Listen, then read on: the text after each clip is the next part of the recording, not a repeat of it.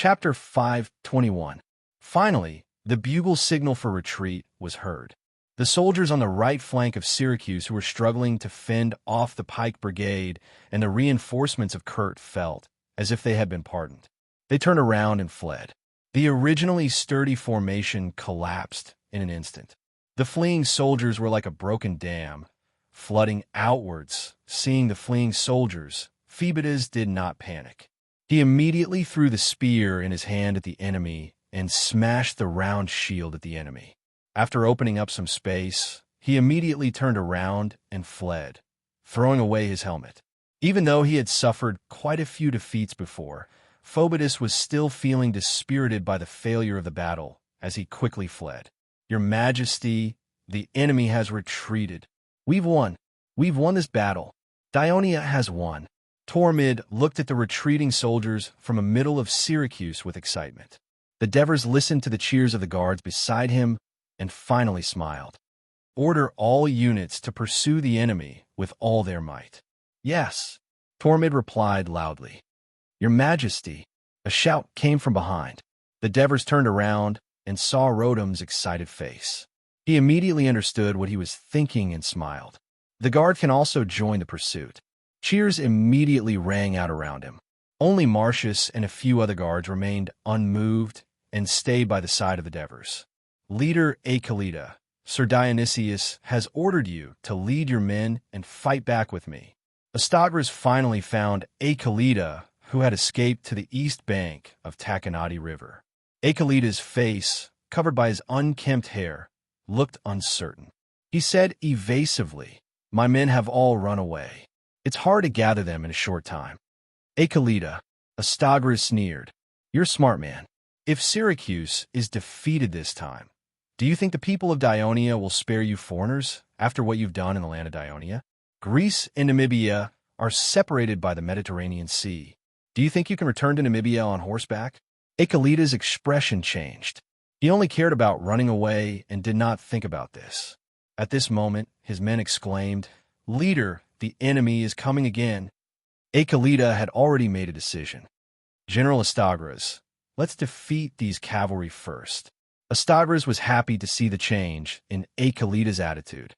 He immediately led more than 300 cavalry and the remaining 200 cavalry to fight the enemy. At this moment, rumbling footsteps came from the left.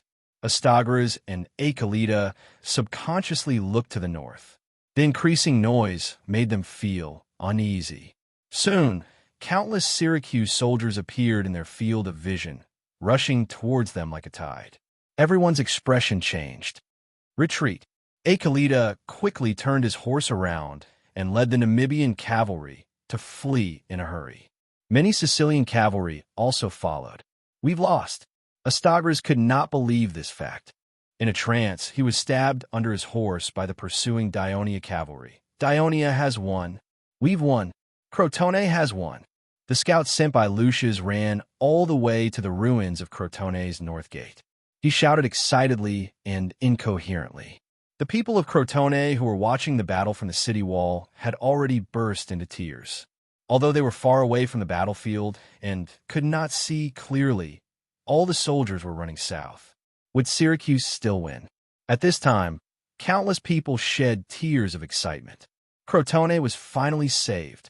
Lucius had been standing nervously in front of the battlements to watch the battle. When he had just relaxed, he found that his legs were so sore that he could not stand. He sat down on the walkway, but faced with the rubble and devastated urban area. The ecstasy of narrowly escaping death suddenly turned into deep sorrow. Although the people of Crotone were saved, Ciudad Crotone was no more. When deciding to retreat, Dionysius also planned to let the garrison of the camp get ready and stop the pursuing army from behind, so that the fleeing Syracuse soldiers could enter the camp smoothly. As it turned out, this was impossible.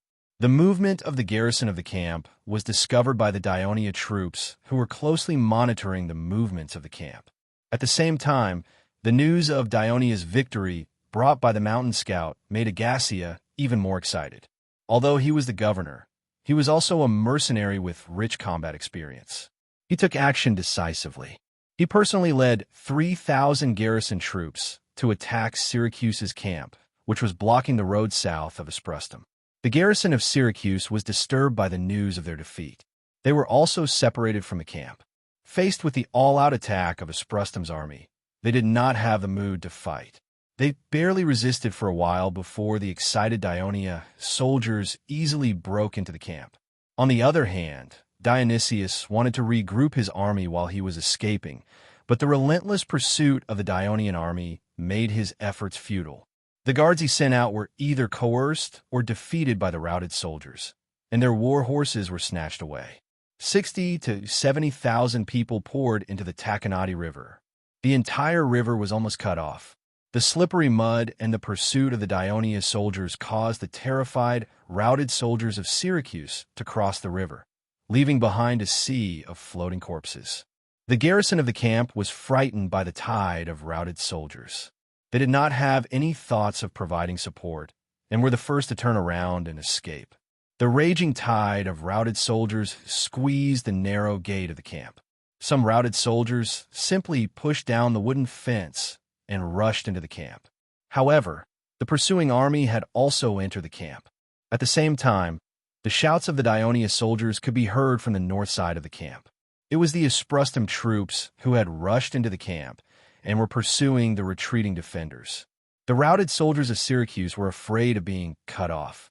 They did not dare to stay in the camp any longer, so they continued to escape south. "General Helos, we've defeated the Syracuse soldiers. They're running towards the Silent Lands. There are too many of them." The mounted scout galloped over and said excitedly and nervously. At this time, Helos had already led his troops across the Taconati River and entered the Silent Lands territory. They were marching towards the northeast, ready to reach the Syracuse camp. When he received the scout's report, Helos was overjoyed. He immediately realized that this was a good opportunity to annihilate the enemy. He immediately asked, "How far away are the Syracuse soldiers from us?" When I came back, they had already run into the corridor. Helos was the chief executive of Asprustum. During his time in office, he had surveyed the area many times and was familiar with it. Of course, he knew that the corridor mentioned by the scout was actually the coastline of the narrow strip of land between the southern plains of Croton and the Silent Lands territory on the west bank of the Taconati River. To the north of it was a mountain range, and to the south was the ocean. This seaside corridor was about 36 miles long, and the narrowest was 10 miles. His army was at least 15 miles away from entering this corridor. It seemed like it would not be difficult to reach the routed soldiers of Syracuse before they ran out of the corridor and intercepted them. However, his army was walking on uneven hills, while the Syracuse soldiers were running on the flat sea. Moreover, they were routed soldiers, so their speed was relatively fast. Helos pondered for a moment, then immediately ordered, "Everyone, hurry up and run." This caused the soldiers to groan incessantly. One must know that at least half of the Dionia Trine coalition army were heavy infantry. Fortunately, the soldiers from Brudi had gone through years of training and had developed the habit of obeying discipline and strict execution of orders. The Trine soldiers, on the other hand, were fueled by the flames of vengeance. More importantly, the news of Dionia's victory had given them a huge boost in morale. By the time they reached the corridor, the distance between the front and the back was at least 4 to 5 miles. Many of the soldiers were paralyzed on the ground, gasping for air. They were drenched in sweat and begging for water. In the next half an hour, the equally exhausted Helos tried his best to organize the troops, and at the same time, he tried his best to let the arriving soldiers rest and recover their strength. Most of the soldiers had already arrived, but there were still some soldiers who had fallen behind, arriving in 2s and 3s. At this moment, a scout reported that the routed soldiers of Syracuse were only 2 miles away from the main army. The rational Helos did not let the physically exhausted soldiers intercept the routed soldiers. He knew that the tens of thousands of routed soldiers who were determined to escape back to Syracuse would not be intercepted by his few thousand soldiers. Instead, these tired and inexperienced soldiers would be trapped in the flood of escape.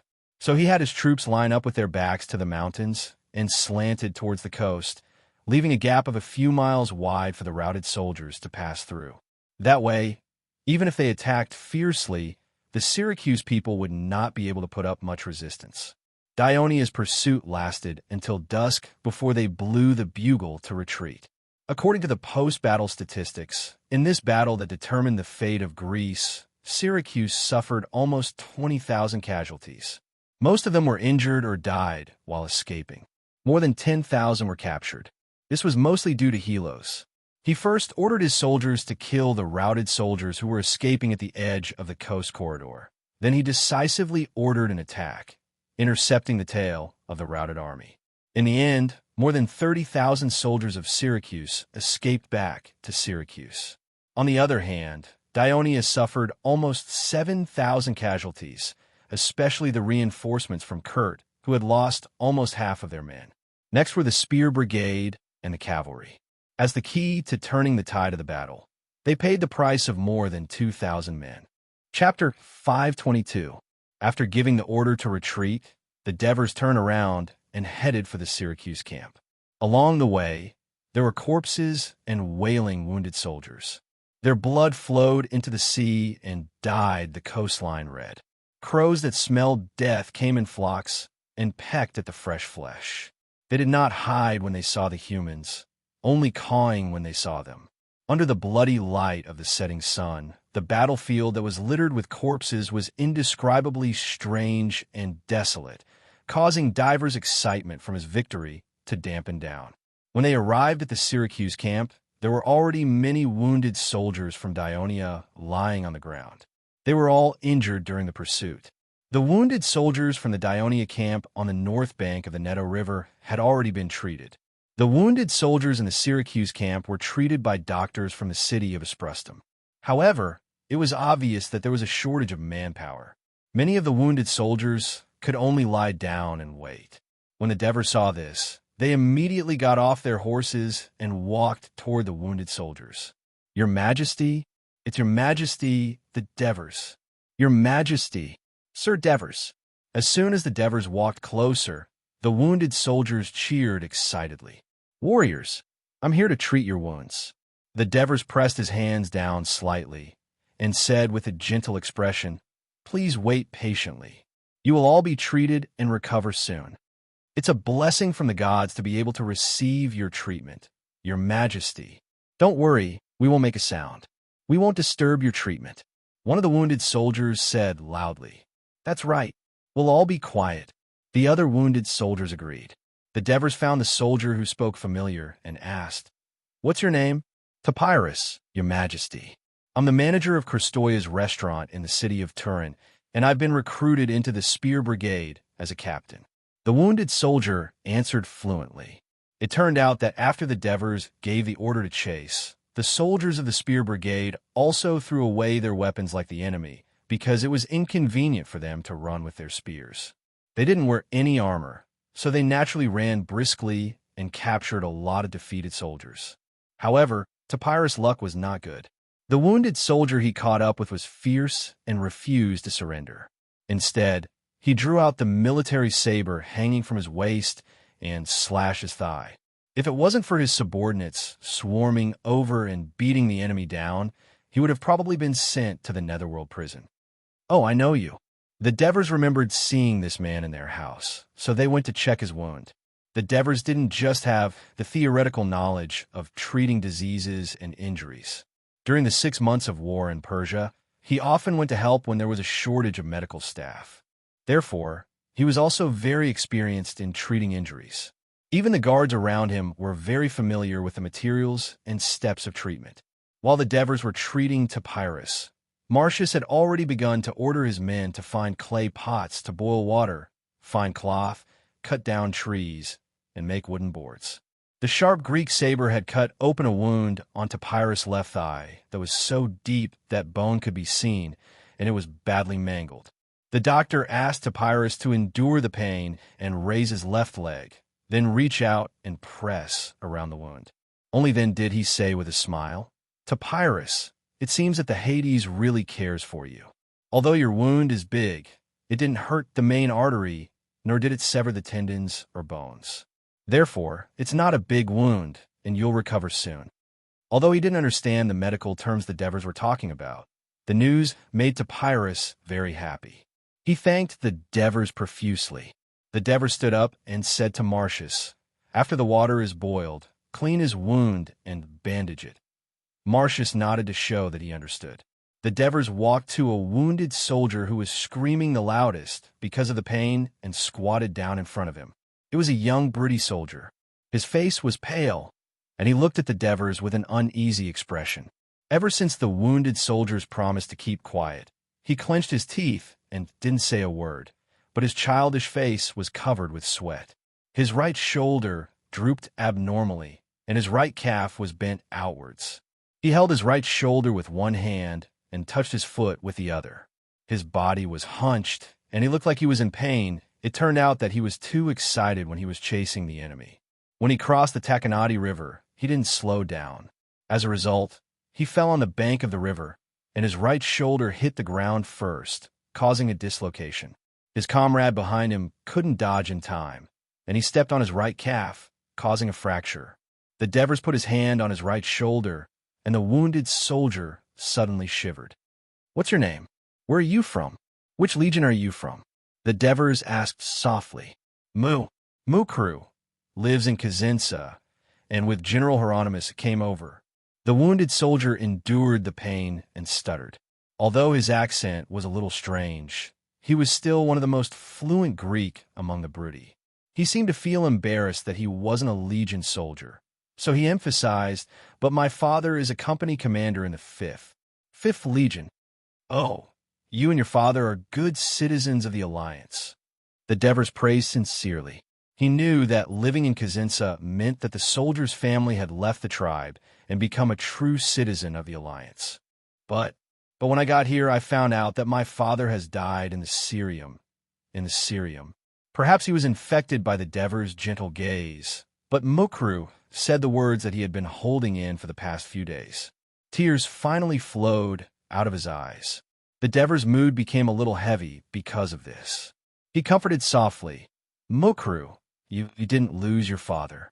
He has turned into a spirit and gone to the carefree Elysium. In the future, when the Hades celebration is held every year, go to the Hall of Valhalla in the Temple of the Hades in Kazinsa to pay your respects to him. Maybe he will meet you in your dreams." "Is this true?" Mukru's eyes lit up when he heard this. He seemed to have forgotten the pain and looked at the Devers with hope. "Of course it's true." The Devers comforted him and took advantage of the moment when he was happy and relaxed to exert force with both hands. "Ah!" Mukru screamed, and everyone around him was shocked. "All right, you can move your right arm now, but don't use force with your right arm for the next 2 days." The Devers instructed. Mukru turned his right shoulder in surprise and nodded repeatedly. "Lift your right leg a little and let me see," the Devers said again. "Your Majesty, will my leg recover?" Mukru immediately did as he was told, and at the same time asked with anticipation and unease. The Devers did not answer him immediately. He carefully examined Mukru's right calf. Although it was badly bent, the bruising under the skin was not serious, and there was no obvious hematoma. The blood vessels should not have been injured. He then reached out to the calf and carefully massaged it. Out of absolute trust in the Devers, Mukru endured the pain and did not make a sound. After further examination, the Devers confirmed that apart from the broken bone, there were no large fragments or torn tendons in Mukru's right calf. He heaved a sigh of relief and said confidently, "Don't worry. After treatment, you only need to rest for 3 months, and your calf will be as good as before." Mukru finally smiled. He thanked the Devers sincerely. "Your Majesty, thank you very much." When Agathia received the news and called a few doctors from Spustum city, the Devers had already treated more than 10 injured soldiers. With the doctors taking over, he did not continue with the treatment. Instead, he talked to Agathia about something important. This camp in Syracuse cannot accommodate all the legions. Tonight, we need 20 to 30,000 people to rest in a Spustum city, especially these injured soldiers. Your Majesty, I've already asked the people in the city hall to arrange this matter. It's not a problem at all. Agathia's reply surprised the Devers. He could see the problem and take the initiative to solve it. This was the quality of an excellent government official. He did not expect Agathia, who had been stationed outside for a few years, to have honed this skill. Looking at Agathia's slightly aged face, in fact, he was only 40 years old, the Devers did not know if he had walked out of his previous troubles. They could not help but feel a little emotional. At this time, the sky was getting dark. The pursuing soldiers returned to the camp in Syracuse one after another. They began to rebuild the large number of tents abandoned by the defeated soldiers. Bonfires were lit everywhere, and the entire camp became lively and noisy. Following the soldiers back to the camp were the captives from Syracuse. According to the previous practice, they were stripped of their armor and clothes. Their naked bodies were exposed in the late winter evening. Even though they were at the seaside, they were still shivering from the cold. The Dionia soldiers who were in charge of escorting them did not have the slightest bit of mercy. If they were slow or disobedient, they would stab them with their spears, causing them to scream in agony. The onlooking soldiers only laughed and even scolded the captives. The Devers did not stop the soldiers. He knew that since the time the Syracuse army landed in Greece, more than 10,000 Dionia soldiers and civilians had died in the hands of the Syracuse soldiers. The outskirts of the cities of Asplastum and Cremissa were in ruins. The soldiers needed a channel to vent their anger. Moreover, compared to the heavily injured soldiers of Syracuse who fell on the way back to the western courtyard, howled in pain, but no one cared, and could only close their eyes and wait for death in the end, these captives were considered lucky. Chapter 5:23. Agathia was taken aback for a moment. Your Majesty, I'm afraid there are more than 10,000 captives. There are only about 2,000 citizen soldiers in Asprostum, and I have to leave some soldiers to defend the city. There's no way I can take care of so many captives. The few thousand soldiers of the Spear Brigade will be under your command. They will return to Turiae with you. The Devers already had a plan in mind. After this battle, Syracuse's army would be far fewer than the army he led. Moreover, they had just suffered a crushing defeat. Dionia's regular army would be able to win the battle. Next, it would probably be a siege battle, and the Spear Brigade would have no place to use their skills. All right. Agathia nodded. He looked at the captives passing by and said worriedly, now that there are more than 10,000 captives, I'm afraid the Alliance's food supply will be even tighter. Ansitanos has taken a ship to Carthage a few days ago. I believe he will be able to sign an agreement with Carthage this time, the Devers said confidently. Carthage? Asprostum frowned. Didn't it reject our request to form an alliance? The situation now is different from when the battle first started. The Devers was about to explain in detail when a shout came from afar. Lord Devers. The Devers focused and saw a group of 2 people walking towards them. The leader was Cypros. The Devers quickly went up to them, followed by the guards. It's all thanks to you, Dionysians, that we've finally won this important battle. We've defeated the vicious Syracuse. Greece is saved. Cypros gave the Devers a strong hug. The Devers patted him on the shoulder and said in a serious tone, if it wasn't for you guys defending the left flank against Syracuse's all-out attack, the outcome of this battle would have been very difficult to predict. So, it should be said that the Southern Alliance worked together and won this battle of life and death. That's fair. Our citizens didn't die in vain. A cold voice came from the side. Divers turned his head to look. The person who spoke was a burly and muscular middle-aged man. His square face was covered with sideburns, and he had a dignified air about him. He looked at Divers with a complicated gaze. General Myron? Devers had already guessed his identity. A Myron, the one you defeated a few years ago and forced to leave Crotone. Myron's tone seemed to be a little unfriendly. Devers didn't mind at all. He sighed and said, there's a saying in the East that goes no discord, no concord. The people of Dionia were frightened when you marched on Turiae. I wanted to meet you for a long time, but I didn't expect that a few years had passed in the blink of an eye, and I only saw you today. But fortunately, Dionia and Crotone have become allies of life and death. I'm honored to fight alongside you in this battle of life and death for Greece and defeat the enemy. I believe that the best decision the Crotone Council made in this battle was to recall you. That's why Crotone is able to hold on until today. That's why we, the Southern Alliance, can gather strength and counterattack Syracuse. That's why we have today's victory. On behalf of Dionia, I thank you and the citizens of Crotone who fought with their lives on the line. After Divers said this sincerely, he solemnly saluted Myron. In fact, he didn't know what Myron did after returning to Crotone. His words of praise were more of a compensation to Dionia for delaying their rescue of Crotone.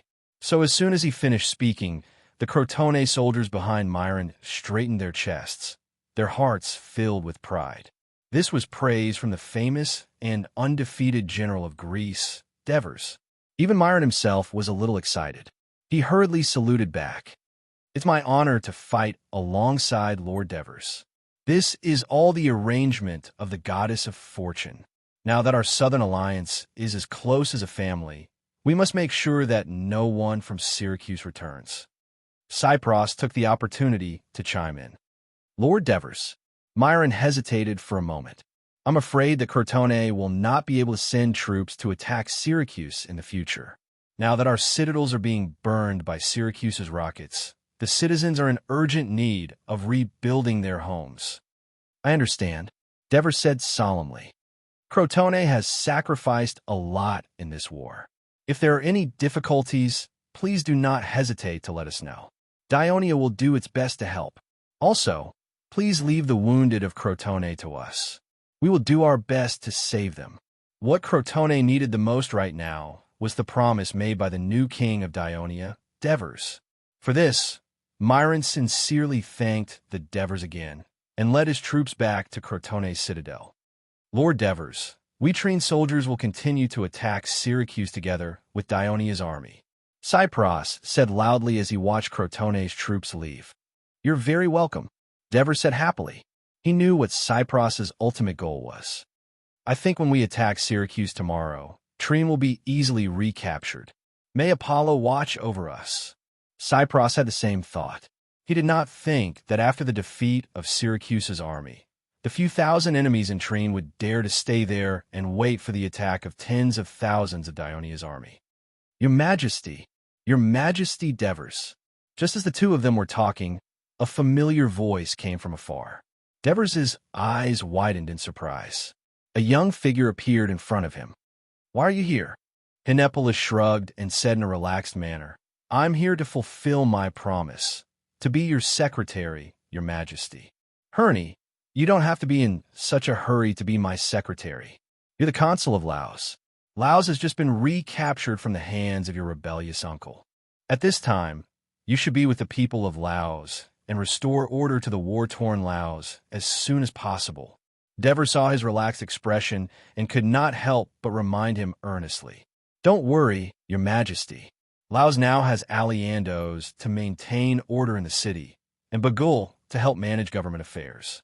At the same time, Nudum's governor, Hemont, will provide assistance at any time. My presence or absence will not affect the governance of Laos in any way. Hinepolis's words stunned Devers. You're letting Bagul handle Laos affairs for you. Can I? The laws that I want to implement were originally learned from Turris. As the governor of the Gramentum, Bagul should be very familiar with this aspect and will be able to deal with the various difficulties brought about by the political reform in Laos. My presence there will instead hinder his exercise of power, Hinepolis said eloquently. For a moment, Devers was speechless, but the expression on his face was still reproachful. The highest consul of a city did not go through the difficult times with the people of the city and actually slipped away on his own. What would the people of Laos think if they knew about this? However, it was not appropriate for Devers to say these words in such a public place.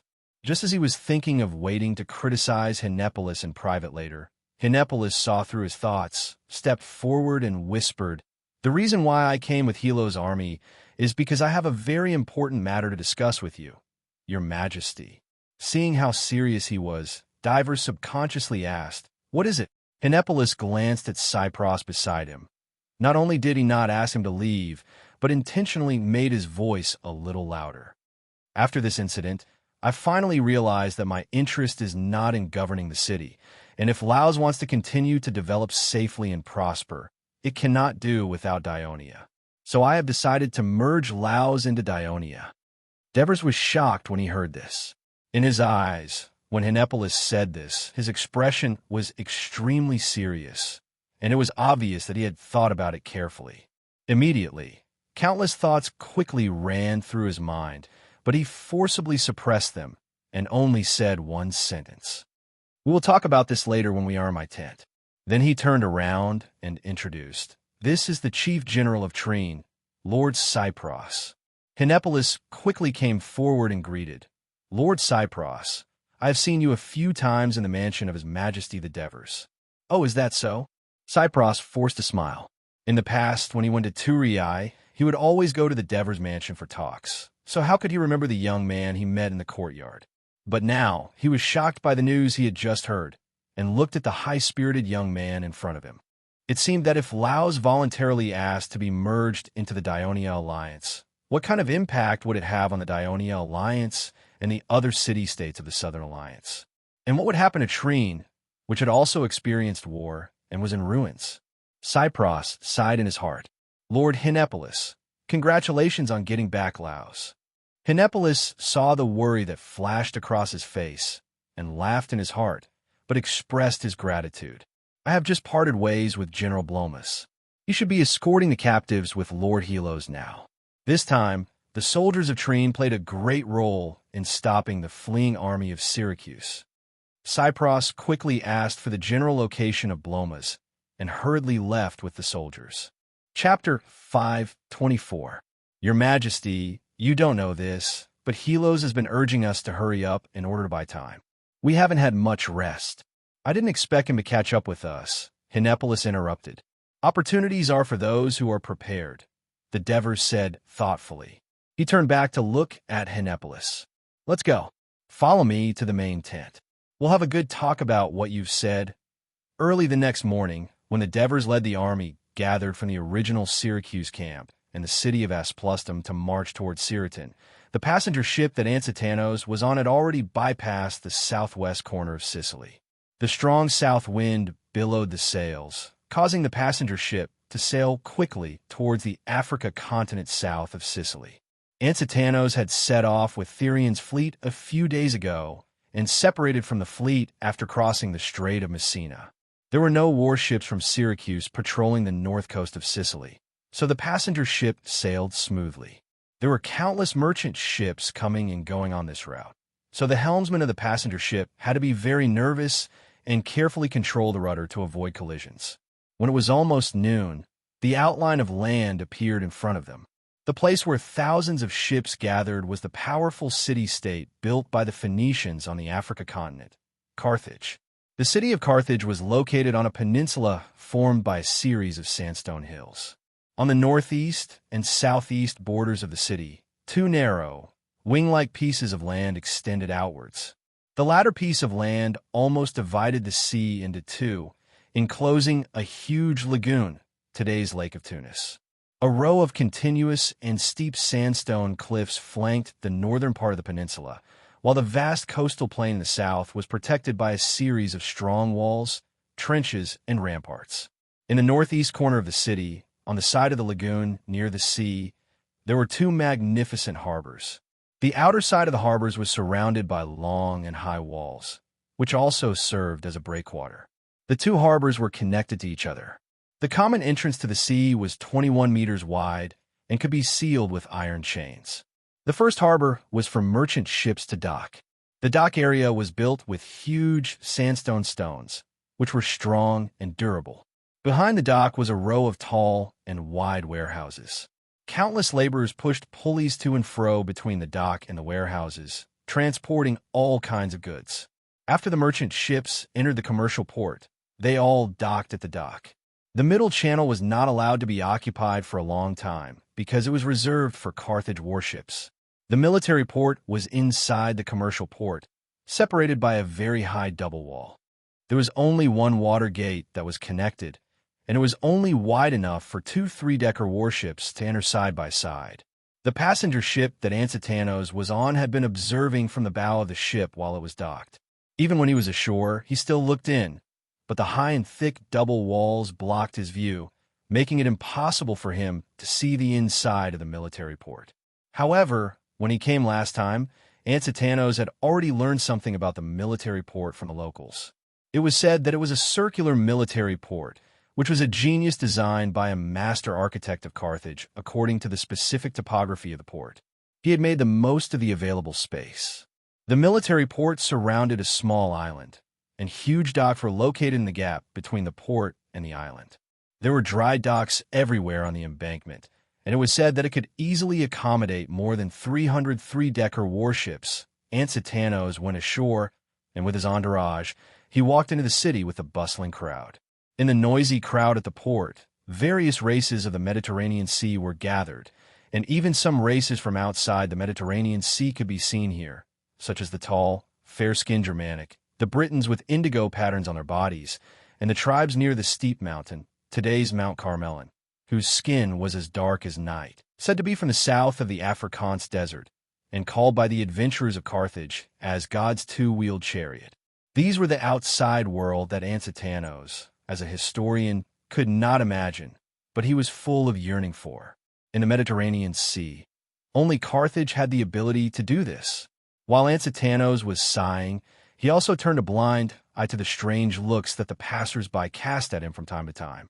Many Greeks did business in Carthage, and some even settled there. However, the several wars between Carthage and Syracuse had resulted in heavy casualties among the citizens of Carthage. Therefore, the attitude of the people of Carthage towards the Greeks had changed. It was said that the Greeks who settled in Carthage were expelled, their property confiscated, and some were beaten to death on the spot. It was only recently that the situation improved. The main city of Carthage was built on a hill, Mount Bursa, and the top of the hill was the citadel of Carthage. Within the citadel was the famous temple of Esmond, which was worshipped not the supreme god of the Phoenician city-states of the eastern Mediterranean Sea, Merkat, but another high-level god, Balaman. In the hearts of the people of Carthage, Balaman was the king of the furnace, the master of the new moon, and the protector of Carthage. He wore a long robe, wore a conical headdress, and had a long beard. He held a spear in one hand, and his other hand was facing up in a gesture of blessing. A huge bronze statue stood in the center of the citadel, overlooking the city of Carthage. Balaman's wife, the lesser god Tanit, was no less important than her husband in the hearts of the people of Carthage. She was the female protector and guardian of this city, and was also worshipped in the Temple of Esmond. With the Temple of Esmond as the center, the city of Carthage was arranged in a radial pattern along the hill. Ansetanos walked towards the center of the city, and it was as if he was climbing a mountain. The narrowness of the street, the steep incline, and the crowd compelled him to be careful lest he should fall. Compared to the worst roads, the houses of the people of Carthage were almost all 6-story high-rise buildings. They stood in rows on both sides of the street, and most of them were built with large sandstone slabs, and the surface was painted with white plaster. Not only was it protected from the natural environment, but it also shone like marble under the sun. The outer walls of a few houses were built directly with marble. The colors were gorgeous, and the patterns were strange. It was amazing. The further he walked into the city, the more obvious this was, and the affluence of the people of Carthage was evident. After passing through the narrow streets, the front suddenly widened, and the city square of Carthage was right in front of him. The square was actually behind the military port, not far from where Ansetanos went ashore. But because he had to go around the military port, he had to walk a little longer. The square was surrounded by the Senate of Carthage and the Temple of Malkat. Ansetanos did not go to the Senate, but went straight through the square to another block. Unlike the other blocks, not only were the roads wide, there were no high-rise buildings, and there were courtyards everywhere, each of which occupied a large area. According to his memory, Ansetanos came to the door of a luxurious mansion, where one of the two suffets of Carthage, the highest consul, lived, and the real ruler of Carthage, the great Hanno. The last time Ansetanos visited Carthage, he first visited Hanno. Unfortunately, Hanno was in his manor outside the city at that time, so he could not meet him. So this time, Ansitanos hoped that he could have good luck.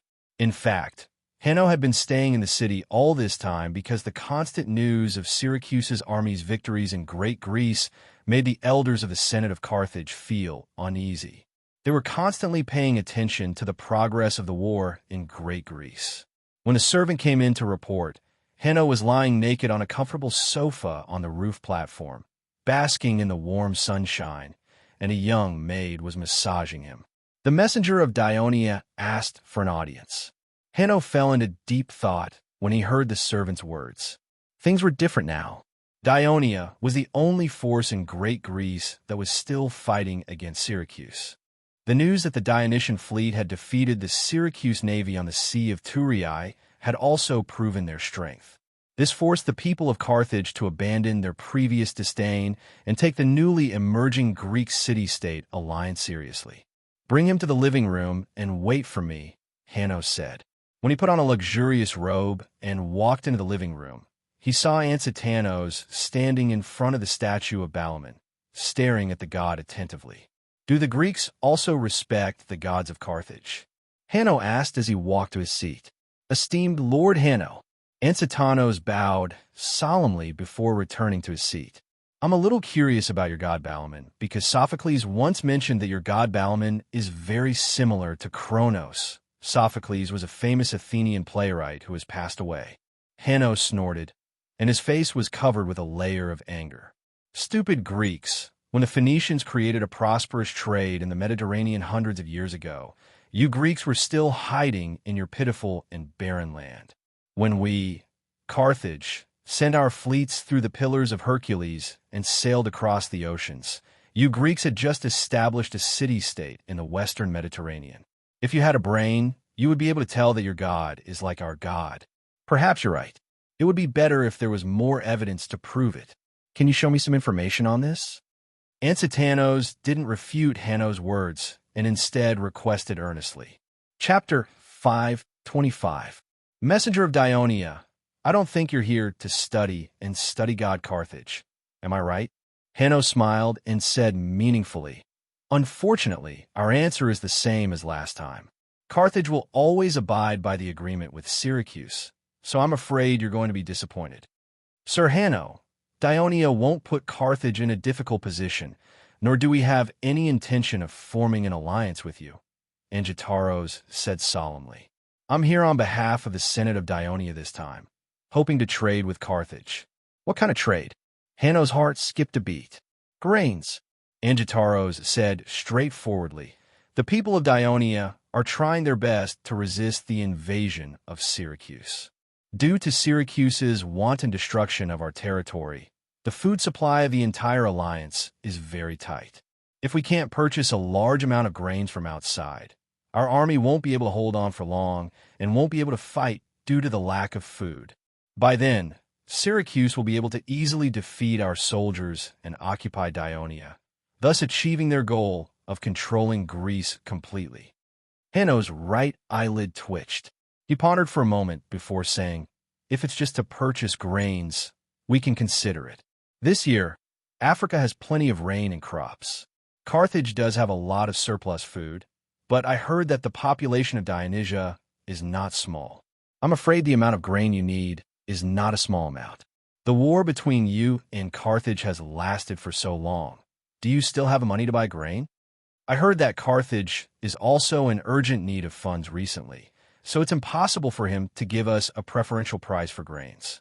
Our treasury is indeed running low, but the people of Dionia have donated their treasured silver coins in order to defeat Syracuse and restore peace to Greece. Therefore, we can afford to purchase grains," Angitaros said passionately. His words shocked Hanno, not only because the people of Dionia were determined to fight Syracuse to the death, but also because the words Carthage is also in urgent need of funds touched his sensitive nerves. Why would a wealthy city-state like Carthage be in urgent need of funds? That was because the several wars with Syracuse had consumed a lot of Carthage's treasury. Although the wars were over, the consumption of Carthage's treasury was still continuing. In order to guard against the powerful Syracuse, the Senate of Carthage decided to rebuild a defensive circle in the western part of Sicily to ensure the safety of the city. For this reason, they appointed Margo as the commander of the army in Sicily and gave him some autonomy. After Margo took office, he not only recruited labor and purchased a large number of materials to build a defensive fortress, but also recruited tens of thousands of mercenaries from Celtic, Namibia, Iberia, and other regions to make up for the lack of troops due to the heavy casualties of the militia of Carthage in the war. For this reason, the Mint of Carthage had to produce a large number of amber gold and silver coins with high purchasing power every month to pay the mercenaries. Carthage's monthly business income, as well as the mineral income from Iberia and Sardinia, were spent on this. But this was not Hanno's main concern.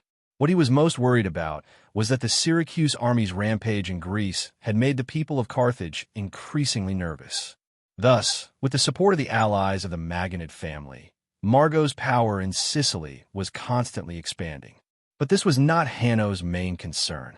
What he was most worried about was that the Syracuse army's rampage in Greece had made the people of Carthage increasingly nervous. With the support of the allies of the Maginid family, Margo's power in Sicily was constantly expanding. During this time, Hanno had been feeling uneasy. Margo's expanding power in Sicily had threatened his political dominance in the Carthage Senate. He had finally taken the leadership of Carthage from the Maginid family, and he would never allow Margo to take it back. Ansitanos saw Hanno frowning and was deep in thought. So he added, "Of course, if you allow it, we hope to use the captives of Syracuse to replace part of the cost of buying grain." Captives of Syracuse? Hanno was a little puzzled. Although he had received news of the victory of the navy of Dionia, he was not very clear about the specific situation of the war. "Our fleet defeated the Syracuse people on the Sea of Thurii and captured tens of thousands of Syracuse sailors. The 2 times I came to Carthage, I deeply felt the hatred of the people of Carthage against the people of Syracuse. I think if we can make the captives of Syracuse their slaves, it may help them vent their hatred," Ansitanos said slowly. Hanno's eyes lit up. Exchanging grain for Syracuse slaves might win the favor of the people of Carthage. Of course, this was not what Hanno was most interested in. He leaned forward slightly, looked at Ansitanos, and asked in a deep voice, "It's amazing that your fleet can defeat the people of Syracuse. But can your army defeat the powerful army of Syracuse?" The people of Carthage had always thought that their navy was the strongest in the western Mediterranean Sea. In the previous war with Syracuse, the reason why the navy suffered 2 crushing defeats was not because they were defeated on the sea, but because they were trapped in the port and bay. They were either attacked by ballistae or ambushed, which prevented the sailors from boarding the ships. The people of Carthage were not convinced. Therefore, although the victory of the navy of Dionia was surprising, it did not shock Hanno much. However, the huge army of Syracuse did strike fear into the hearts of the people of Carthage. "Lord Hanno, if you understand Dionia, you'll know that our King Devers has never suffered a defeat since the establishment of the Alliance of Dionia. In fact, he has won many battles with fewer troops. Previously, Dionia suffered some setbacks because King Devers was leading his army to fight against the Simonians in the north. Now, he has led his army back to Thurii. The victory of the naval war was achieved under his plan. Before I left Thurii, he had led his army to Crotone to defend against the army of Syracuse. Although the number of our soldiers is smaller than the army of Syracuse, all the soldiers and generals are full of confidence in King Devers. They are willing to obey his orders and fight to the death with the people of Syracuse. As long as we have enough food, I believe that we will be able to defeat the army of Syracuse." It was rare for Ansitanos to speak so excitedly. Hanno stroked his beard, his eyes gleaming. Although he had never led an army before, he had discussed the war in Greece with his subordinates who were familiar with military affairs and the senators affiliated to him. If the people of Dionia could really defeat the army of Syracuse, coupled with the defeat of the navy of Syracuse, the soldiers of Syracuse who invaded Greece might not be able to return to Sicily. In that case, would Carthage still need to worry about the greatly weakened Syracuse? Carthage's safety in the north was guaranteed, and there was no need to guard against Syracuse in Sicily. There was also no need to spend money to maintain a large number of mercenaries. Margot's position as the governor of Sicily could also be revoked. Countless thoughts flashed through Hanno's mind. Then he smiled and said, "Tomorrow morning, go to the Senate. I will invite you in and tell the senators about the request of Dionia." Ansitanos was overjoyed.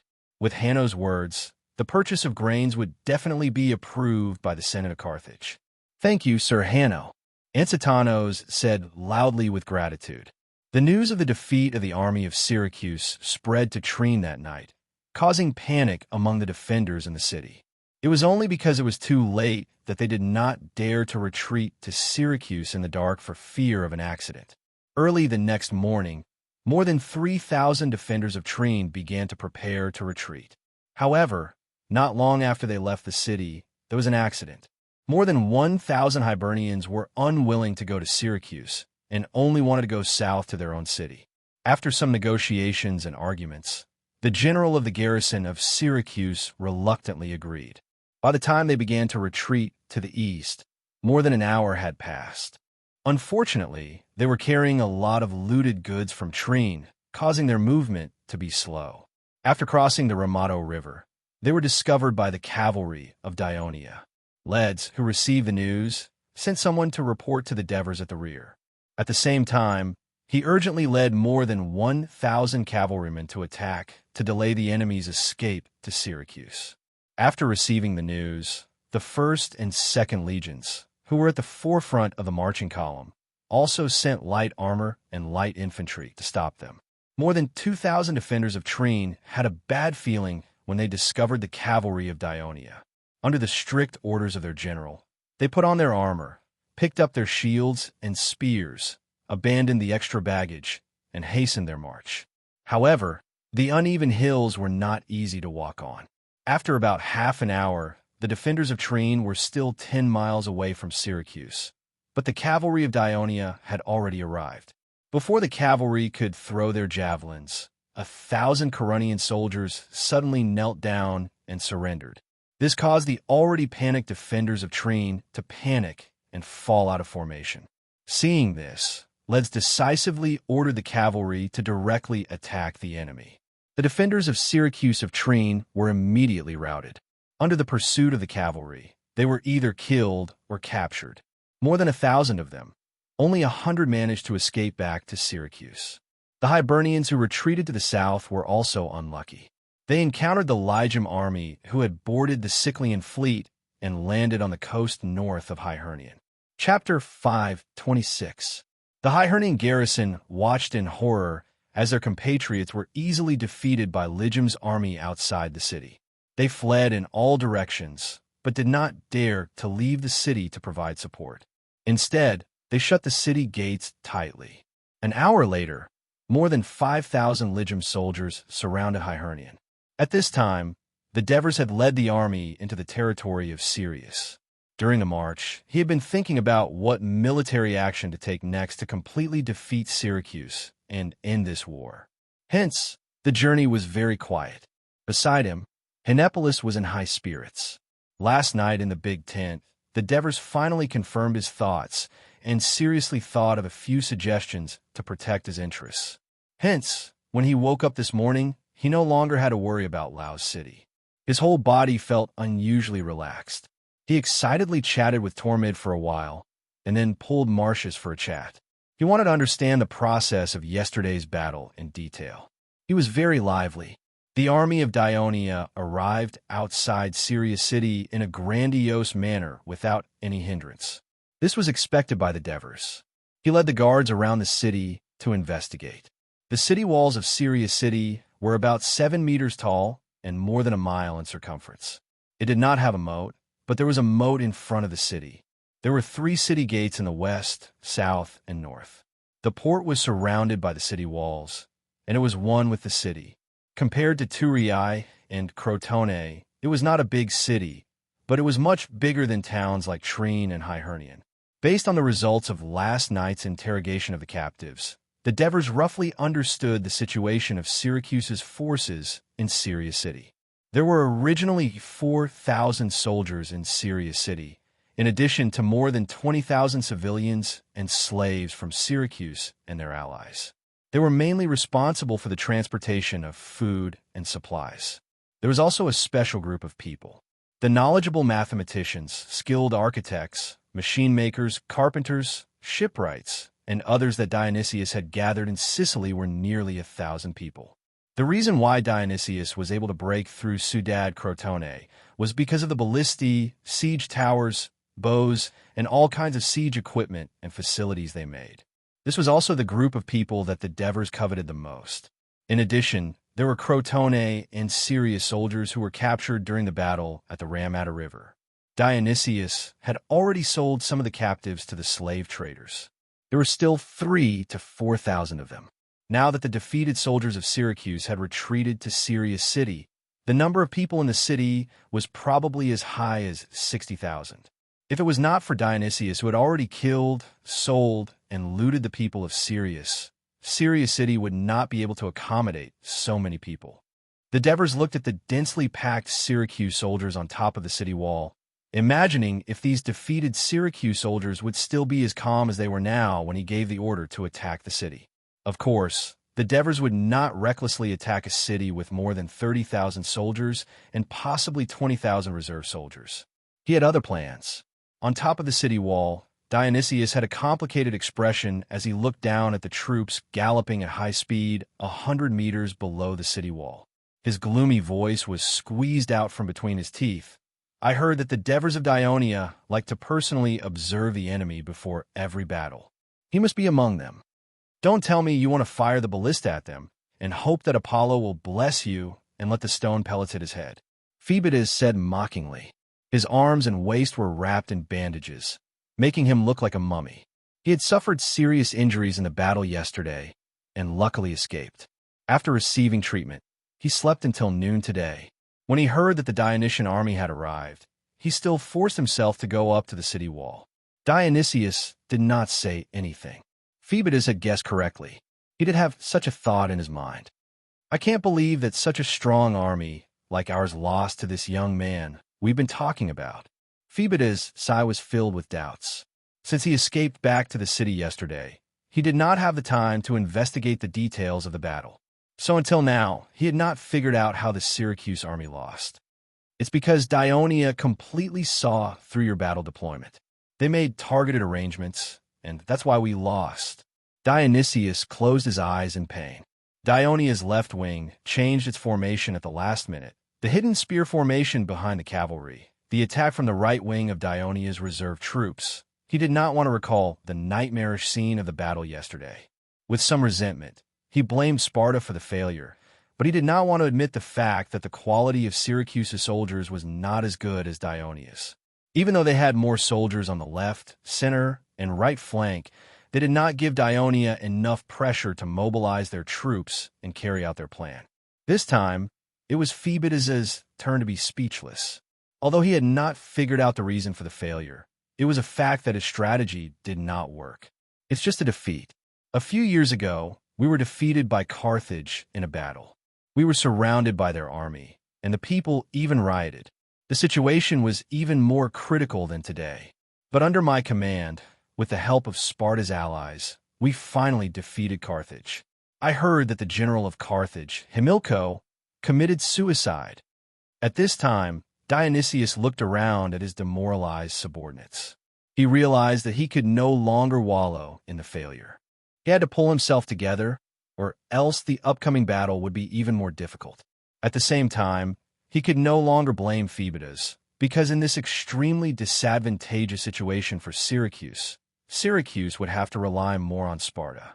Don't be fooled by the fact that Dionia is proud of their victory today. With the blessing of Apollo, we, the people of Syracuse, will let these free people of Dionia know that the final victory belongs to Syracuse. Lord Dionysius is right. For the past few years, when we faced Carthage, we always won after losing and finally became the master of Sicily. Is Dionia stronger than Carthage? Damocles immediately responded loudly. The people of Dionia are nothing to be afraid of. We need to raise the morale of our soldiers and wait for a chance to counterattack. Phasapeses also said loudly. The generals and ministers were encouraged, and their faces began to brighten up. Even the frustration in Phoebida's heart had dissipated a lot. Only Androstene, the head of intelligence, who was at the periphery of the crowd, was puzzled. If Dionysius was not afraid of Dionia, why did he secretly send an envoy? After the Devers circled around the city, they returned to the army and issued an order: build a camp a mile away from the city. His plan was to take advantage of the enemy's recent defeat and low morale to set up camp so close to the city, and then quickly advance to the two flanks and below the city, to achieve the final goal of completely besieging the western city. As soon as the order was issued, half of the 50,000 soldiers began to dig trenches and build earthen walls. The other half was armed to the teeth, wary of any sneak attacks from Syracuse. Only Cypros led more than 1,000 trained soldiers and marched quickly to the west. They could not wait to reclaim their home, Trine City. Just as the Devers were urging the army to speed up the construction of the camp, Tormid came to report. The envoy of Syracuse wishes to see you. Oh, it's you again. Seeing the envoy of Syracuse, the Devers smiled meaningfully. Is the reason why Dionysius sent you here this time to surrender to me? Sir Devers, we of Syracuse are the overlords of Sicily. Not only do we have 70,000 citizen soldiers and a population of 500,000, we also have more than a dozen states that are our allies, ready to listen to our call at any time, Damocles said proudly. Damocles said proudly, even if we lose the naval battle and lose a lot of warships and soldiers, this is nothing. We, Syracuse, can organize another army, no less than this one, to come to Greece at any time. Can Dionia do it? If Syracuse is so powerful, you should be welcoming the arrival of your new army at the port of Syracuse. What are you doing here? Secretary Hinepolis mocked. Damocles ignored him. Instead, he looked at the Devers and said with a solemn expression, because if the war between Syracuse and Dionia continues, no matter who wins in the end, it will weaken the power of the Greeks in the western Mediterranean. It will benefit the natives like the Carthage, the Messapi, and the Simonians who hate the Greeks. I believe that neither Sir Dionysius nor Sir Devers want to see this happen. Therefore, Sir Dionysius sent me here on behalf of him to ask Sir Devers a question. He suggested, do you agree to a ceasefire, Sir Devers? What a ridiculous joke. Who was the one who led the army to invade Greece, burning, killing, and plundering? Why didn't your tyrant consider that such a brutal invasion and massacre would greatly weaken the power of the Greeks in the Italian peninsula and benefit the natives nearby? Oh, now that you've lost, you're thinking of peace and protecting the interests of the Greeks, huh? Kallipolis laughed loudly. I just want to know if Dionysius knows the meaning of the word shameless. Damocles did not answer. Instead, he said confidently, the one who started the war was not Syracuse, but the Southern Alliance.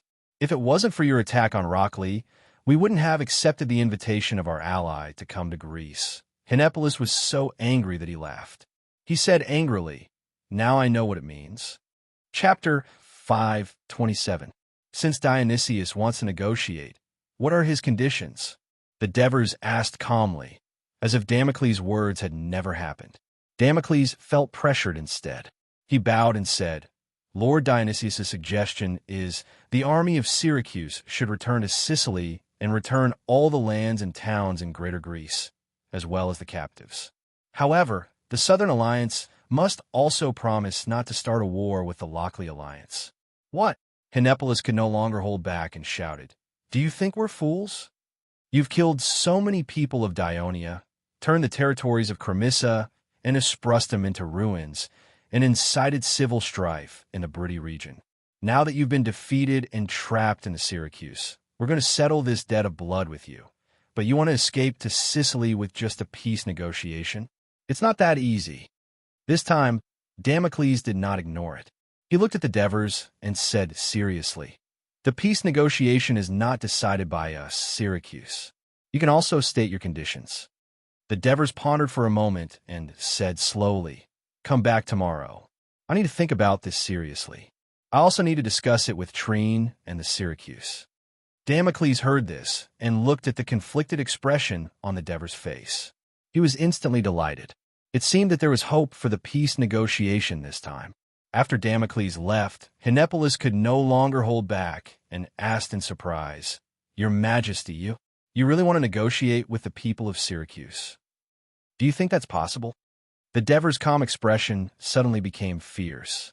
But just now, Hinepolis seemed to have realized something. What the Syracuse emissary said just now reminded me that even if we eliminate the enemies here, Syracuse might still gather another army and continue to fight with us. So, the Devers looked at the lively camp in front of them and said firmly, "We can't just focus on Greater Greece. There's a saying that goes, if you don't kill the wolf, you'll be hurt by the wolf instead.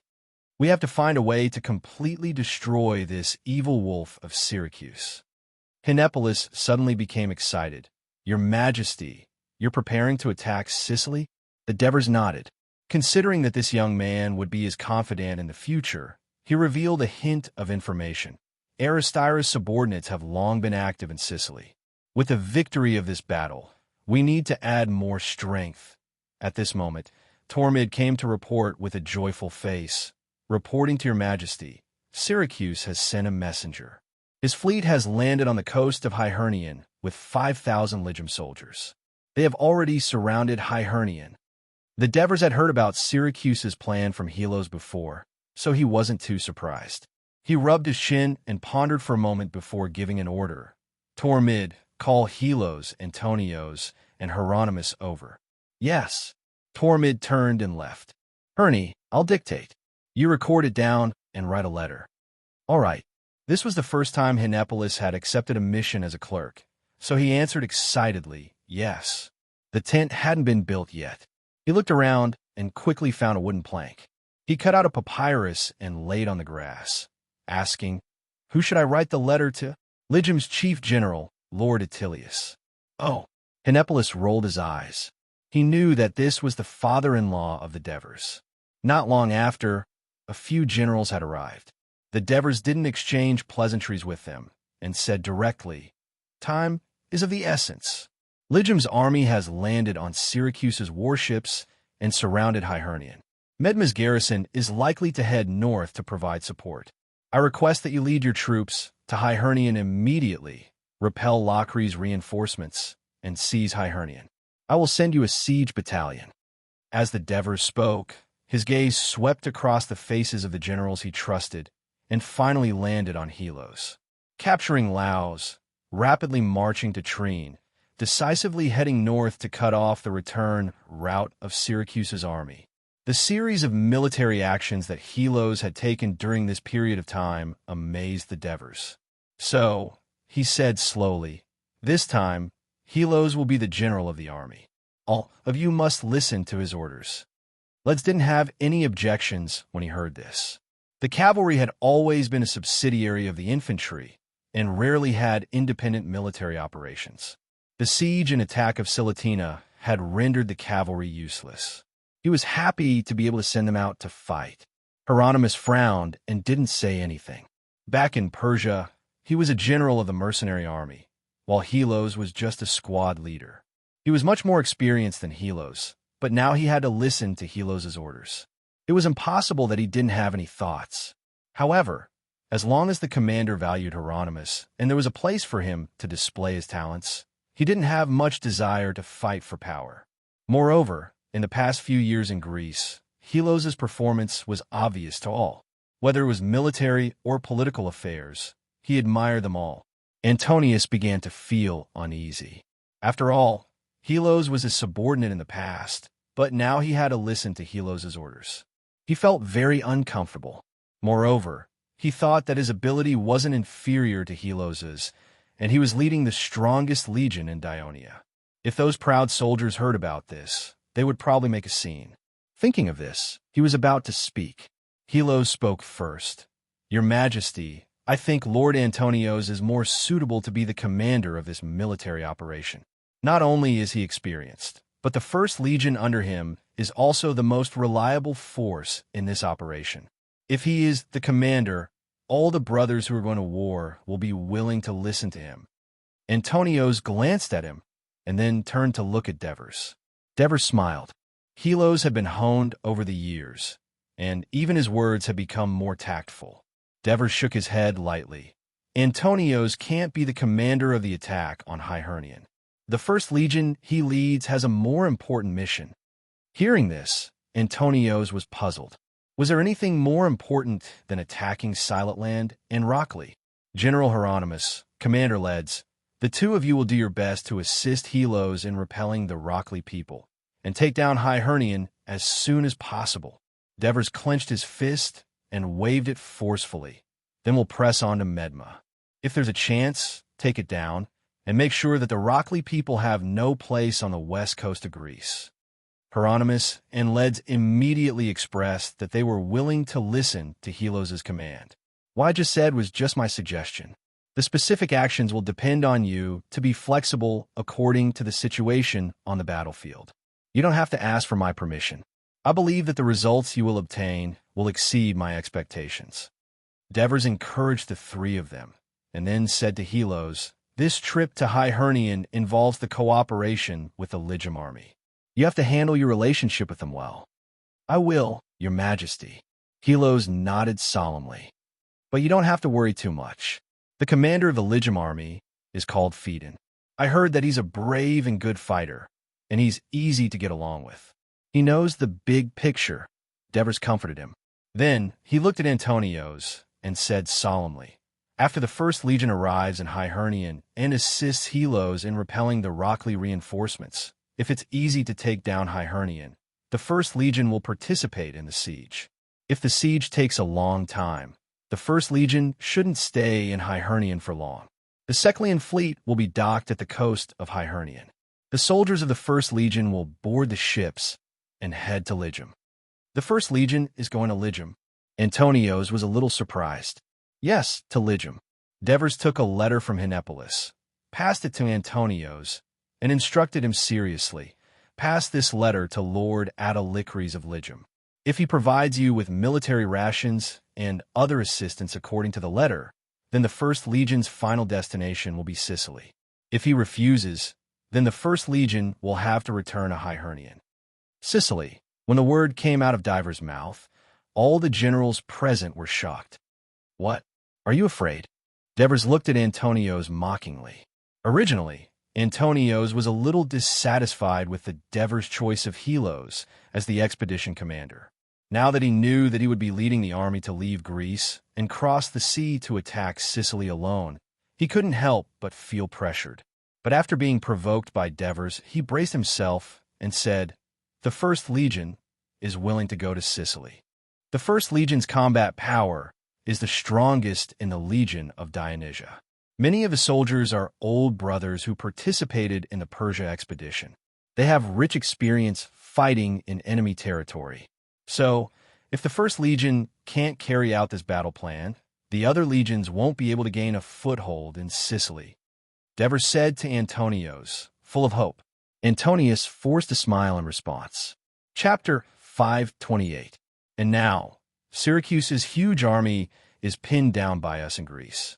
When the news of the defeat of its navy and the defeat of the battle reaches Sicily, the people there will definitely have a new idea. Dionia's strength is not as strong as Syracuse. Even if we annihilate the army in Silatina, Syracuse will only need a rest for a few years to regain its strength and become a big problem for Dionia. Therefore, for the sake of Dionia's future, we must take advantage of this opportunity of Syracuse's heavy losses to completely destroy its hegemony in Sicily. The Devers' words greatly moved the generals present.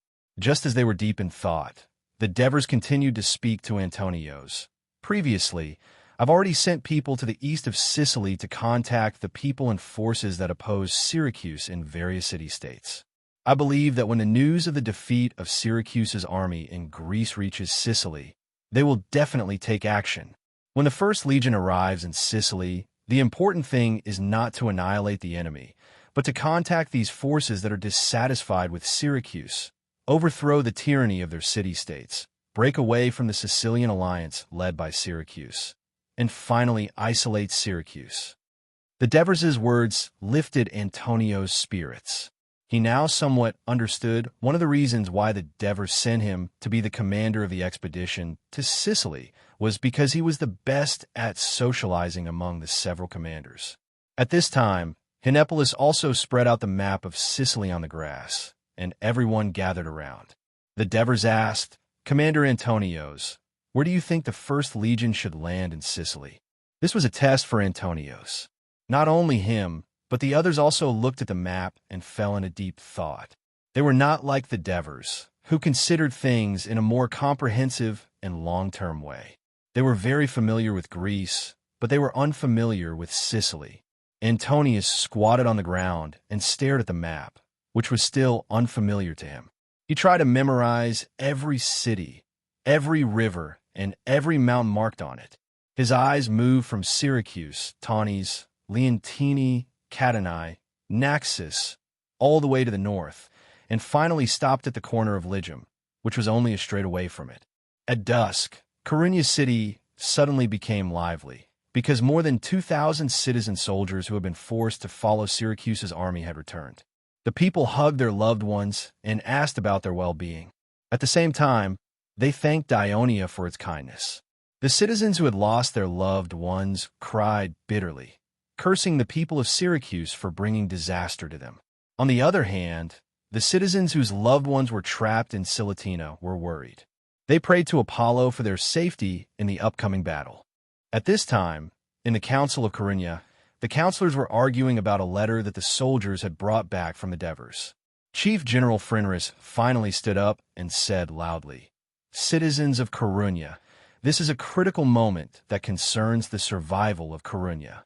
If you still hold a vague attitude and want to keep delaying without giving a clear answer to the Southern Alliance, Coruña will be in a very dangerous situation." His words quieted down the noise in the meeting hall. Someone stood up and retorted, "Lord Fenris, you've got it backwards. Now that Dionysia has defeated Syracuse and trapped them in Cyrene, we've escaped the danger of being massacred and pillaged by Syracuse.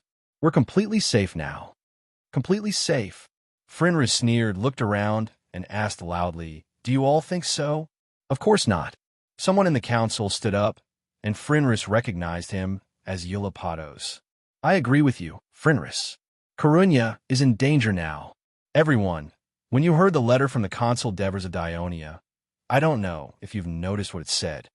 After repeated discussions with the generals of Crotone and Trine, it has been agreed that over 2,000 Coruña soldiers who were captured in the battle against Syracuse and the battle to capture Trine should be allowed to return home. Perhaps you only saw the goodwill of Dionia to allow our citizens to return home safely, but you didn't see the words repeated discussions in the letter. What does this mean?" Eulopatos' tone became heavier. "It means that some people in Crotone, Trine, and even Dionia are dissatisfied with us sending troops to participate in the battle against Syracuse.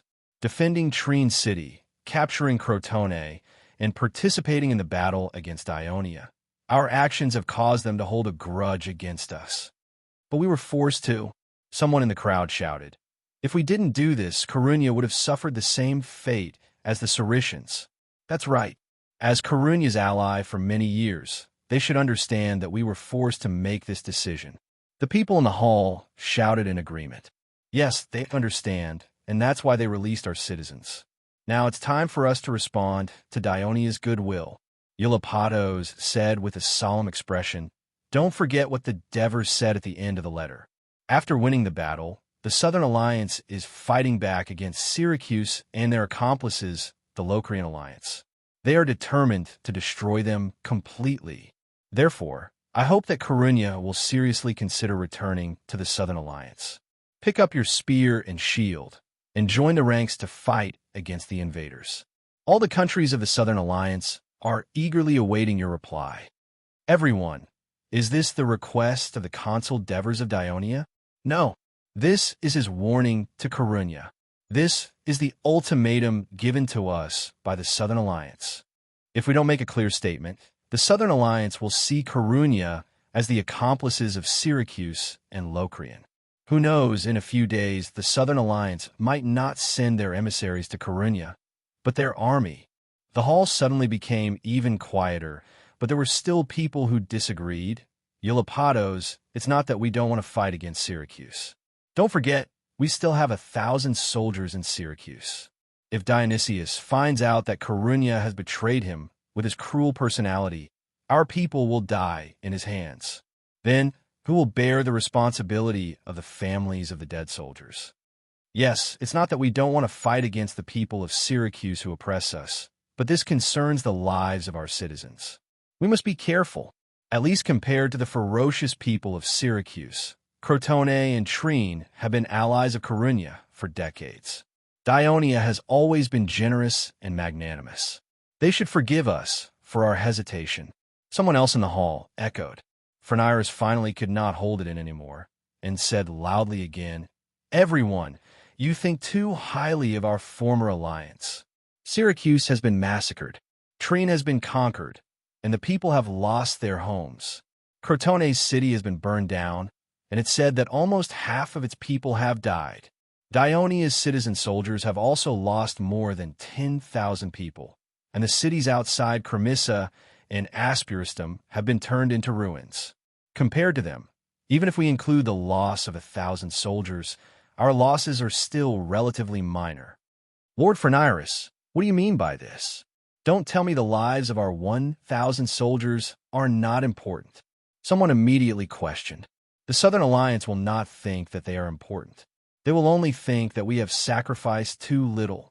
Don't forget that our soldiers have invaded their territory and attacked their cities. Even though we were forced to do so, if we treat their kindness as mercy and do not make a decision quickly, anger and jealousy will grow wildly in their hearts like weeds. They will make Corunia a target that must be destroyed, just like Syracuse and Rockley. When that happens, who can Corunia rely on? Syracuse? We all know that if we win this war, Syracuse will only support Rockley to swallow us up. In this war that involved all the city-states of Greece, they could either fight to survive or perish. No city-state could live peacefully without fighting. Everyone, you decide the fate of Corunia, and I am willing to face the anger of the people and be the first to vote for Corunia to rejoin the Southern Alliance and declare war on Syracuse and Rockley." The hall was dead silent. Phreniris' heavy and emotional speech deeply touched everyone in the hall, forcing them to weigh the pros and cons more deeply. "I am willing to be the second person to support Corunia's declaration of war on Syracuse." Eulopatos stood up. Then the third person. In the end, the council passed the declaration of war on Syracuse proposal with a small majority. Then, in the emergency meeting, although many citizens strongly opposed it, and some even rushed onto the stage and wanted to beat Phreniris up, the 2,000 citizens that Dionia had sent back played a key role. They even had more votes than the council, allowing Corunia to rejoin the Southern Alliance. Ever since Rockley's army repelled the Lygium's attack on Medma, Rockley's 15,000 soldiers had been guarding Medma. Chapter 529. However, Dionysius was concerned about the safety of the rear, so he strictly ordered the Lockley people to guard against the Lygium and prevent Medma from being ambushed again. At the same time, the Lockley army had to help the Trine garrison to prevent the Dionysian army from appearing on the Ophelia plains through Canopetia. Therefore, the main force of Lockley was forced to stay in the city of Medma by Dionysius. Diapantos felt very aggrieved. However, when the news that the navy of Syracuse had suffered 2 crushing defeats at the hands of Dionia came, Diapantos had to be more vigilant. This was because Dionia, who had the advantage of the sea, might send their troops to the rear of the battlefield through their fleets, to Cilicia, Hiernion, Trine, Cruna, and even Lockley. Most of the soldiers of Lockley were in Medma, and a small number of them followed the army of Syracuse, so the city was very empty. At this time, he was not in the mood to fight at the front line. Other than hoping that Syracuse's powerful army could defeat the Dionia and prevent them from attacking the rear, he also paid close attention to the situation of the enemy around him. Soon, the Syracuse fleet entered Torina. Diapantos, who heard the news, became even more nervous. However, because Medma's port was blocked by Dionia's warships, he could only send scouts to investigate the enemy's movements across the Maro River. This morning, Diapantos received a report from the scouts. There seemed to be some movement at Torina port. He had a bad feeling in his heart. Sure enough, a few hours later, a messenger from High Hernion galloped from the north, telling him anxiously Lijim's army was preparing to attack High Hernion, and he hoped that the Lochley army could immediately rush over to help. Diapantos was already prepared for this. The whereabouts of the Lijim and Dionysian fleet had been exposed, but he was actually relieved. He immediately left 5,000 soldiers to defend Medma, while he quickly led 10,000 soldiers north. By noon, his army had entered High Hernion territory. Phaeduin knew that Rockley's army was coming, but he didn't panic. As it turned out, after he landed on the coast of High Hernion, he sent his cavalry to inform the Dionysian army that had already landed on the Ophelia plain yesterday afternoon. He did not expect to run into the Trine army that was preparing to garrison the Trine empty city. Only then did he know that the Dionia army had defeated the Syracuse army in the battle and had already reached the city of Cerridon. Lijim's scouts immediately rushed to the Sirius and contacted the Dionysian army. Only then did Divers send Xylos, Antonios, Hieronymus, and Leds to reinforce them.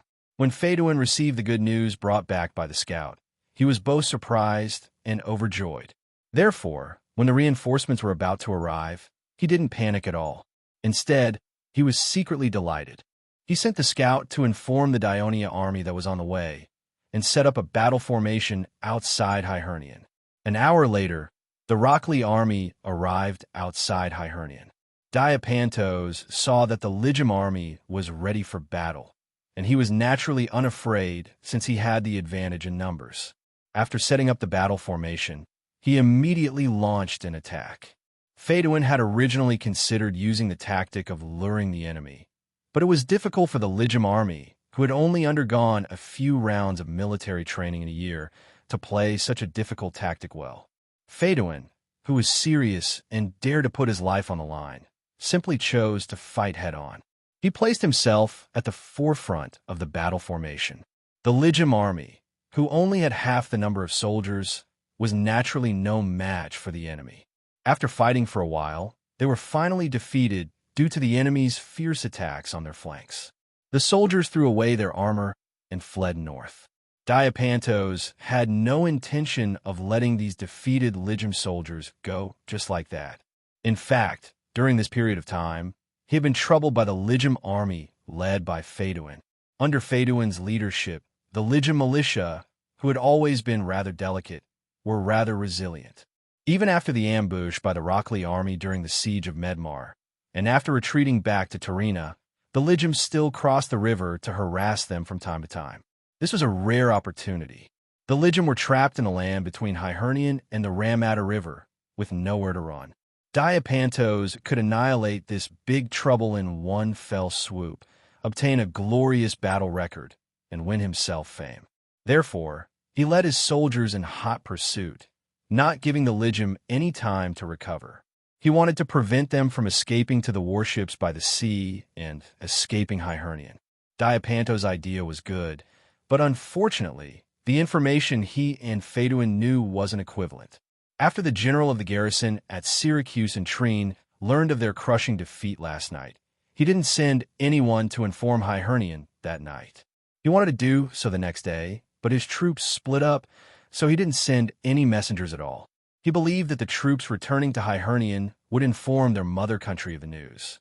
Unexpectedly, not long after the returning troops crossed the Ramada River, they encountered Lijim's landing troops to the north of High Hernion and were quickly routed. Phaeduin sent a small portion of his soldiers to chase after the routed troops, while the rest quickly headed south and surrounded High Hernion. Before that, the Hibernians who learned of the Lijim's landing had already sent a messenger to Medma asking for help. Therefore, Diapantos didn't know of the important news of Dionia defeating the Syracuse army. Or even if he knew, he would have stepped up his attack, hoping to get rid of the troublesome Lijim before Dionia moved south.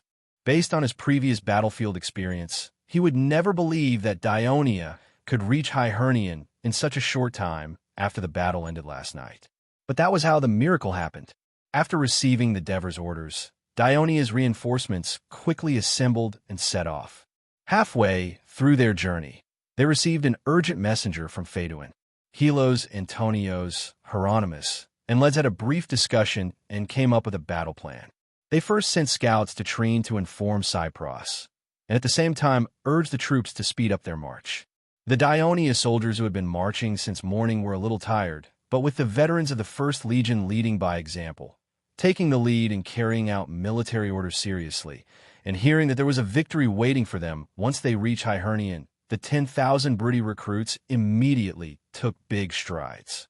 By the time Dionia's reinforcements crossed the Corda River, a tributary of the Ramata River, and entered Hiernian territory from the east, the Locri had already chased the Ligium into a narrow area between the coast and the Ramata River.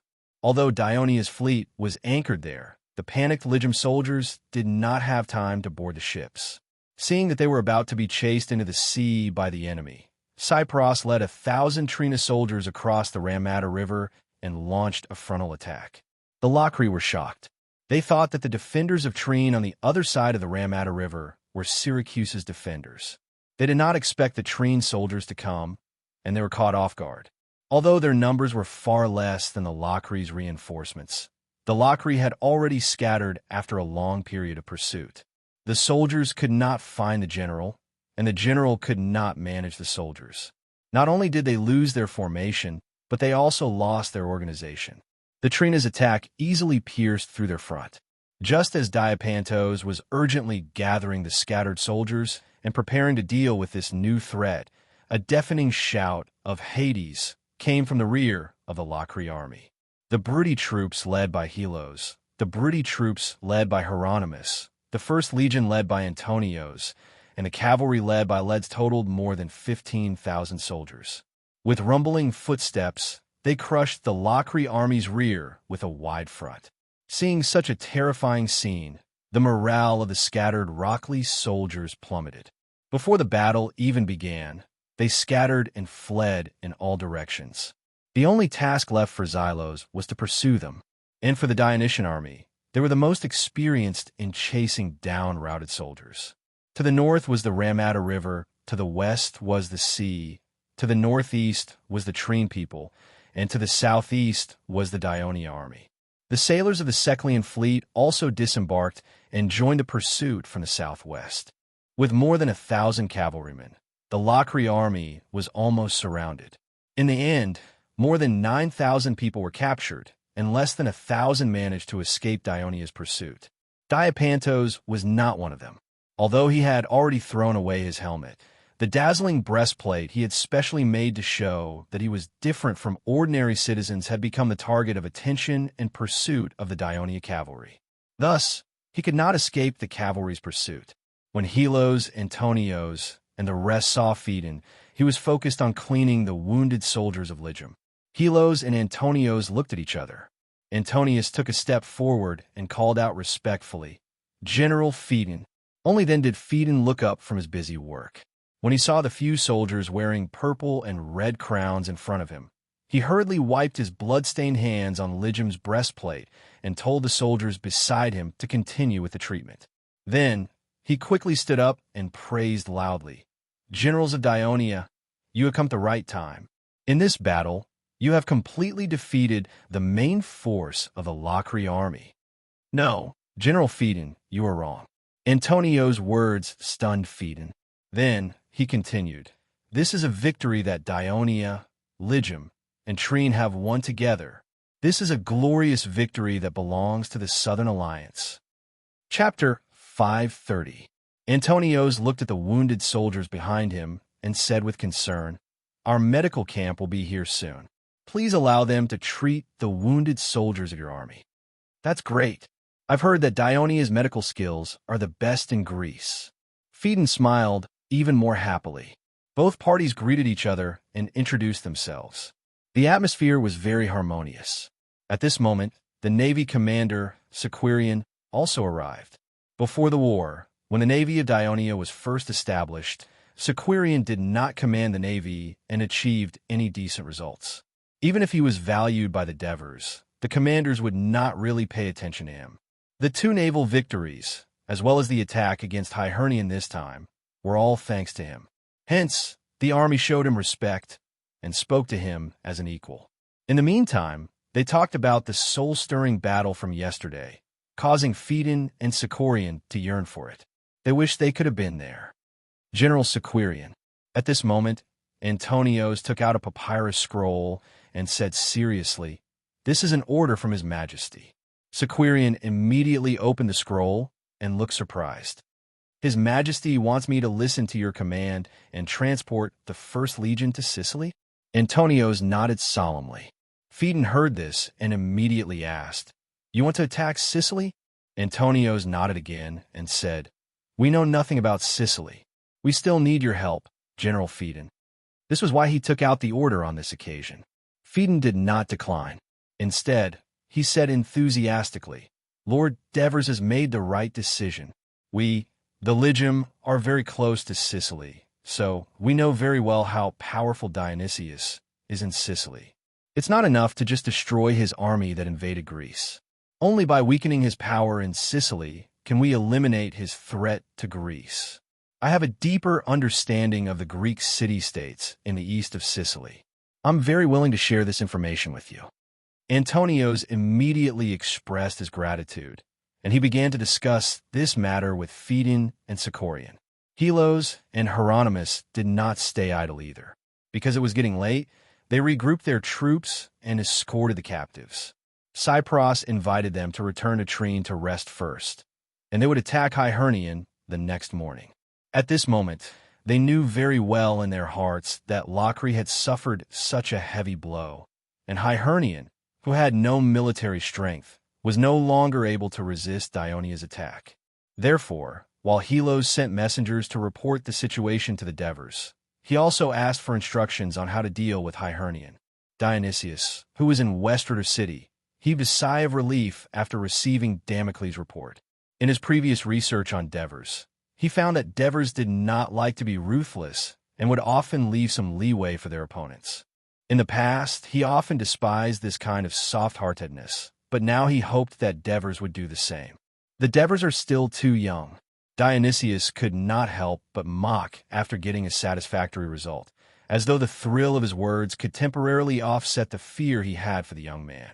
The new king of Dionia was actually able to turn the situation around when he was surrounded by enemies on all sides. What terrifying military leadership ability, as long as he was willing to negotiate. Dionysius even began to imagine the harsh conditions that Dionia would put forward during the peace talks tomorrow. He had already considered it, and as long as the conditions that Dionia put forward were not too difficult, he would accept them. As long as he could bring the tens of thousands of soldiers back to Sicily and release the captives, just like how Dionia treated Crotone, Syracuse would not suffer too much damage. His position as the Overlord would not be threatened, and his hegemony in Sicily could still be maintained. As for the peace treaty with Dionia, when Syracuse's power was restored, it would be nothing more than a piece of scrap paper. Dionysius did not intend to abide by it all. He would not be like the Devers who would foolishly keep promises for the sake of a good reputation. But Devers' military leadership ability is too strong. It seems that I have to think of other ways to deal with him. Dionysius pondered. His long and narrow eyes glinted with an intimidating and sinister light. At this moment, an attendant came in and reported, "My lord, the ships and sailors are ready. They are waiting for your order. Let them wait until nightfall. After confirming that there are no enemy ships outside the port, they will quietly set off." Dionysius said solemnly, "Tell them that the lives of the citizens of Syracuse are in their hands. I hope that under Apollo's protection, they will not be afraid of danger and return home safely." Although the Dionia fleet had begun to blockade the port after Syracuse retreated, it was impossible for them to do so for 24 hours, especially at night. The sailors had to go ashore to eat and rest, and the warships had to return to Crotone's port to be towed into the dock for maintenance, drying, and cleaning of water maggots. Otherwise, the sturdiness of the ships could not be guaranteed. Even if the fleet took turns to blockade the port, they did not dare to spread out for fear of losses. After all, there were more than 30 Syracuse warships in the port.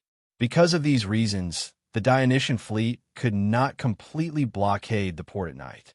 Therefore, at night, the defense outside the port was more lax, and Dionysius' ships should be able to leave without a hitch. However, sailing in the dark was much more dangerous. Storms, hidden reefs, deviations from the course, and even encounters with the southern fleet of Dionia could kill these ships. However, Dionysius could only believe that the few ships he sent out, which were manned by the most experienced helmsmen and sailors in the navy, would eventually return to the port of Syracuse and let Philistos understand the difficult situation of the Syracuse army in Greece. Although the treasury of Syracuse was greatly depleted, and most of the young citizens were already in Greece, and new warships could not be built in a short period of time, Dionysius still believed in Philistos' ability. He believed that he could build an army of no less than 20,000 men, a fleet of no less than 100 three-hulled warships, and 2 months' worth of military supplies for 50,000 people. Of course, this was another preparation that Dionysius had made in case the peace talks failed. As for how things would be carried out, it was beyond his control. He could only pin his hopes on Apollo. Watching the attendant leave the hall, he could not sit still and decided to take a look at the blacksmith shop in the city. Another reason he sent people to the peace talks was to buy time. The most pressing problem for the Syracuse army now was not rations. Due to the large number of casualties in the battle, the food reserves in Syracuse were enough to last them for more than a month, but weapons and equipment. This was because after the defeat, the soldiers had thrown away their helmets, shields, and even breastplates, spears, and swords in order to escape. Of course, the enemy had also thrown away their equipment in order to catch up with them. However, the victors were the Dionia, so they could pick up the equipment when they cleaned up the battlefield. On the other hand, the soldiers of Syracuse had to flee into Syracuse empty-handed. Fortunately, there were still thousands of weapons and equipment in the city that they had looted. However, this was far from enough.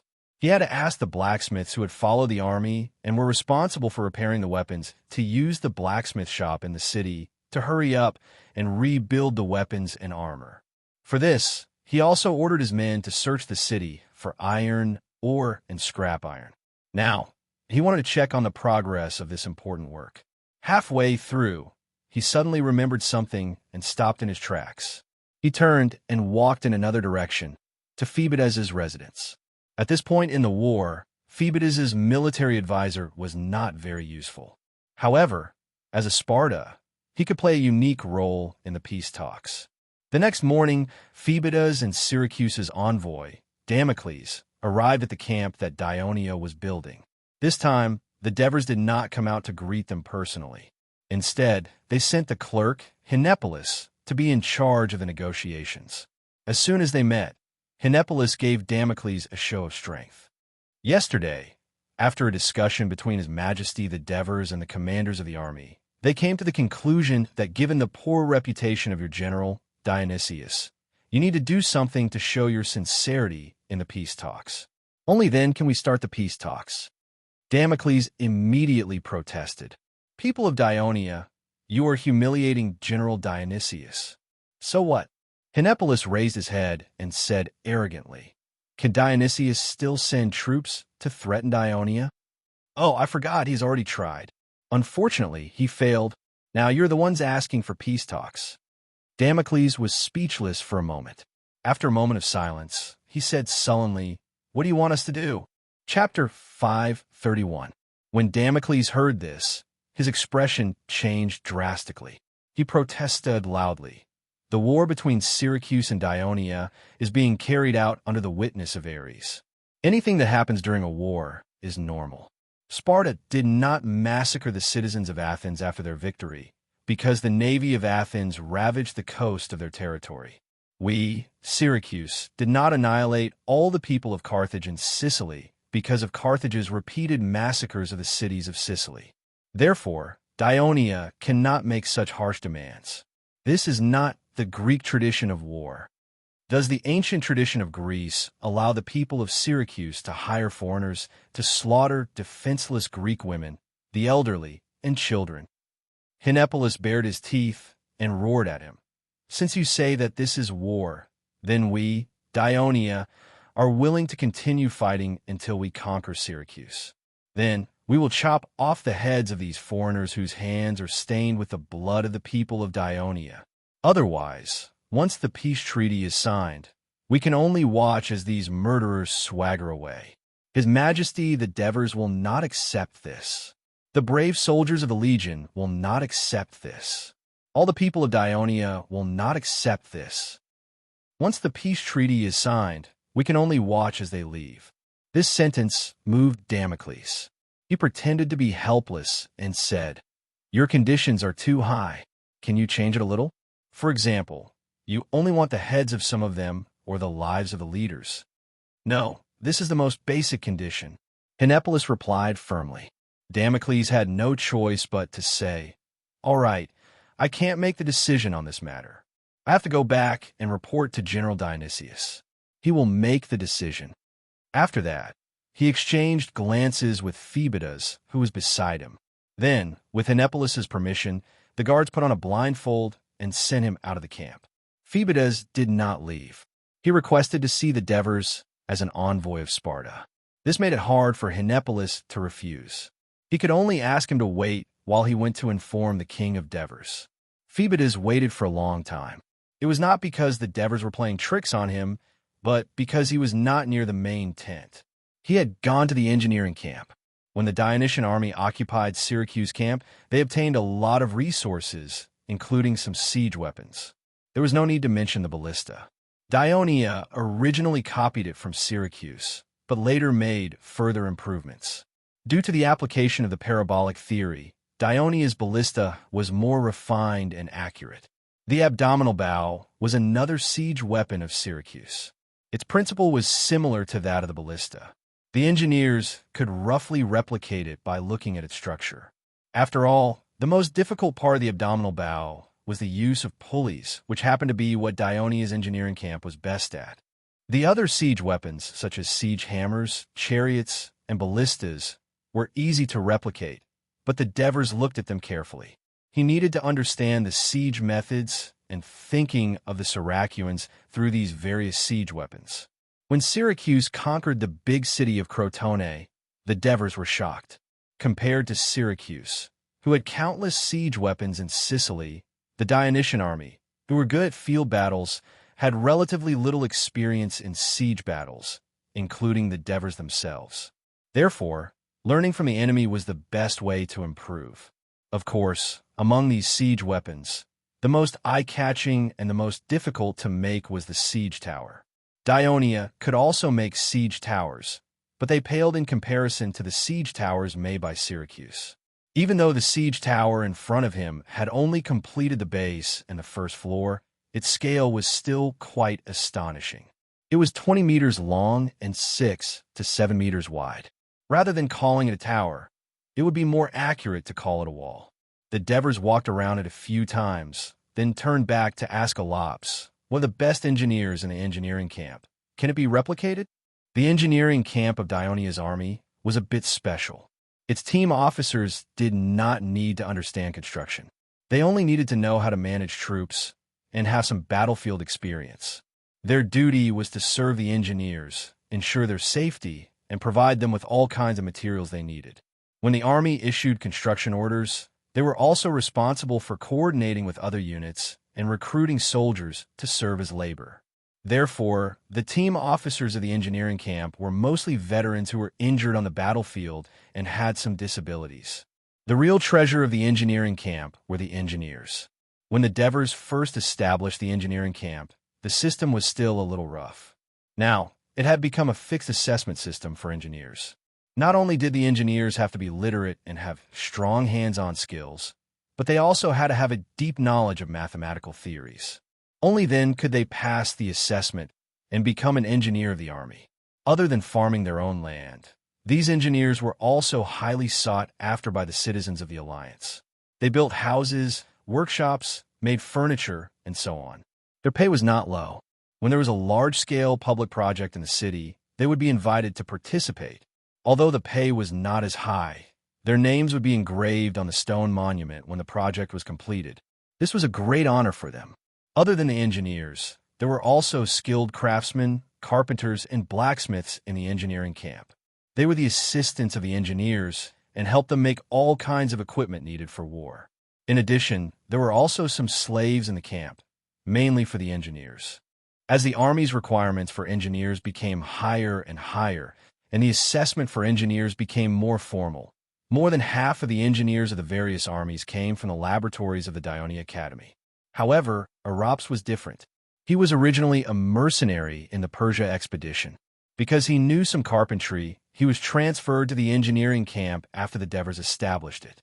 However, he studied hard and finally became a skilled carpenter.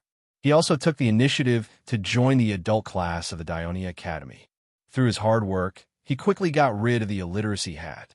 Then, because of the agreement between the Devers and Minitics, there was a period of time when the craftsmen of the army entered the laboratory of the Academy of Mathematics and became the garrison of scholars.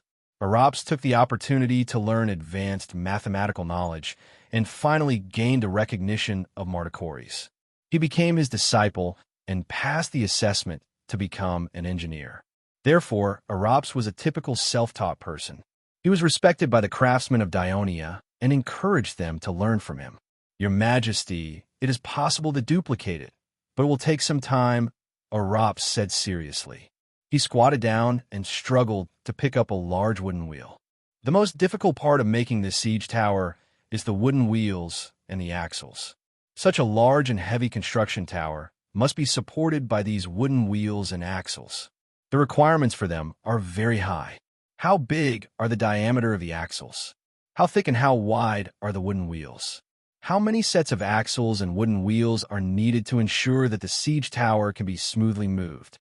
These questions need to be tested repeatedly before we can be sure. Also, Your Majesty, the size and width of so many wooden wheels are basically the same. Without a large number of skilled carpenters, it is very difficult to achieve this. Otherwise, if there is a slight difference in the size of these wooden wheels, the siege tower may tilt and collapse due to the imbalance. With the current abilities of our engineering battalion, it will be difficult to achieve this. Araps said with slight regret. He stood up and looked at the siege tower in front of him in a daze. He spread his arms and gestured with his hands. "Your Majesty, look. The walls on both sides of the siege tower are not vertical. Instead, they are tilted inward. Although I can't see the whole picture, I am sure that it is in the shape of a trapezoid. This way, it can increase the stability of the base. But what is the most suitable angle for the walls to tilt?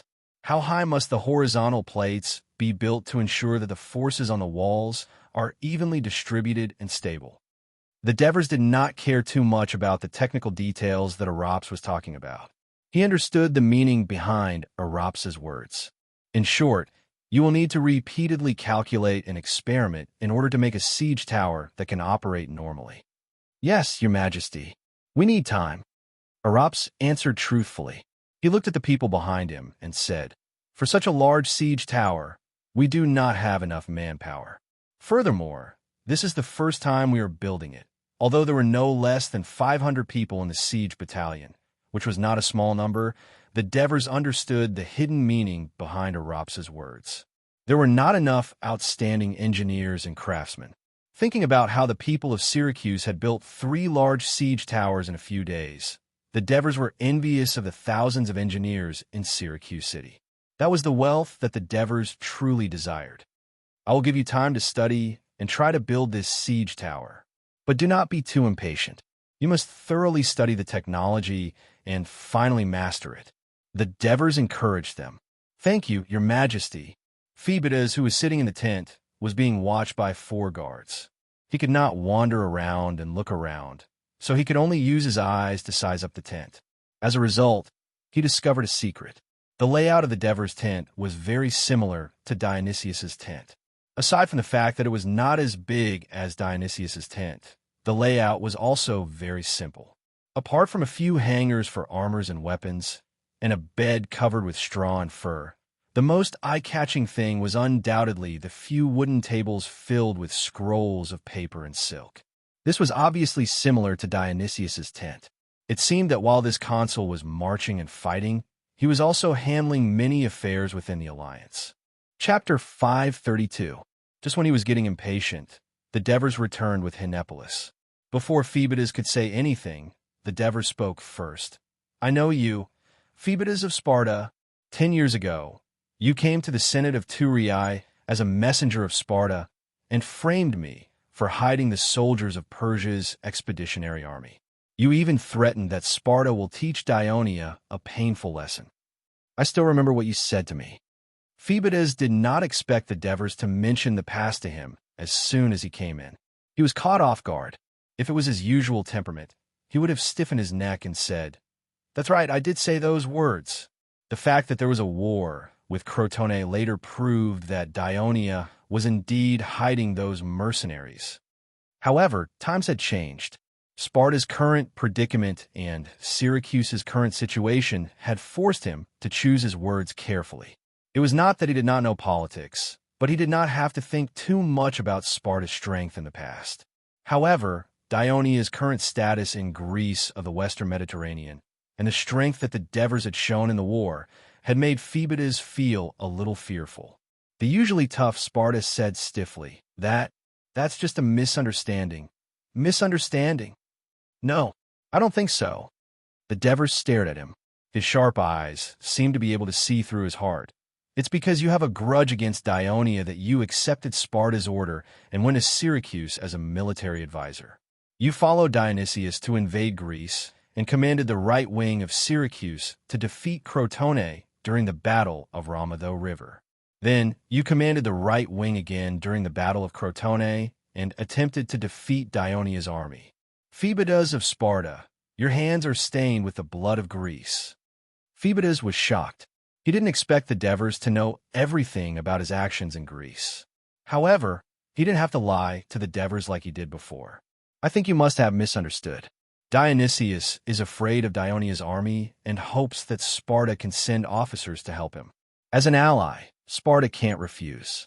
I've been to Sicily several times, and I'm familiar with Dionysius. That's why the Elder Council sent me to help Dionysius. I'm just doing my duty." "Your duty? To help Syracuse and slaughter Greece? Is this how Sparta treats Greece?" The Devers sneered. There was a hint of anger on his face. "If that's the case, don't blame our spears and shields for being blind. It's every Sparta's honor to be able to die on the battlefield." Phoebidas wasn't afraid of the Devers' threat. However, now that the Dionia had turned the tide of the war, he had to take into account Dionia's perception of Sparta. Therefore, he defended Sparta. "Master Devers, you should know that when Sparta signed the alliance with Syracuse, they didn't expect Syracuse to declare war on Greece one day. Due to the existence of the alliance, Sparta had no choice but to provide assistance. However, Sparta sincerely hopes for peace between Sicily and Greece. Therefore, this time, I'm here on behalf of Sparta, hoping that you can seriously consider Dionysius's proposal and end this war that has cost countless lives. I'm touched that the Sparta, who live by killing, cares so much about the lives of Greece," said the Devers mockingly. He could hear the hidden threat in the Sparta's words. He said firmly, "A few days ago, Sparta sent an emissary, Chelisops, to Thurii in an attempt to force Dionia to surrender to Syracuse. I've made it clear that Dionia will never negotiate under the threat of the enemy. As long as there's an enemy on our land, we, Dionia, will fight him to the death." At that time, the Battle of Crotone hadn't happened yet. Today, we, Dionia, have gained the upper hand in this war. I can also tell you that we can negotiate, but Syracuse must be punished for their crimes in invading Greece. It's impossible for Dionysius to escape back to Sicily without paying any price." Phoebidas looked into the Devers' bright eyes. He could feel the uncompromising will, but he did not feel much frustration in his heart. This was just a confirmation of his thoughts before he set off. His main purpose of coming to the Dionia camp this time was not to urge the two sides to negotiate. "I think Dionysius is prepared for this." Phoebidas replied faintly, and then changed the topic. "Master Devers, What do you think of the war that's happening in Corinth now? The Devers was stunned, but he immediately understood the intention of the Sparta. You mean the war between Sparta and Corinth, Thebes, Agos, Athens? The Devers sneered disapprovingly. It's a meaningless war that has nothing to do with Dionia. I don't need to understand it. Dionia and Athens have signed a friendly agreement, and you often trade with Corinth. Phoebus looked at the Devers and pointed it out bluntly.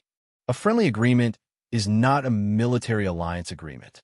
As long as any city-state is willing to trade with Dionia, we are willing to sign such an agreement with them. Even Sparta is no exception. The Devers said with a relaxed look, there is no fertile land in Greece, no rich minerals. What is there for the Dionia to leave their warm homeland and participate in a war that doesn't belong to us? The roots of Dionia are in Greece. There are still many problems in our alliance that require a lot of time and energy to solve. As long as you don't provoke us, we don't have the mood to participate in the messy war of the Greeks. Phoebus looked at the Devers' face rudely. He felt that the Devers were speaking from the bottom of their hearts. So he said, so, Dionia is also willing to sign a friendly agreement with Sparta? Sparta is now the enemy of Dionia and the ally of Syracuse. The Devers said coldly. Phoebus did not say anything else. Watching the guards escorting Phoebus out of the tent, Hinepolis could not help but say, Your Majesty, does this Sparta want Sparta to form an alliance with us? The Devers rubbed his chin and said thoughtfully, The power that Dionia displayed in this war is beyond Sparta's expectation. They are afraid that Dionia will participate in the war in Corinth, which is disadvantageous to Sparta. So will we do that? Hinepolis asked excitedly. He was obviously happy that the Sparta were troubled. What do you think? The Devers did not comment. The Sabari plain was covered in mist in the early morning, and the drizzle of early spring was falling. The victory of the Battle of Taranto had given the people of Dionia hope of winning the war. The Devers personally led the army into battle had also boosted their confidence, bringing life to the fertile land. The port that had been sealed for a few months was reopened. Foreign merchant ships arrived one after another, and the workers at the port finally had something to do. The first cargo ships that entered the port were mostly loaded with grains and other food. The smart merchants certainly knew what the people of Dionia needed the most at this time. The old fishermen of Thurii, the younger ones were already serving as sailors in the fleet, sailed their boats early to catch fish to satisfy the people's urgent needs, and at the same time, earn a huge profit for their own families. Under the urging of the village chief and agricultural officials, the people in the villages began to plant crops that were about to ripen quickly to avoid missing out on this year's harvest. Although the young citizens and freedmen were almost all mobilized due to the war, resulting in a shortage of labor, a large number of captives filled the gap. Whether it was the swamp plains of Cremissa, the Sabari plain of Thurii, or the mountains of Amendola, there were often naked, half-starved captives plowing the land under the threat of the supervisor's whips, shields, and spears. Even in such terrible weather, where the cold rain made the captives shiver and might even make them sick, the people of Dionia did not pity them or let them rest. Since they had invaded Dionia, they had to pay a heavy price. This was the common view of many people in Dionia. The road leading to the Thurii port was filled with pedestrians. Not only were there Thurii and Amendolans, but there were also people from Abyssinia and Castellan. They were driving carts and carrying loads, rushing to the port market to buy food. At this moment, a horse galloped towards them. The rider was dressed in bright red and was particularly eye-catching. Before he could shout, "Make way!" the pedestrians instinctively retreated to the side of the road because they knew that only messengers from the battlefield would be dressed in such attire. They were all carrying urgent military information, and no one could stop them. Otherwise, it would be against the law. The war horse was puffing white smoke as its four hooves kicked up, splashing water on the road and wetting the clothes of the pedestrians. They did not complain. Instead, they could not help but ask, "Did we defeat the Syracuse?" Chapter 533.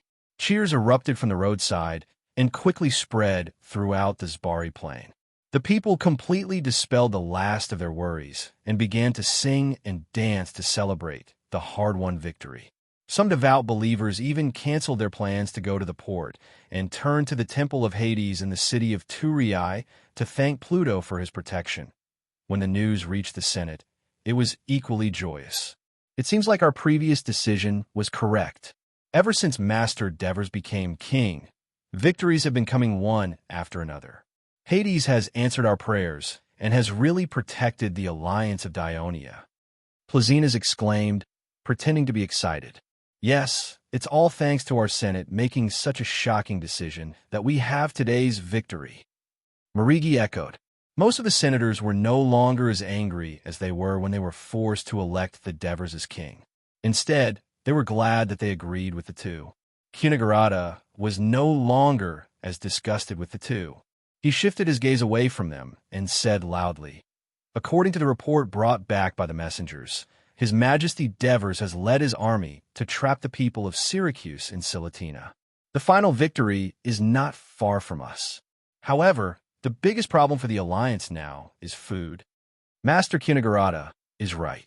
Even though we have enough food to supply our army for 2 months, for the people of Dionia, especially the families of the freedmen and probationary citizens, their food reserves are almost depleted. Now that the port is open, the merchants who come to trade are raising the price of food. This will make the people who have selflessly donated food to the alliance spend even more money to buy food. I'm afraid that before the war ends, the people of Dionia will use up all their savings. This is not good for our post-war recovery, Cornelis said with a worried expression. These merchants are simply too despicable. Strompoli said angrily, the price of their grain has doubled, and it's still rising. Marigi, as the commercial officer, you should think of a way to punish these despicable merchants. Marigi smiled bitterly. We've already taken some measures, and we've even negotiated with the merchants who come to the lead to sell their food. That's why we've done our best to keep the price within 3 times the normal price. However, the alliance is in dire need of food, and the people are in great demand for it. More and more people are buying food every day, so the price is unavoidable.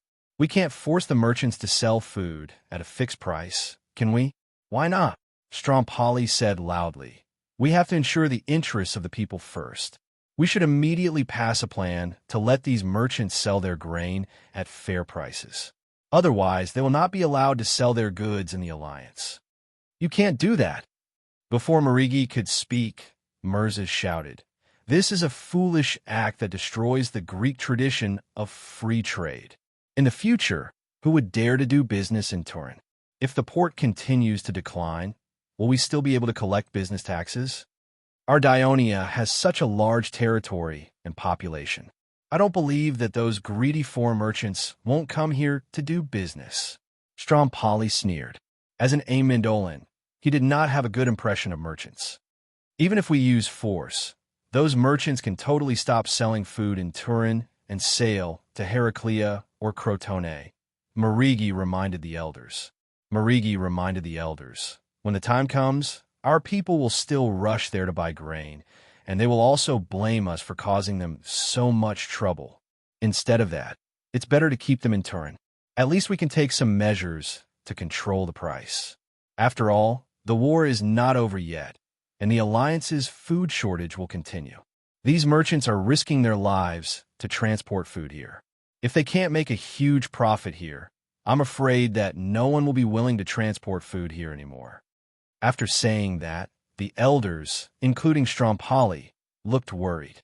That's right, Dionia has a shortage of food and has to rely on these merchants. I wonder how Ansitanos' trip to Africa is going.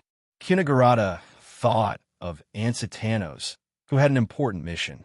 At this moment, the door of the meeting hall was pushed open, and the guards rushed in and whispered into the ears of the chairman on duty, Cunigarata. Cunigarata immediately looked happy and said to the crowd loudly, everyone, rest in peace. Lord Ansitanos is back, and with him are 10 large cargo ships of Carthage, fully loaded with grain. The originally quiet meeting hall burst into cheers again. We have food. The people are saved. Ansitanos succeeded. I didn't expect that the enemy of Greece that the Sicilians have criticized, Carthage, has helped us. I told you, Hades will not let those who believe in him suffer. He has fulfilled his promise again. Just as the elders of the Senate rushed to the port of Turiae to welcome the arrival of Carthage's envoy, Helos, Hieronymus, Phaedon, and led the Dionia, Ligwim coalition army of 15,000 soldiers from Trine to Hiernion. When they arrived at the city, they found that the city gate was wide open, and the Hibernians had voluntarily surrendered. Last night, the news of the defeat of Locri's army had frightened the Hibernians, and the fact that the Locri soldiers refused to enter the city to defend and fled straight back to Medma sent the Hibernians into a panic. The Hibernians, who only had about 1,000 militiamen in the city, held an emergency meeting and finally made a painful decision. The next day, when they found out that tens of thousands of Dionia soldiers were coming for Hiernion, they did not hesitate to surrender. Before they split up, the Devers had discussed with Helos how to deal with Locri's allies. So, Helos accepted Hiernian's surrender, but demanded that every family in the city surrender their hostages to guarantee their loyalty. Faced with the massive Dionysian army, the Hibernians had no choice but to agree. Under the low city wall, the Hibernians wept and reluctantly bid farewell to their children. The scene was sad and touching. Helos was unmoved. He sent 1,000 troops to escort the few hundred children to Trine. At the same time, he made a new request to the Hibernians: collect as much food as possible in the city and provide it to the Dionia army. Otherwise, the Dionia soldiers would starve, and their children would be the first to go without food. Now that they were meat on someone else's chopping block, the Hibernians had no choice but to submit again. Daly's coalition army was stationed outside Hiernion, helping the Hibernians collect food while sending scouts south to scout the enemy situation. At the same time, the engineering battalion led the soldiers to build siege equipment, fully prepared for the next step of the attack on Medma. At the same time, the Devers who learned that Kyrenia has returned to the Southern Alliance wrote another letter and sent it to Kyrenia on horseback. The letter read, "We are very happy that Kyrenia has made the right choice. Lucius, Cypros, and I are all very happy when we hear this news. Now, the Syracuse army is weakening under the brave attacks of the Dionia, Crotone, and Trine soldiers. I believe that the day of its defeat is not far away. Therefore, we hope that Kyrenia, as a member of the Southern Alliance, will mobilize all the citizens in the city who can fight, pick up their shields and spears, and launch an attack on Rockley's territory. Let the culprit who started this cruel war taste the pain of being ravaged by the flames of war. Let it worry about your attack and not dare to send reinforcements to help the people of Syracuse besieged by us in Silatina, so that we can successfully recapture Silatina and annihilate these evil invaders. Dionia, Crotone, Trine, and Lygium look forward to your actions." This letter caused the Kyrenia Council to hold an emergency meeting. It was clear that the Devers' main purpose in writing this letter was not to praise Kyrenia for making the correct choice, but to urge them to take action immediately. They cannot just stand by and watch. The last sentence was more like a hidden threat. Kyrenia, who was already on the verge of a war, knew the consequences of rejecting the Devers' request, so the council quickly passed the resolution to attack Rockley. Although Kyrenia had 1,000 citizen soldiers trapped in Silatina, Kyrenia still suffered the least losses in this war among all the cities in the south. In the afternoon, Corunna quickly mobilized 4,000 soldiers. Kyrenia's army had just set off to the south. Rockley, who had sent his main forces outside, had long been worried about Kyrenia, his enemy, for decades. He had been paying close attention to Kyrenia's movements. The scouts quickly sent back news. At this time, Rockley was shocked by the bad news that came one after another. The Syracuse army was defeated, Rockley's main forces were defeated, and Hiernion City was in danger. Now that Kyrenia's army had suddenly moved south, it was definitely not to help Rockley. Any rational citizen of Rockley would come to this conclusion. The sudden change in the situation caused Rockley's chief general, Demodocus, to panic. He actually abandoned his almost autocratic style for the past half a year and held a rare meeting. Chapter 534.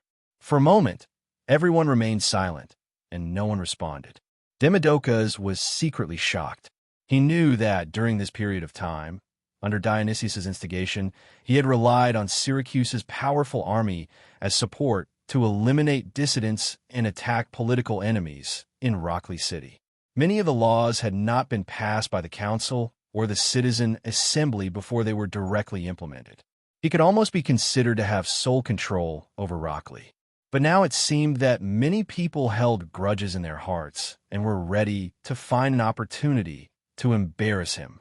Just when he was secretly regretting that he should not have held such a meeting, his confidant Panticapes finally stood up and said, "This is actually very simple. We can transfer the troops stationed in Medma back and defeat the Kyrenians." "You make it sound so easy. What about Medma?" Metallophenes asked. "It is reported that Medma has more than 2,000 citizen soldiers. They can defend against the enemy's attack. We don't have to worry for now," Panticapes replied, pretending to be relaxed. "Don't have to worry," Metallophenes sneered. "Medma's messenger once reported that the Dionia army that defeated our army had more than 10,000 soldiers, including Taurina's legion. I'm afraid the enemy has more than 20,000 soldiers. More than 2,000 Medma citizen soldiers want to defend against the attack of 20,000 people. The Dionia army is not an ordinary Greek army. They have powerful ballistae." Metallophenes anxiously reminded everyone in a loud voice. "Once Medma falls, the large army of Dionia and Legion will be able to attack from the west. Then, they will join the Kyrenians' army. Rockley will be in danger." Metallophenes' words made everyone in the council nervous. Someone could not help but shout, "I think we should negotiate peace with Dionia and Rockley." As soon as this was said, many people actually agreed. "Idiots! Crotone, Trina, and Corunna of the Southern Alliance have been our mortal enemies for decades, and they've suffered great losses in this war. Use your pig brains and think about it. What price do we have to pay to appease their anger?" Demodocus finally couldn't hold it in any longer and cursed, "Crotone, Trina, and Corunna of the Southern Alliance have been our enemies for decades. Then the smart chief general must have a way to defeat the allied forces of Corunna, Dionia, and Ligum," someone said in a sarcastic tone. Many people snickered. Demodocus's face was ashen. In the past, no one would dare to speak to him like this. The defeat of Syracuse had changed the minds of the counselors of the Rockley Council. Demodocus felt a chill in his heart. He reminded them loudly, Syracuse suffered an even worse defeat in the war against Carthage, but the final victory still belonged to Syracuse. Now, Syracuse owns half of Sicily. Even if it lost the war, it still has abundant resources, wealth, and a sufficient population. This is far beyond the city-states like Dionia, Crotone, and Trine. The final winner will definitely be Syracuse. And we are here negotiating peace with the enemy alone. Think about it. Will Dionysius forgive the traitors after the victory? Demodocus glared at the crowd. It was precisely because of the close relationship between Lochley and Syracuse that Lochley knew how terrifying Dionysius was. Even if the victory of Syracuse that Demodocus mentioned was only a hypothesis, they did not dare to take the risk because of it. Hence, they all avoided Demodocus's gaze. Demodocus was temporarily relieved by the crowd's reaction. He looked at Metallophenes a few more times and said firmly, "What we have to do now is to defend Lochley City until the final victory arrives. By then, the land of Corunna and even Salton will belong to Lochley." In the end, the Lochley Council made the decision to withdraw Medma's army and defend the territory. It achieved Demodocus's goal of convening a council to share the responsibility. He avoided the possibility of being blamed for abandoning the alliance because he made a decision alone. However, the uncertain future of the war made Demodocus feel uneasy. As a relative of Dionysius, he had to make more preparations. Just as Helos led the army to Hiernion, the First Legion had already set foot on Therian's fleet and sailed south. In the afternoon, the warship entered the port of Lygum and was once again warmly welcomed by the people of Lygum. At the same time, the commander of the First Legion, Antonios, met the ruler of Lygum and the father-in-law of Devers, Antilochus. He brought the good news that the main force of Lochley in Hibernian was ambushed by the allied forces of Lygum and Dionia and suffered heavy losses.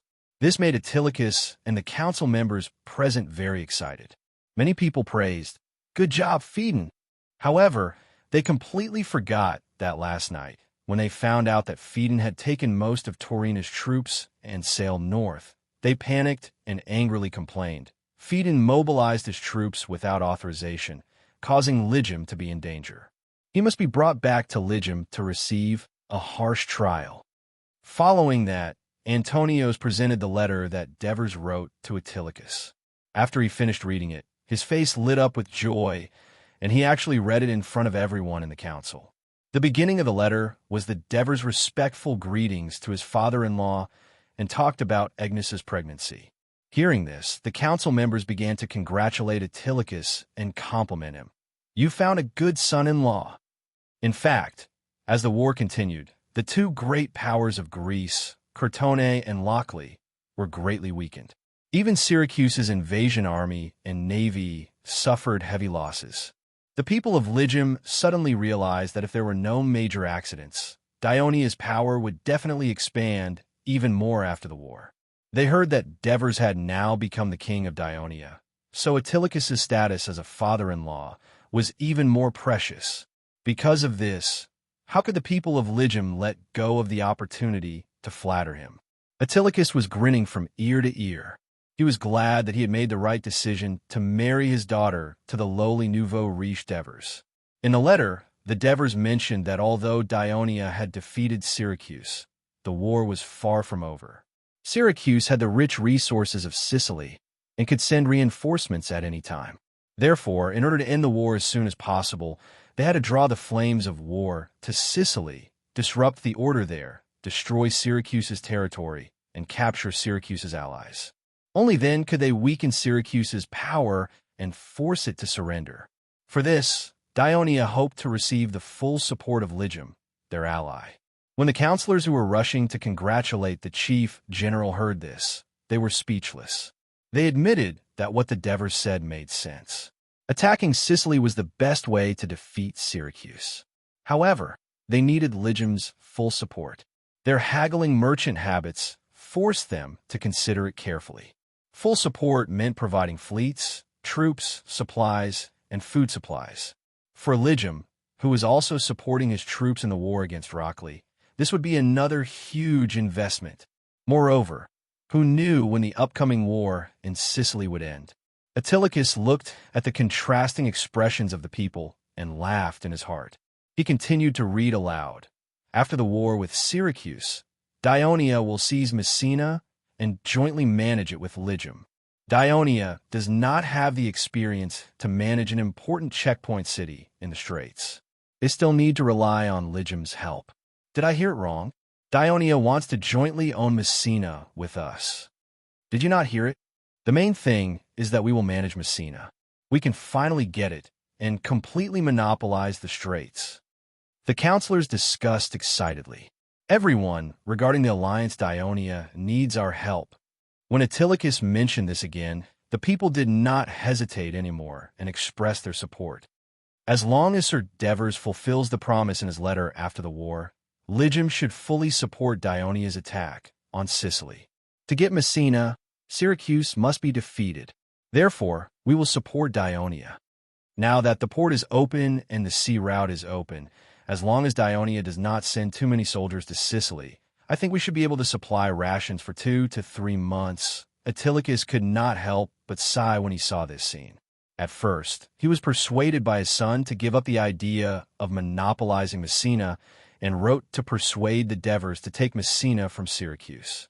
He did not expect the Devers to have a bigger appetite and use Messina to exchange for Lygum's support for Dionia in Sicily. The next day, Dionysius of Cirium was angry at the unreasonable request made by the Devers. While urging the craftsmen to speed up the forging of ironware, he secretly sent people to quietly dig up the bodies of the Namibians who had died due to serious injuries and died in the past 2 days. He put down the severed heads and let the messengers bring them to the Dionia camp to placate the Devers perfunctorily. Then, he continued to negotiate with the Devers about the peace talks. In High Hernian, the Dionia Ligium coalition army assembled and set off to march towards Medmar. The Medmarans, on the other hand, were angry and uneasy because of the withdrawal of Locri's army. However, Locri's reminder and warning made them have illusions about Syracuse, so they decided to hold their ground and wait for reinforcements. After failing to persuade them to surrender, Helos discussed with Phaedon, Hieronymus, and Leds and decided to attack the city of Medmar. Chapter 535. Phaedon rushed to Taurina, preparing to bring the remaining Ligium troops stationed there to Medmar to participate in the siege. To prevent the Lochley army from launching another sneak attack from the rear while the allied army was attacking, Helos even sent out a brigade to build a simple wooden fort to block the mountain path to Lochley. He also sent out a scouting team to monitor the movements of the Lochley people. Xylos, who had a certain amount of experience in sieging a city, calmly led his army to carry out his siege plan. Meanwhile, the Duke's militia who had returned to Locke did not immediately head to the northern border to repel the invading Collinians. Due to the capture of Diapantos, the Lochley army needed a new general. However, Demodocus appointed one of his confidants, but the people in the council objected. The reason was that Lochley was in danger and urgently needed someone with military talent to lead the citizen soldiers to protect Lochley. However, Demodocus' candidate lacked battle experience and had no prestige in the army. It would be difficult for him to command the soldiers. If they lost the battle, Lochley would lose its only army, so they had to be careful. This was the second time in 2 days that the council objected to Demodocus' suggestion. This had never happened before. Demodocus suppressed his anger and watched as the council unanimously elected Megaris. Megaris had led the army to fight against Crotone many times since more than 10 years ago and had many victories. However, he had been pressured by Demodocus and had no choice but to stand aside. At this time, facing the strong request of the people, Demodocus had no choice but to agree to this appointment. Letting his political enemy become the general of the army made him feel cold. Megaris immediately reorganized the army and led more than 6,000 people to face the enemy. After the Corinian army burned down a village, they did not face the enemy head-on. Instead, they quickly retreated to the border of their territory. However, they did not go far away. Instead, they set up camp and continued to intimidate Lochley. The cautious Megaris was worried that the Corinians had some kind of conspiracy. Fearing an ambush, he did not attack and also guarded the border. The two sides were in a stalemate. In the morning, the people of Ligium swarmed to the port. They were not only there to bid farewell to the Dionysian fleet and the First Legion, but also to bid farewell to the nearly 1,000 soldiers and their families who had just joined the expedition to Sicily. Most of them were refugees from Catanae, Naxos, and other Sicilian city-states that had been conquered by Syracuse. Previously, in order to compete with the two new city-states, Rona and Tyndaris, built by Syracuse on the other side of the strait, Ligium built a city for them on the Mill Peninsula. However, the Syracuse army moved quickly and broke through the new city. Some of the people were killed, some escaped into the mountains, and some were rescued by the Ligium people and brought back to the city on ships. Now the people of Ligium were praying that the expedition to Sicily would go well and not repeat the same mistake. The Dionysian fleet and dozens of Ligium ships sailed out of the port together. At the front of the fleet was Sicilian's ship. The young Dionian navy commander stood on the side of the ship and looked at the other side. There was a hint of regret in his eyes. He pointed to the front and said to Antonios, the commander of the First Legion, who was on his warship, Messina is not far ahead. Why don't we attack it first? This place is very close to Ligium. It's easy to get support from Ligium. After we capture Messina, we can seal the strait and completely eliminate the warships in the port. Antonios looked at Sicilian from the corner of his eyes. He knew that this young man was radical and arrogant. If Amenes was here, he would definitely criticize him. What right does the Navy have to criticize the Legion? However, Antonios would not do that. In fact, when the Devers asked for his opinion, his initial consideration was to land on the Mill Peninsula between Tyndaris and Messina. These two city-states were newly built and not very strong. They were also far away from Syracuse and could be easily captured. They could then use them as their forward bases in Sicily. The original city of Messina was captured and destroyed when Carthage led his army to attack Syracuse. 2 years ago, when Dionysius led his army north to expel Carthage's people from the north coast, he rebuilt the city. I thought so too, but His Majesty objected, Antonios said in a tactful tone. Oh, what? When Sicilian heard the word His Majesty, the dissatisfaction on his face disappeared. Time, Antonios said. A word came out of Antonius' mouth. It will take a few days to attack Messina, and in these few days, the people of Syracuse will receive the news that we are attacking Sicily. They will definitely prepare for defense, and when we attack south, the difficulties we will face will increase. Genna is too far away from Syracuse, and its fall will not have much impact on Syracuse's sphere of influence. We must take advantage of Syracuse's unpreparedness to launch a surprise attack on the nearby city-states, causing panic and chaos in the areas under its control, and in the chaos, more opportunities will be born. These are His Majesty's original words. Sicilian listened carefully and sighed. His Majesty is still the most comprehensive one, but if we do this, the risk will increase. Antonio smiled. Are you afraid of these difficulties? Sicilian said arrogantly. I am hoping that the fleet in Syracuse's port can be lured out so that my fleet can defeat them and let the Dionian navy become the master of these waters. Both of them smiled confidently. The fleet sailed south along the east coast of Sicily.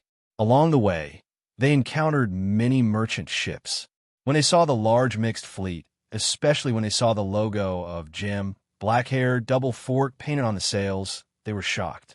They had a premonition that something big was going to happen. Some of them hurriedly retreated, while others turned around and sped up to the south. It was obvious that they were going to report back.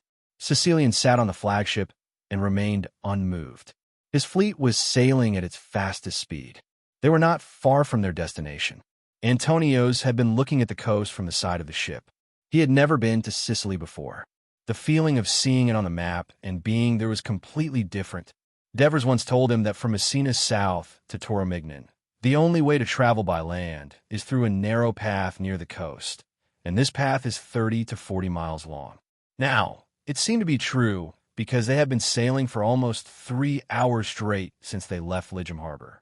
In his eyes, the mountains on the other side of the shore had never broken. They overlapped and stretched endlessly. The contours of the mountains were soothing, verdant, and pleasing to the eye, just like a painting. However, Antonios knew that this was because it was 5 to 6 miles away from him. According to his experience, these mountains were no less than 1,000 meters high. It was indeed difficult to climb. Lord Antonios, that is Taormignan, said a middle-aged man next to him, pointing to the other side. His name was Laodigian, and he was originally a noble of Naxos.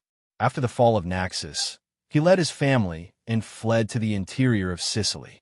Near Aegilion, he gathered with the exiles of other cities and gradually formed a larger village. Due to the constant invasion of the Syracuse alliance and the hatred of the Psycheer people, their lives were very difficult.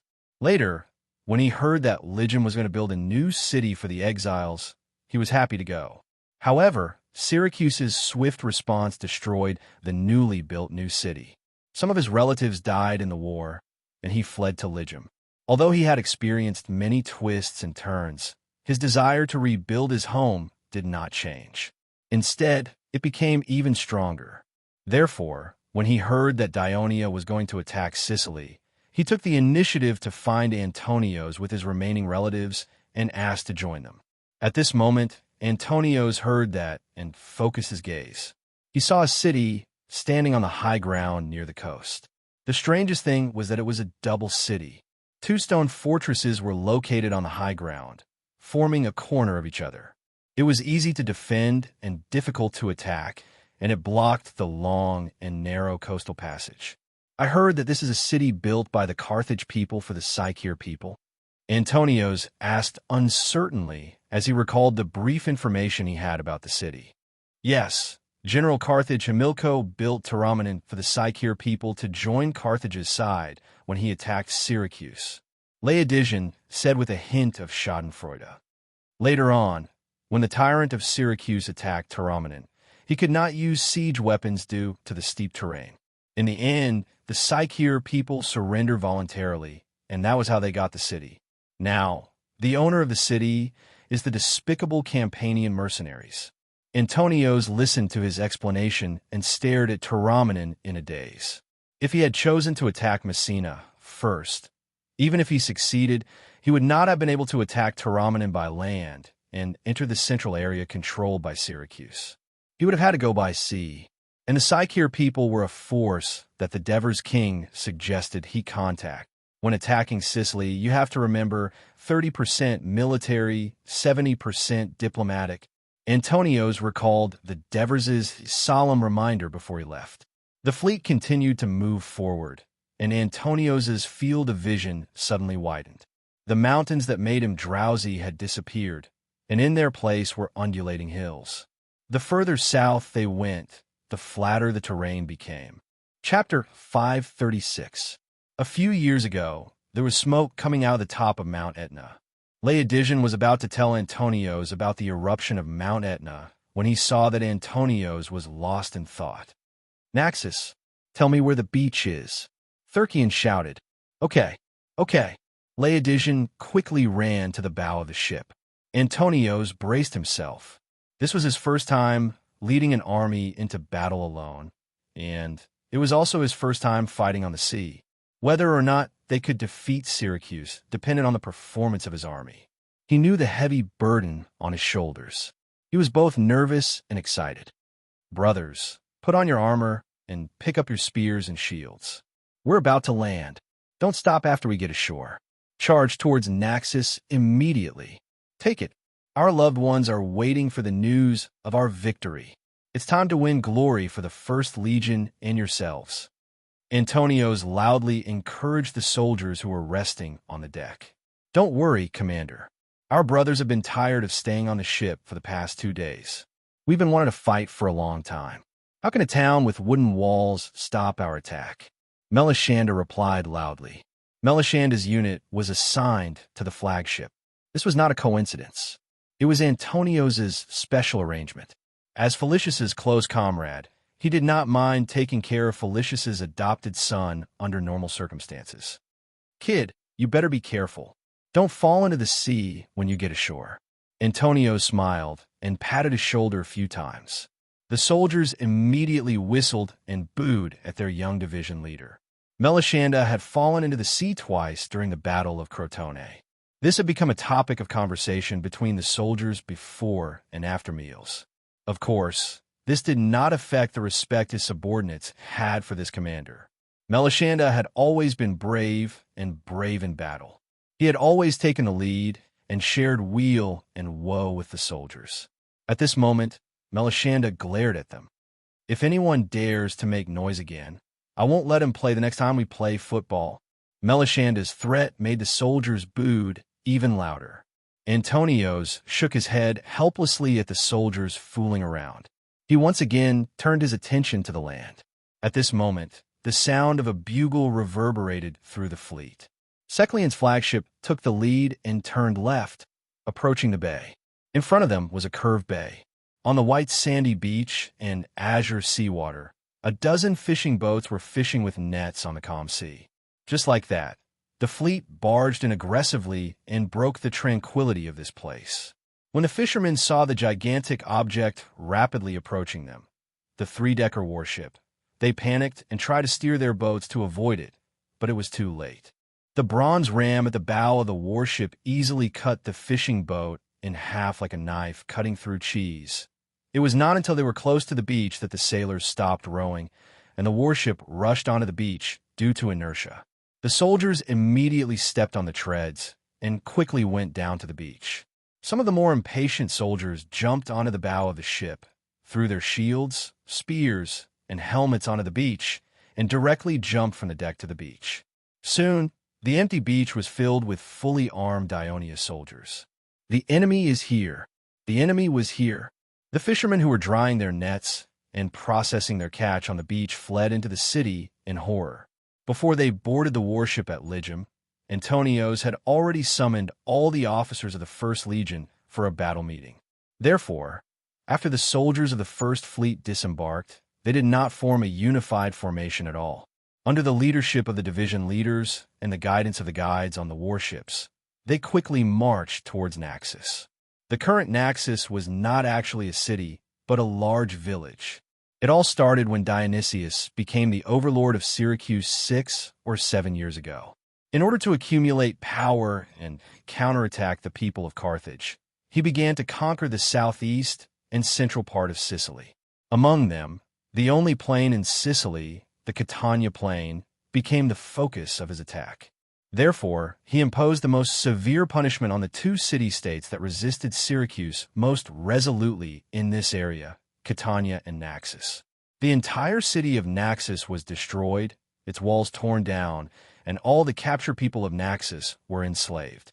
To the south of Naxos, a small city only 25 miles away from Naxos, Sicily, was rewarded for surrendering to Syracuse early on.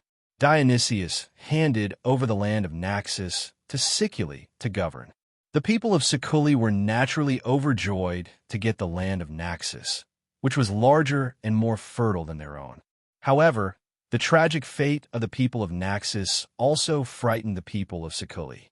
They guessed why Dionysius destroyed the city and tore down its walls, but did not dare to ask the overlord directly.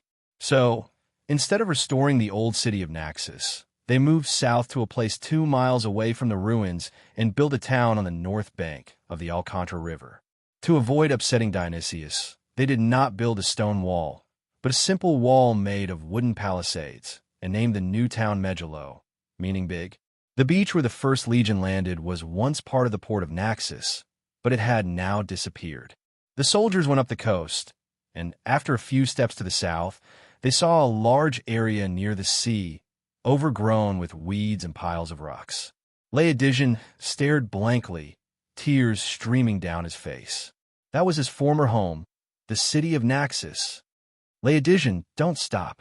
Hurry up and run. We still need you to show us the way. Melisande urged from the front.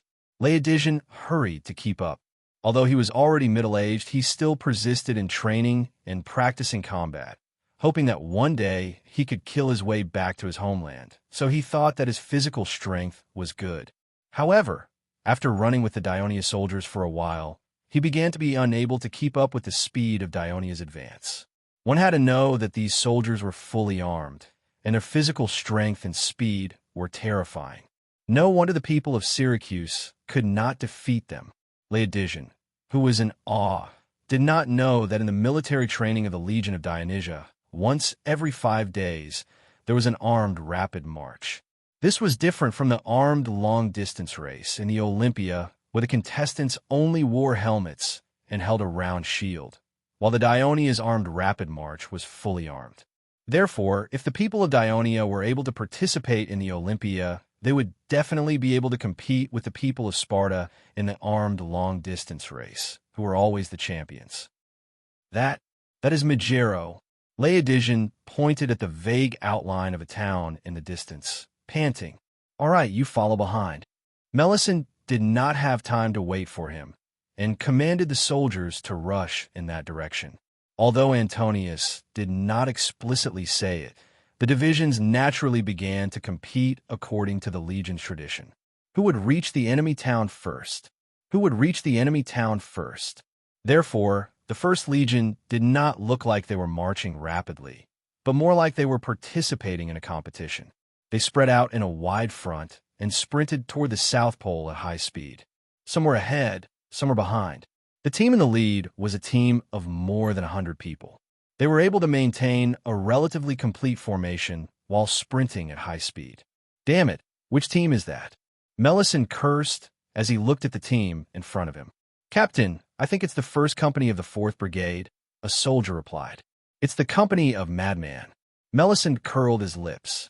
Madman was the nickname of Leotikides because he was famous for the high intensity and high expectations of the soldiers under his command. Of course, the companies he led often won competitions in the military. "Brothers, hurry up, we can't fall behind," Melisande shouted, unwilling to be outdone. Wherever the First Legion passed, the people of Megillo fled in panic. However, the soldiers did not stab them with their spears. Instead, they drove them to Megillo. Although the town of Megillo only had a wooden wall, because it was near the Alcantara River, a moat was dug outside the town. Only the east and north gates were connected to the outside by a suspension bridge. The Siculans in Megillo had just received an urgent report from a merchant ship. A fleet of more than 100 warships was coming from the north. Judging from the pattern on the sails, they seemed to belong to the Dionia alliance. The Siculans were shocked. They had just received the news that the Dionia had defeated Syracuse in battle. In the blink of an eye, the Dionia fleet appeared on the east coast of Sicily. They did not think that the Dionysian fleet that had recently defeated Syracuse's navy came with good intentions. However, before they had time to discuss countermeasures, someone had already fled from the coast and shouted in panic, "The enemy is coming! The enemy is coming!" The Siculans were frightened by the speed of the Dionia's attack and hurriedly gathered some citizens to rush to defend against the enemy. At this time, more and more people were fleeing into the town, causing the suspension bridge and the north gate to be congested. Shiloh Finus claimed to be a free citizen. A few months ago, he was hired by a Siculan citizen to help his employer plow the fields. It was now noon. He should have appeared in the riverside fields outside the town, but he was now in the town and stopped a citizen who was fleeing into the town. "Uncle, what happened?" "There's an enemy coming from the sea. Hurry up and take your weapons, go." The man was still in shock. Shiloh Finus interrupted him. "Enemy? What kind of enemy?" There was fear in the eyes of the citizen. "Black. It's all black. Like a devil from hell." Chapter 537. Black soldiers. That means the Legion of Dionysia is here. I wonder which legion it is. Xenophanes thought in his heart, his eyes flashing with excitement. He turned and ran towards the south of the town, where the free people and the government officials gathered. The fleeing people of Megillo rushed into the town in horror, causing the already narrow passage into the town to be blocked. The drawbridge could not be pulled up and the town gate could not be closed. While the Sicily people were anxiously driving the people into the town, the company led by Leotikides had already arrived outside the town. Seeing this situation, without waiting for the team to regroup, he immediately ordered, "Attack." The soldiers rushed to the north gate and stabbed the people blocking outside the town with their spears. Screams rang out continuously, scaring the people who wanted to enter the town even more. Some simply jumped into the moat, while others desperately squeezed into the town. The government militia at the town gate could not stop them at all. When Melisande's team arrived, they saw that the pursuit of Leotikides' company on the north gate of Megillo had made the town gate extremely bloody and chaotic. Melisande had an idea. If his team went up, they could only follow behind the Madman Company. Maybe they would rush into the town without even touching the enemy. Melisande was unwilling. At this time, he saw some Megillo people fleeing around the moat to the other side. He immediately shouted, "Follow me to attack the other town gate." The soldiers chased the fleeing people to the east gate of Megillo, only to find that the drawbridge had been pulled up. Melisande's heart sank. "Captain, what should we do?" the soldiers asked anxiously. Melisande was also very anxious. He looked back and saw that there were other teams running this way, but he did not find the engineering battalion carrying ladders and wooden planks. Obviously, they must have fallen behind. Did they have to wait here? Melisande looked at the wooden wall in front of them. There were only 20 to 30 enemies scattered on the wooden wall, and only a few of them were shooting arrows at them. The arrows posed no threat to the armored Melisande and Melisande. However, he couldn't predict whether or not they would be pelted with javelins once they got close to the wooden wall. Turtle shell formation. He made a prompt decision. Get close to the moat and swim over. He saw that there were not many enemies on the wooden wall. It was only about 3 meters tall. He could definitely climb up by building a human wall. The 50 soldiers received the order and immediately surrounded Melisande in the middle, forming a tight little square formation. Their heads were covered with long shields, like a huge box covered with iron sheets, and they slowly advanced towards the moat without asking permission. The other squads did the same. Some squads that were further away from the town gates didn't even form the tortoiseshell formation and quickly ran towards the moat. The Sicily people who couldn't enter the town fled in panic, and the soldiers didn't care at all. At this moment, the sounds of fighting and miserable screams came from behind the city gate, mixed with terrified shouts. The freemen and slaves are rebelling. Soon, the Sicily on the wooden wall no longer stared at the Dionia soldiers in front of the moat. Instead, they turned around to fend off the thugs who were rushing up the wooden ladders. Arrows constantly hit the wooden wall, causing the Sicily people who lacked protection to fall. Melisande, who was below the city, didn't know what was happening in the town, but how could he not take advantage of such a good opportunity? He immediately ordered the soldiers to disperse the tortoise-shell formation and quickly rush to the moat. They threw away their long shields and spears, only carrying short swords, and jumped into the moat. Although the body armor made the body heavy, there was occasionally special training in this area in usual military training. The moat was 3 or 4 meters wide. With a kick and 2 strokes of the arm, they reached the other side. Melisande and the soldiers climbed ashore with difficulty and were about to lean against the wooden wall when the drawbridge was lowered and the wooden gate was opened. Someone shouted from the top of the city wall, "I am Xenophanes, a probationary citizen of Dionia. The Sicily people have been driven away by us. Soldiers of the Legion, hurry up and enter the city." When Melisande heard this, he was stunned.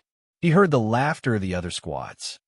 Captain Melisande has jumped into the water again. The subordinate beside him also complained to the captain. "Have you been cursed by the goddess of bad luck? Even we are unlucky with you." Melisande watched the other squads cross the drawbridge easily and enter the town of Magero. He was annoyed. "All of you, swim back into the water with me." "Ah, we're going to the water again. The long shields and spears are on the other side. Aren't you going to take them back?"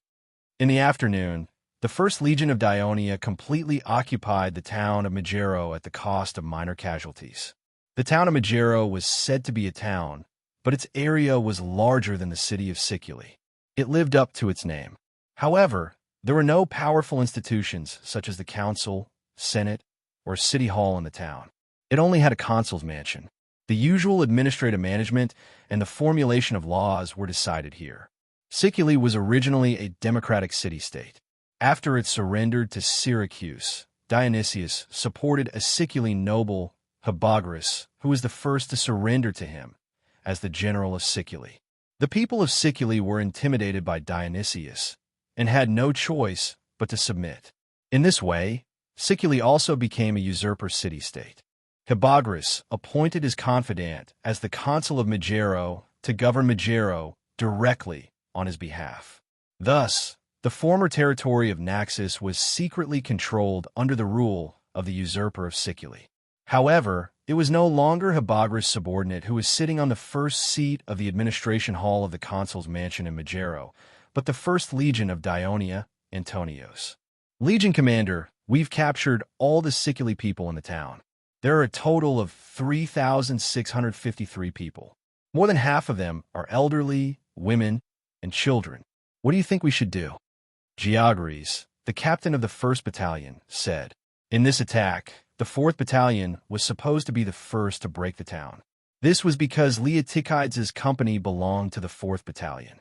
They rushed to the front and were about to break through the north gate. However, a riot broke out in the town. Instead, it allowed the 1st Battalion, led by Melisande, to enter the town from the east gate first.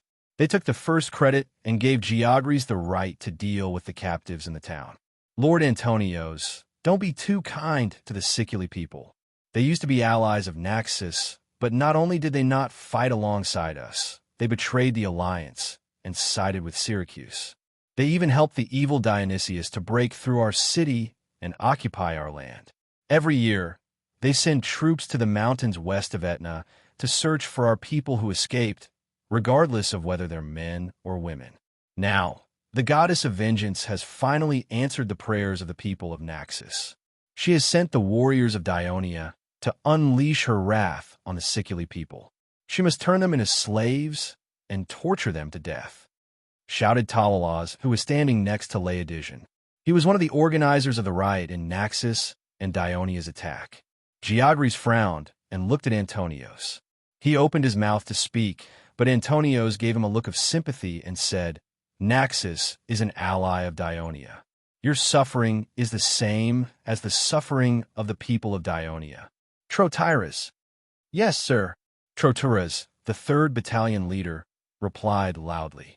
Now, bring the Sicurians to the square. Let the people of Naxos identify the crimes they have committed and punish them according to their demands. Antonio's method was obviously based on what the Devers did to the Crotone captives in Turiae. Yes, sir. Trotyras turned and left.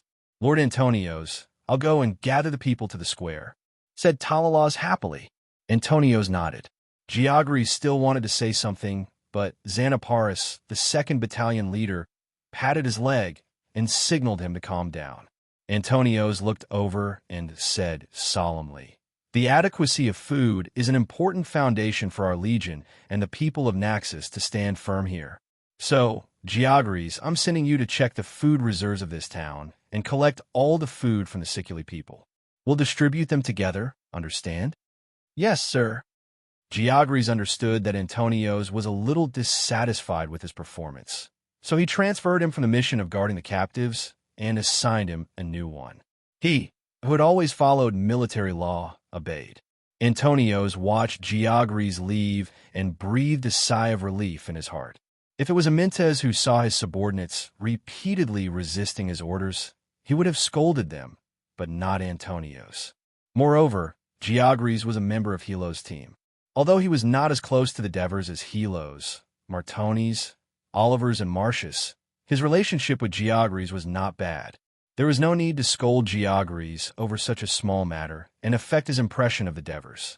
Although Geogris was not a talkative person, there was a dangerous person here. Antonio's eyes quickly swept over to Xenophanes, who was standing quietly in an inconspicuous corner, then quickly returned to his senses and continued to ask, General Salatus has already taken his troops to take over the port, right? Yes, sir. Laodigian of Naxos replied. General Salatus also brought more than 300 strong slaves with him to facilitate the unloading of food and supplies after Jim's ship docks at the port. Chapter 538. Commander, Liger is not far from here. If the wind is right, the fleet can reach here in 2 hours, Xanaparis comforted him. Moreover, Sir Sicorian has left a few fast ships behind. If there are any abnormalities, they will immediately rush back to Liger to inform him. Antonios still had some concerns after hearing this. After all, the First Legion was alone in the enemy's territory. Ensuring the smooth passage of a sea was their only hope. I hope so. He did not want to comment too much on Sicorian's decision. He even thought that if Divers was leading the army here, Sicorian would definitely not have done this. He would definitely have created the conditions to allow the fleet to stop here in the end. Sir, I hope to go to the western mountains of Etna and tell the Naxos people who are in exile there that we have reclaimed the land of Naxos. I believe they will be very happy when they hear this and will immediately come to protect this town. Laodigian begged Antonios. Antonios, however, shook his head and said, Laodigian, you can ask others to recall the exiles of Naxos, but you cannot do it. Laodigian was surprised. He did not understand why Antonios would reject his reasonable request. Just as he was about to argue, Antonios said, I need you to call the Naxos man who just left. Call Talalas, Legion Commander, Chirophinus reminded him.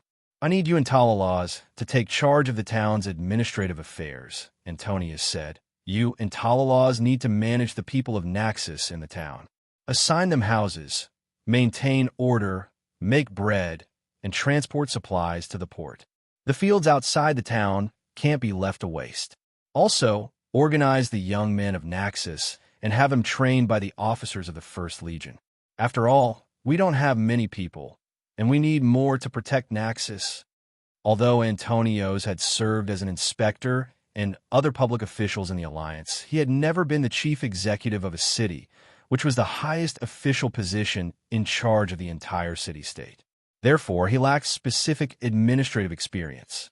What he said was only what he thought and said, without any sense of importance. However, Laodigian was a noble of Naxos. In his more than 20 years of political career, he had served as a general and once as a chief general. He knew very well what he should do and what he could do in such a situation, so he was very happy to get this appointment. Moreover, Laodigian had stayed in Lygium for a long time, so he could feel the importance of Dionia in Great Greece. He was keenly aware that if Dionia really defeated Syracuse, not only Great Greece, but even the eastern part of Sicily would be under the influence of Dionia. Then, what would happen to Naxos? At this moment, Laodigian thought about many things. He looked up at the general in front of him who was said to be the strongest army in Dionia. Although he was in his 40s, he still looked smart and capable. The fact that he was sent to Sicily to fight independently meant that he was probably trusted by the new king of Dionia. During the voyage, Laodigian even heard that he was not married despite his age. Laodigian's thoughts ran wild. He had a beautiful daughter, and he was going to marry her to the son of Lygium's chief general, Antilochus, but Antilochus did not agree. Now, it seemed that although Antonios was a little older, he was a better candidate for marriage. Thinking of this, he quickly said, "Thank you, Lord Antonios, for your trust. Talalas and I will do our best to manage this town well and provide the greatest help to your army. In addition, if there are any important or difficult problems, we will ask you for instructions." Laodigian's humble attitude satisfied Antonios. He said, "Now, there's one thing that needs to be solved as soon as possible. Go tell Serratus and ask him to inform Lygium to send some weapons and armor over as soon as possible. When more people from Naxos arrive, we will need more weapons to build more troops to defeat the people of Syracuse. Also, you need to build a blacksmith shop in the town as soon as possible so that we can repair weapons. Such a big town, but there is no blacksmith shop. The Sicurians are ridiculous. Do they think that if they don't buy and sell weapons in the town, there won't be any free people and slaves rebelling?" Laodigian said angrily, "The Sicurians have a small population and want to annex the land of Naxos. For this, they captured the Naxosians and reduced them to slaves. They also recruited many free people to work this land that doesn't belong to them. In fact, they should know very well that the people of Naxos have hated them for a long time." Antonios nodded. At this time, a man next to Xenophanes said loudly, "Not only are there exiles from Naxos in the western mountains of Aetna, but there are also exiles from Catarni. There are even more of them. I hope to lead them here. Please allow me, Lord Antonius." "You are?" Antonios looked at him and asked doubtfully. "He is one of the organizers who helped the First Legion take down Megero and cause the riots in the town. He is Lexi Paradis of Catani," Xenophanes said. "Catani?" Antonio's heart skipped a beat and immediately said to him, "Of course we welcome the arrival of the Catani. The king of Dionia sent the army to Sicily not only to defeat Syracuse, but also to let the Sicilian city-states that had been oppressed by Syracuse regain their independence, and let the people who had lost their homes restore their homes. Thank you, the Great Dionia Alliance. I will do my best to gather the Catani to contribute to this great goal of the Dionia Alliance." Lexi Paradis said loudly with a grateful look on his face. Laodigian also voiced his agreement. "There is Tauromignon in the north. Pay attention to your safety when you go to the mountains west of Aetna," Antonios reminded him, then looked at the 4th platoon leader and said, "Tigedalos, take out 200 soldiers and build a sentry post 4 miles north of Megero.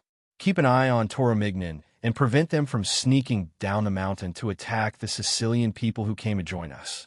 If Tauromignon dares to send an army out, Have the soldiers stationed at the sentry post report immediately. Yes, Commander. The strong Tagetelos replied with a strong voice like thunder. The other platoons will now lead the soldiers to strengthen the walls of Majero and build defensive measures. Yes, Commander.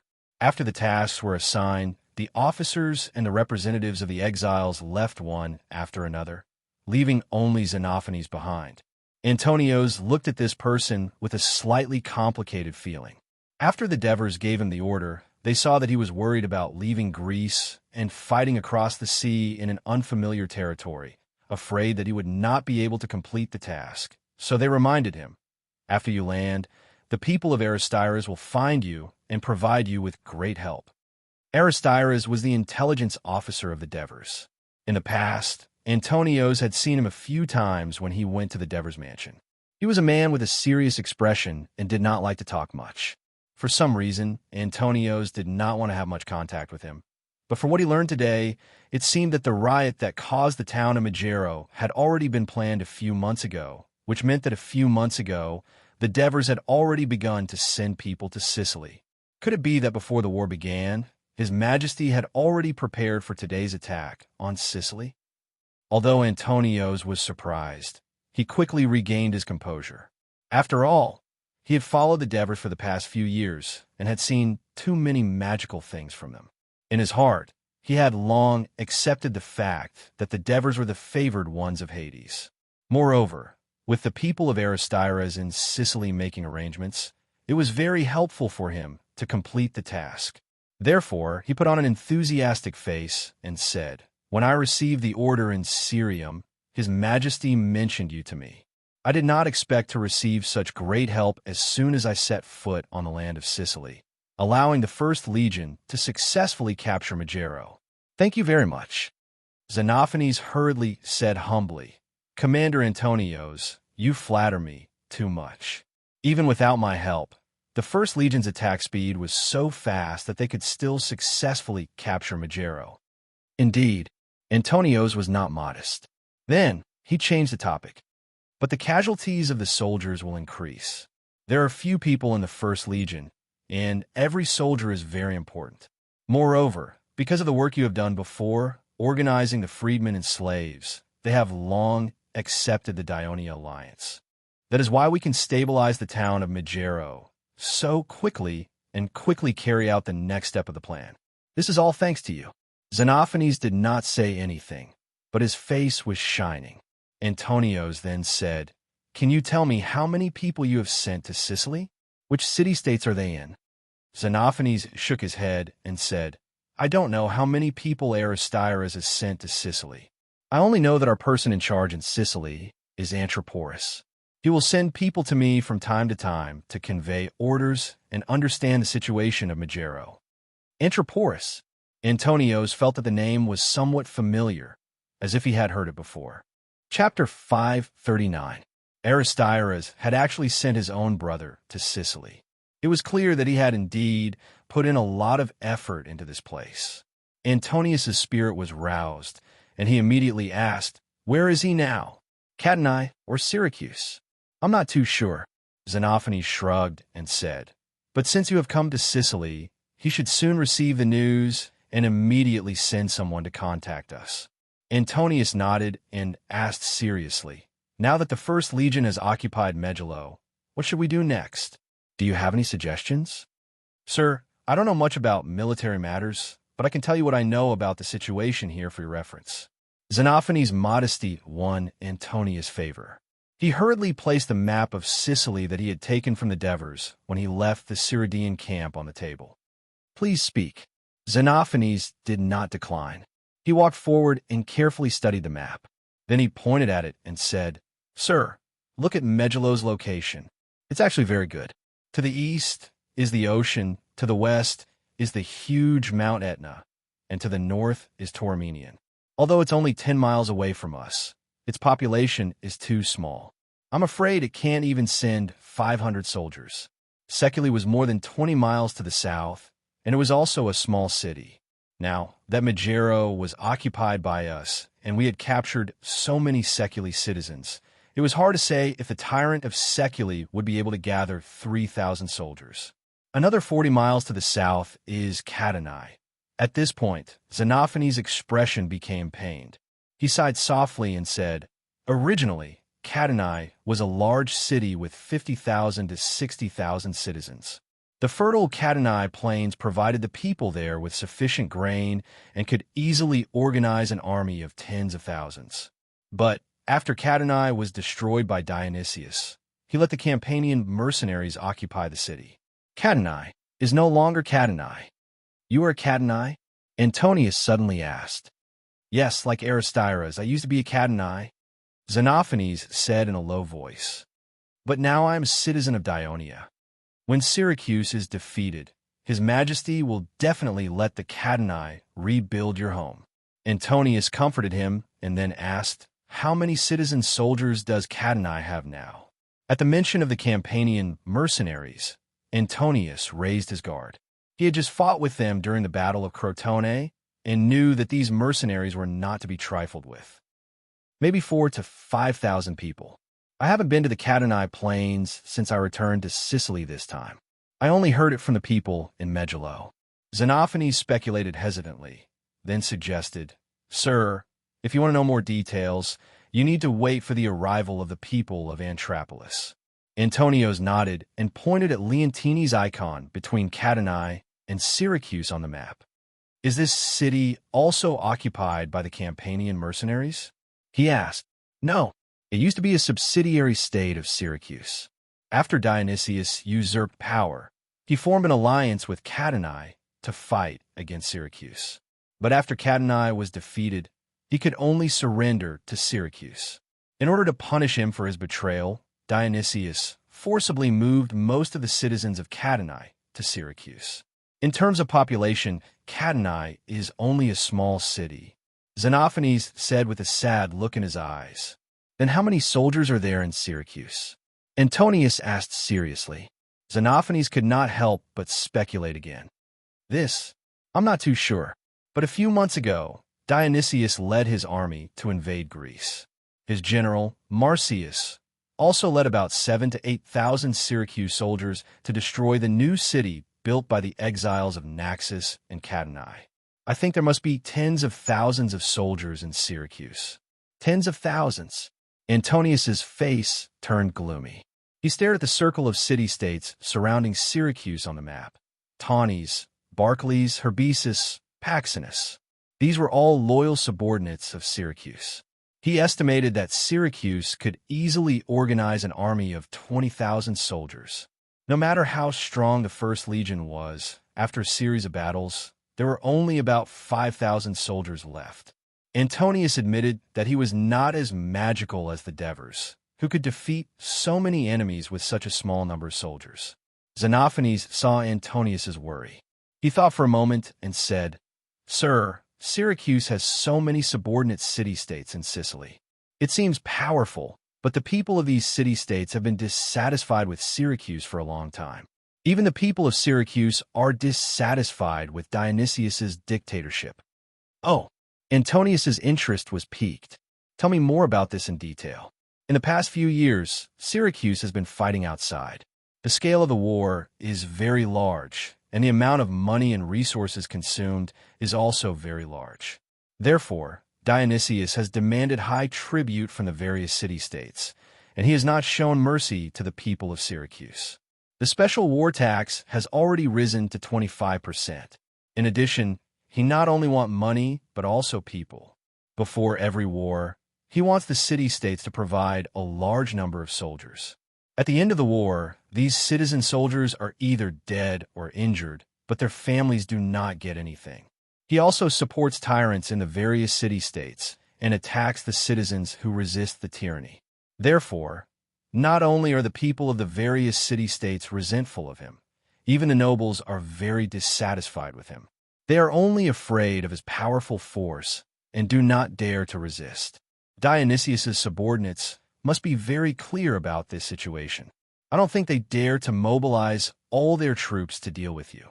After Dionysius led his army to attack Greece, the Sicily people of Megillo often secretly cursed him for the failure of this expedition.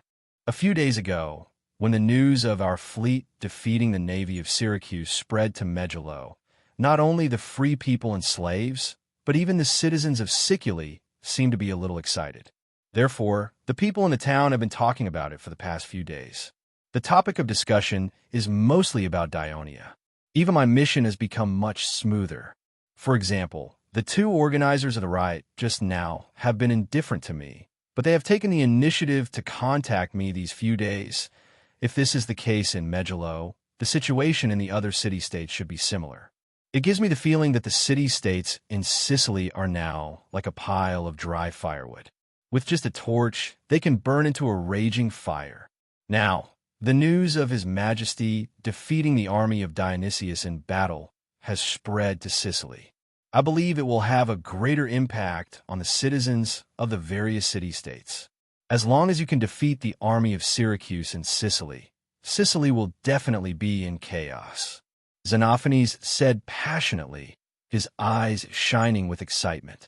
It's not that easy to defeat the people of Syracuse in Sicily, Antonio said with a bitter smile.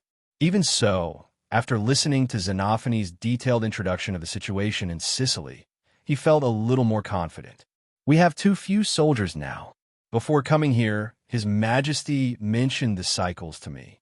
Do you think we can work with them to deal with the people of Syracuse? Xenophanes thought for a moment and shook his head. Although the cycles are natives of Sicily, they are different from the Lacanians and the Briti of Greece. They are not as barbaric. Oh no, they are fierce and ferocious. Xenophanes remembered that the two races were already citizens of the alliance, so he quickly changed his words. The cycles' lives are no different from us Greeks, but they prefer to live in the mountainous interior of Sicily. They are a race without credibility. When Carthage attacked, they surrendered to Carthage. When Syracuse was strong, they allied with Syracuse. However, their fickleness was met with retribution from the gods. Dionysius pretended to ally with them. After defeating Carthage, he murdered the Cycles' king, Agelaus, and sent his army to take down the central town of Aegilion, completely destroying it. His atrocities terrified the Cycles, and the other towns of Cycles quickly submitted to Syracuse. This time, when Dionysius invaded Magna Graecia, the Cycles even sent some soldiers to him. That's why I think the cowardly Cycles will not ally with us to attack Syracuse, but they might not attack us either. They might remain neutral. However, if Syracuse loses to us, they will join the winning side. Antonio understood. This was a race that bullied the weak and feared the strong. Chapter 540. Now, the ruins of Aegilion have become the largest gathering place for the exiles of Catanae, Naxos, and other cities. Since the death of Agelaus, the Cycle people have not elected a new king because of Dionysius' suppression. The various Cycle towns can no longer unite, so they are not much of a threat to the settlement of Aegilion. Instead, the Sicily, Tauromenian, and Catanae mercenaries who come to sweep from time to time are a great threat to them. Chirophanes added, if these exiles can come to Megalo, then you can add 4,000 or 5,000 soldiers, my lord. A group of untrained mobs from various city-states would be inferior to a group of slaves in battle. Antonios thought to himself, but did not say it out loud. He looked at the location of Aegilion that Chirophanes pointed at. It was on the west side of Mount Etna, and from Megalo, they could reach it by following the Alcantara Valley to the west. However, this meant that Tauromenian's position posed a threat to the tunnel. Wouldn't it be too little to send only 200 soldiers to defend against Tauromenian's invasion? Antonios asked, if I lead my troops to attack Tauromenian, will the slaves and free people there cooperate with us? Chirophanes shook his head. I'm afraid it will be difficult. At that time, Dionysius gave Tauromenian to the Campanian mercenaries to occupy. Although there were not many of them, the city of Tauromenian was not big, and there was little arable land. They did not need too many slaves, so they often sold the exiles they captured to Catanae and Sicily. The free people would not go to Tauromenian either. There was neither a port nor arable land there, so how could they live? Chirophanes recalled something, and fear appeared on his face. I've seen Tauromenian before. It is on a high mountain, steep, and can only be reached by a winding path. If our soldiers attack it, I'm afraid we will have to pay a great price." And he did not finish, but it was obvious that he did not think the First Legion could take the mountain city. Hearing this, Antonios was slightly disappointed. "However, if you attack Seculi, my lord, the slaves and freedmen, there will definitely be able to provide help." Dionysius had destroyed quite a few city-states. Now, apart from Syracuse and its surrounding city-states, the entire southeast of Sicily had more land than people. As far as I knew, not only were most of the slaves in the cities exiled, but many of the free citizens were exiled as well. Just like Megalo, they constantly desired to overthrow Dionysius's rule and rebuild their homes. The citizens of these cities also knew about this situation, but they did not take effective measures to stop it because their newly acquired land and port needed a large number of people to take care of it. Although the situation described by Shiloh Phineas was tempting, Antonios was not prepared to do so. The reason why he wanted to take Tauromene was because he had to deal with the attack of Syracuse while ensuring the safety of Megalo in the north. Otherwise, if the people of Syracuse attacked from the south, the mercenaries of Tauromene attacked from the north, and even the colonists of Messina and Medma would send reinforcements, Megalo would be in danger of being completely surrounded. As for taking down Sicily City, it seemed perfect, but when a great enemy was about to arrive, splitting his forces would lead to the possibility of fighting on two sides. This was a great taboo stipulated in the law of Dionysus, and Antonios would certainly not make such a mistake. Antonios thought silently. "It seems like I can only strengthen the defense of Megalo, wait for the arrival of those exiles, and decide on the next step of the plan according to the situation." When the envoy of Sparta, Callissippus, returned to Sparta, teacher Aegisai had already received an order from the Council of Elders to go to Corinth and replace Praxidas to command the army of the Sparta alliance and continue to attack the city of Corinth. Callissippus reported the process of the envoy to the Council of Elders. These elders of Sparta, who were over 60 years old, were surprised by the stubborn attitude of the people of Dionia, who still wanted to defeat Syracuse in the face of such a difficult situation. What surprised them even more was that Dionia actually defeated the navy of Syracuse. This unexpected result made the elders look at each other. After a while, Elder Diopetius asked in a deep voice, "Callissippus, the people of Dionia have arrogantly rejected our friendly proposal of Sparta. This way, the war in Greater Greece will continue. You have just returned from Greater Greece, and you know the situation there. Do you have any suggestions?" "Dear elders, Dionysius is determined to conquer Greater Greece, and the Devers are determined to avenge the people.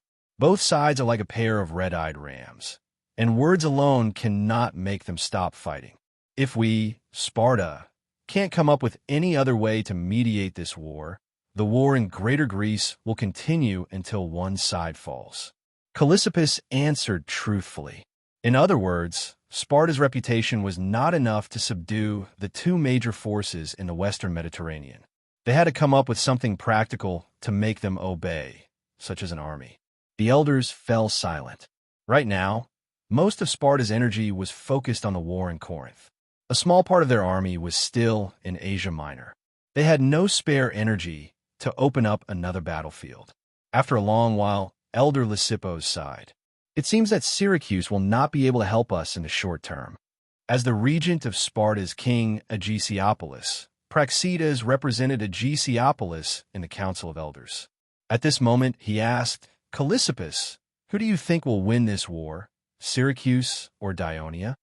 As soon as this question was asked, the other elders looked at him in surprise. The meaning in their eyes was obvious. Of course, although Dionia won the naval battle, the final victory would still be settled on land. However, the difference in strength between the two sides was obvious. The possibility of Syracuse winning was very high. After all, Dionysius was leading an army of 80,000. Sparta had never had such a powerful army before. However, Callissippus was hesitant. He thought for a while and said, "Although Dionysius has an obvious advantage in terms of strength, Dionia has the Devers. In the past, every war that happened in Dionia, based on the situation before the war, we always thought that they couldn't win. But in the end, they always won. That was why Dionia became a city-state alliance that we couldn't help but pay attention to in just a few years. Now, the Devers have defeated the Simonians in central Italy and returned to Thurii. It's said that under his command, the Dionysian fleet miraculously defeated the navy of Syracuse, which was far stronger than them. Now, he's leading Dionia's army to face Dionysius's Syracuse army. It's really hard to tell who will win. Dionysius is not like those stupid generals that Dionia has faced before. One of the elders retorted, "He defeated Carthage." The Devers. Diopetius sighed. "Callissippus, I remember that you once suggested to the council to accept him as Sparta's VIP. "Yes, I have proposed it to the council," answered Charles Thorpe truthfully. "I didn't expect that the insignificant young man a few years ago would become a headache for us, Sparta." Diopetius turned to the elders and said with a solemn expression, "We need to seriously consider Callissippus's deduction and consider how Sparta should respond if Dionia really defeats Syracuse." The elders were shocked and fell into deep thought when they heard this. They suddenly realized that although Sparta did not have much contact with the Dionia alliance, their relationship was not very good. On the contrary, they heard that Dionia had signed a friendly agreement with Sparta's mortal enemy, Athens. Once Dionia won the Great Greek War, Sparta's previously considered safe rear, the Western Mediterranean Sea, would become a huge hole. While Sparta would have to deal with the challenges from Athens, Thebes, Corinth, and other traditional powers, they would also have to guard against the hostility of the powerful city-state alliance in the West. The pressure that Sparta would face would undoubtedly increase dramatically. Many of the elders' faces turned gloomy when they thought of this. One of the elders pretended to be relaxed and said, "This is just a hypothesis. The possibility of Dionia winning is very small. We might as well make it so that Dionia has no chance of winning at all." Another elder said fiercely, "What do we do then? Send troops to support Syracuse in Greece. Most of the warriors are now concentrated in Corinth. How can we still send troops? Ask for help from other allies?" Unfortunately, our attention and support for the Western Mediterranean Sea has always been invested in Syracuse. Our understanding of Greece is not as good as Athens. Praxedes was angry that the elders had removed him from his position as the commander of the Sparta alliance army. He mocked them to his heart's content. Oh, right, there's also Tarentum. Unfortunately, when Dionia won the naval war against Syracuse, they were easily defeated. Look, this is the Western Mediterranean plan that you've been working on for decades. What a pile of sh*t. All the elders were rendered speechless by his words for a moment. At this moment, a voice rang in the quiet hall. "Perhaps we can have a friendly discussion with Dionia." Chapter 541. Friendly negotiation? How so? Lysippus frowned and was about to ask. Suddenly, the door of the venue was pushed open, and Inspector Indius walked in. The rotating chairman, Lysippus, was very dissatisfied and shouted, "This is the most sacred place in Sparta. As an inspector, don't you know the procedures that outsiders must go through to enter this place?" "I'm sorry, Honorable Elder Lysippus." Indius bowed and apologized, still unable to hide the excitement on his face, because the Elders' Council has always emphasized the need to keep abreast of the progress of the war in Corinth, so it seems that there is some good news. Lysippus looked at him and said slowly, "Say it, young man. Let us be happy too. There's been too much bad news during this time." "It's Corinth's battle report. King Agesilaus has captured Port Lycaon," Indius said loudly. Port Lycaon. The elders suddenly showed joy. Corinth, as the city-state of the isthmus that led to central Greece from the Peloponnesus Peninsula, was the main battlefield in this war between the Sparta alliance and the anti-Sparta alliance. Half a month ago, the fierce battle that lasted more than half a year caused heavy casualties and huge losses to Corinth. The people in the city began to feel confused about the future of the war. Some pro-Sparta citizens began to take action. They were ready to launch a riot, overthrow the oligarchs in power, and make Corinth surrender to Sparta.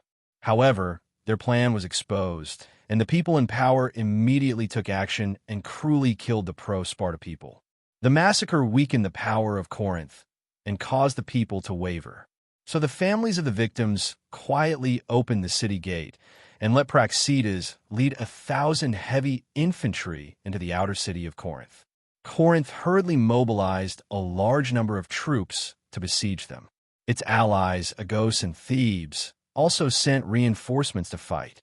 After many fierce battles, the two sides failed to completely repel the Sparta people, but they also did not let the Sparta people gain more achievements. The Sparta people occupied part of the outer city of Corinth and were in a stalemate with the allies. However, the Sparta Council of Elders was tired of Praxedes's poor performance in Corinth for a long time and decided to replace him. When the news reached Praxedes' ears, he was very angry. He was also troubled by the enemy's endless attacks in the city. So he simply led the army to retreat from the outer city of Corinth and did not take any more offensive actions. This gave the people of Corinth a chance to breathe. The people of Athens also rushed over with many carpenters and masons, taking the opportunity to repair the repaired or destroyed city walls. The morale of the soldiers of Corinth was restored. Now, at the south end of the isthmus was the city of Corinth itself to the west, and the affiliated city of Argolis to the east, mainly guarded by the Agatians. The two cities were connected by a long wall, completely blocking the land passage through the isthmus. At the north of the two cities, reinforcements from Thebes and Athens would come through the isthmus passage on the east and west sides at any time to help. When Agesilaus rushed to the outside of the city of Corinth to take over the army, he was faced with the enemy whose morale was rising and the fortified city defense. After understanding the situation of the battlefield in detail, he did not continue to use the strategy of the former commander, Praxedes, to attack head-on. He pretended to attack the city of Corinth, but he let his brother Tilius secretly lead the fleet to work closely with him. He led the elite soldiers on warships, bypassing Corinth, and suddenly landed on the north of Corinth, near the Corinth Canal, the port of Lycaon. The defenders of Lycaon were unprepared, and soon the Sparta people occupied the port. Just when the Sparta Elder Council received the good news, Agesilaus had already defeated the army sent by Corinth many times to recapture the port. Then, he commanded the army to capture the port of Sigyon, which was not far from Corinth and also belonged to the anti-Sparta alliance. A few days later, Agesilaus continued to work hard. He led the army and took the warships to capture a port further north of Corinth, Port Pilion. This port was the only way for Corinth to connect to the Piotia region. After the Sparta people occupied it, other than the east side of Corinth, which was still connected to Argolis, the other directions were surrounded by the Sparta people. More importantly, Agesilaus used this port as a stronghold and sent his army north along the west side of the isthmus. Soon, they entered the Piotia region and conquered Sidon, Clomion, and other city-states. This caused a commotion among the city-states of Piotia. The other city-states sent envoys to Agesilaus' camp to ask for peace. Even the Thebes finally sent envoys under the appeal of the people. Under such a trend, even the people of Corinth began to waver. During this time, Agesilaus was shrouded in the halo of victory. He seemed to have become the arbiter of all Greece, washing away the shame of being a cripple for decades.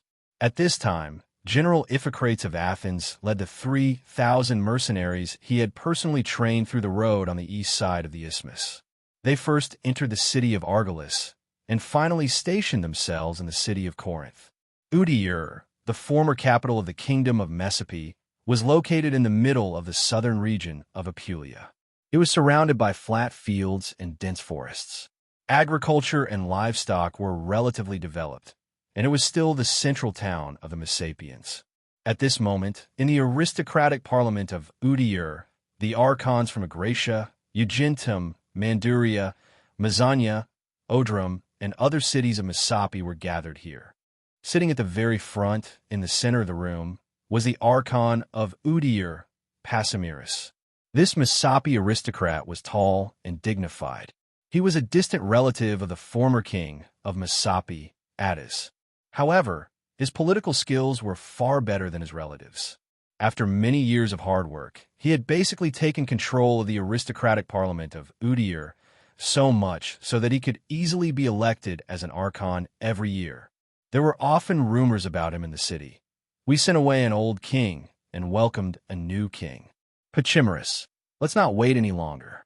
It seems that our allies will not come. Carmelus, the consul of Uzentum, could not help but say, "Be patient. I think the Pachetti will come, but they're the furthest from here, so of course they will come later," Timoglass, the consul of Agracia, advised. "Timoglass, I heard that your Agracia has been in close contact with the Pachetti in the past few years. No wonder you're speaking up for them. Agracia has almost become the territory of the Pachetti." Thayerst, the commander of Brindisi, mocked.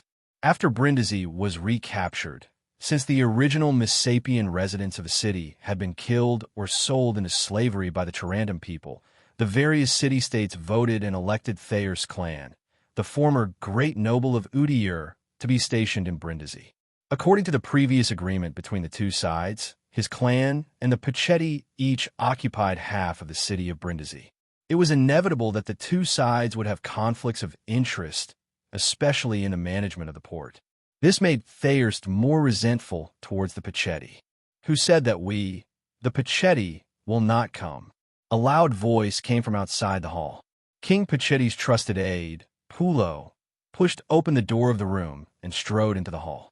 "If it wasn't for you delaying the attack on Tarantum so much that we thought you were going to cancel the attack, we would have come a long time ago." Pachimerus smiled slightly. "We waited for a better opportunity, and now the opportunity has come. Tarantum has been hit hard by Dionia, and most of its militia has been lost. Dionia has defeated Tarantum's ally, Syracuse, in Crotone. Now the two sides are confronting each other in Siltam. This is the best time for us to boldly attack Tarantum." In the backyard of the great chief's residence in the city of Potentia, Plummet was discussing with Vale. The tribal chief said impatiently, "Great chief, Dionia has already occupied Kapsa. My tribal territory is no longer in danger, and I can lead my people back to my territory. But the evil Samanai burned down my territory, and most of my warriors were killed or injured. Now I don't have enough labor to rebuild my village, so you must give me some Samanai captives and enough food." Plummet looked troubled. "Although the Devers gave us a lot of food when they left, the other tribes have taken a lot of it with them when they returned to their territories, so the food supply in the city is still a little tight. I can only give you a portion of the food. If you want your tribe to survive this winter, you have to think of another way." "Why do I have to think of a way and not the other tribes?" Vale felt that it was unfair. "Because your tribe is near Kapsa," Plummet said softly. As a chief, Vale was not a fool. He quickly understood the great chief's intention. What if Kapsa doesn't have enough food? If Kapsa is also short of food, Borat would have asked me for help, Plummet said calmly. Plamote said calmly, "Vale, the Samanai captives are not ordinary slaves. Your tribe has too few warriors. Can you tame them?" "Great chief, don't worry. Have you forgotten which tribe in Potentia has the most experience in dealing with Samanai captives? Apart from our tribe, there is no one else," Vale said proudly. Plummet did not say anything. Indeed, in the past, Vale's settlement was adjacent to the Samanai people. Whenever there was a conflict between the two sides, the captured captives were often handed over to his tribe. Most of his people could also speak Samanai. Chapter 542. Vale imitated Bora's persuasive tone and said helplessly, "Elia used to be a fragile hare that was often bullied by us. Now, relying on the Dionia, he actually became our ally." Plummet saw that he still seemed to be a little uneasy and wanted to persuade him, but he saw his trusted servant rushing into the hall. Vale saw that Plummet's expression had changed after he whispered a few words to Plummet, so he quickly asked, "What happened?" Plummet turned to look at him and said in a deep voice, "Dionia defeated the army of Syracuse." The Dionia really won. Vale's eyes widened in shock, and he could not help but murmur, "Sir Devers is indeed powerful. So Greece is Dionia's?" "Not only Greece," Plummet said lightly. After learning this news, The remaining worry and the remaining hope in his heart disappeared. He exhaled lightly and said, "Go back to the territory and bring 20 sheep with you. Give Lady Alexis a congratulatory gift on my behalf." Based on the impression of the Salmoni and the historical records of his previous life, the Devers asked Alexis to lead the army to attack Kapsa cautiously. In fact, the Devers lured and annihilated the main forces of the Pentine tribe and the Cautini tribe in Poseidonia. Then, the Salmoni camp in Potentia was met with a camp howl, which caused the warriors of the Hilpini tribe to suffer heavy losses. In the cold winter wind and rain, the Salmoni warriors were starving and fled into the mountains. They lost their way, encountered wild beasts, caught a cold, and ran into the Lacanian search team. The defeated Salmoni soldiers were like stray dogs, living in a state of panic. Even though tribal leaders like Leskok gathered some of the Salmoni warriors and fled back to Kapsa, in the face of the fierce joint army of Legio III and Potentia, none of the leaders thought that this small town and these extremely low morale and exhausted warriors could stop the high morale enemy. So, the Salmoni fled north in panic. The leaders of Cautini were anxious to lead the defeated soldiers back to Cautini because the defeat of the Salmoni would shock central Italy. They were worried that the Campanians near Cautini's territory would make a move. Leskok was anxious to return to Beneventum. Although the four major tribes of Salmoni used to get along harmoniously, the Hilpini tribe had suffered such a crushing defeat. Once the other tribes had bad intentions, Beneventum, which was close to Pentini and Cautini, would be in danger. He had to return as soon as possible.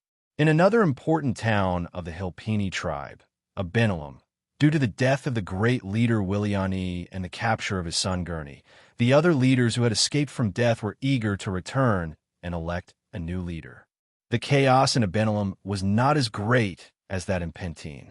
Its entire tribe, from the great leader Torek to the leaders below, was either killed or captured. It would take a long time for the entire tribe and territory to stabilize. After the alliance of Dionia and Potentia easily occupied Kapsa, they discussed whether to continue the attack north. Pollitt strongly requested to continue the attack. He believed that the Salmoni had suffered heavy losses, low morale, and abandoned Kapsa. This was a typical example. They should take this opportunity to completely eradicate the threat of the Salmoni in the north. Printos objected. First of all, the mountainous terrain to the north of Kapsa was getting higher and more complex. The Lucanian soldiers and potential warriors in the army were completely unfamiliar with this area. If they rashly went deeper, they could easily be ambushed, and the transportation of supplies was quite difficult. Besides, the military focus of Dionia at this time was Syracuse. It was not appropriate to expand the war, lest the alliance was unable to maintain a two-pronged war. Alexis supported Printo's view, but he also had his own unique idea to try to attack Erna. Erna was the only port town of the Salmoni in the west. In fact, it was not built by the Salmoni, but a city-state built by the Greeks of Campania.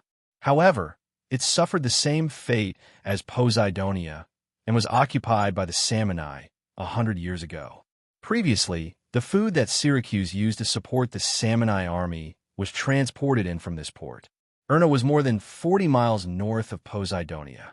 The terrain between the two cities was flat.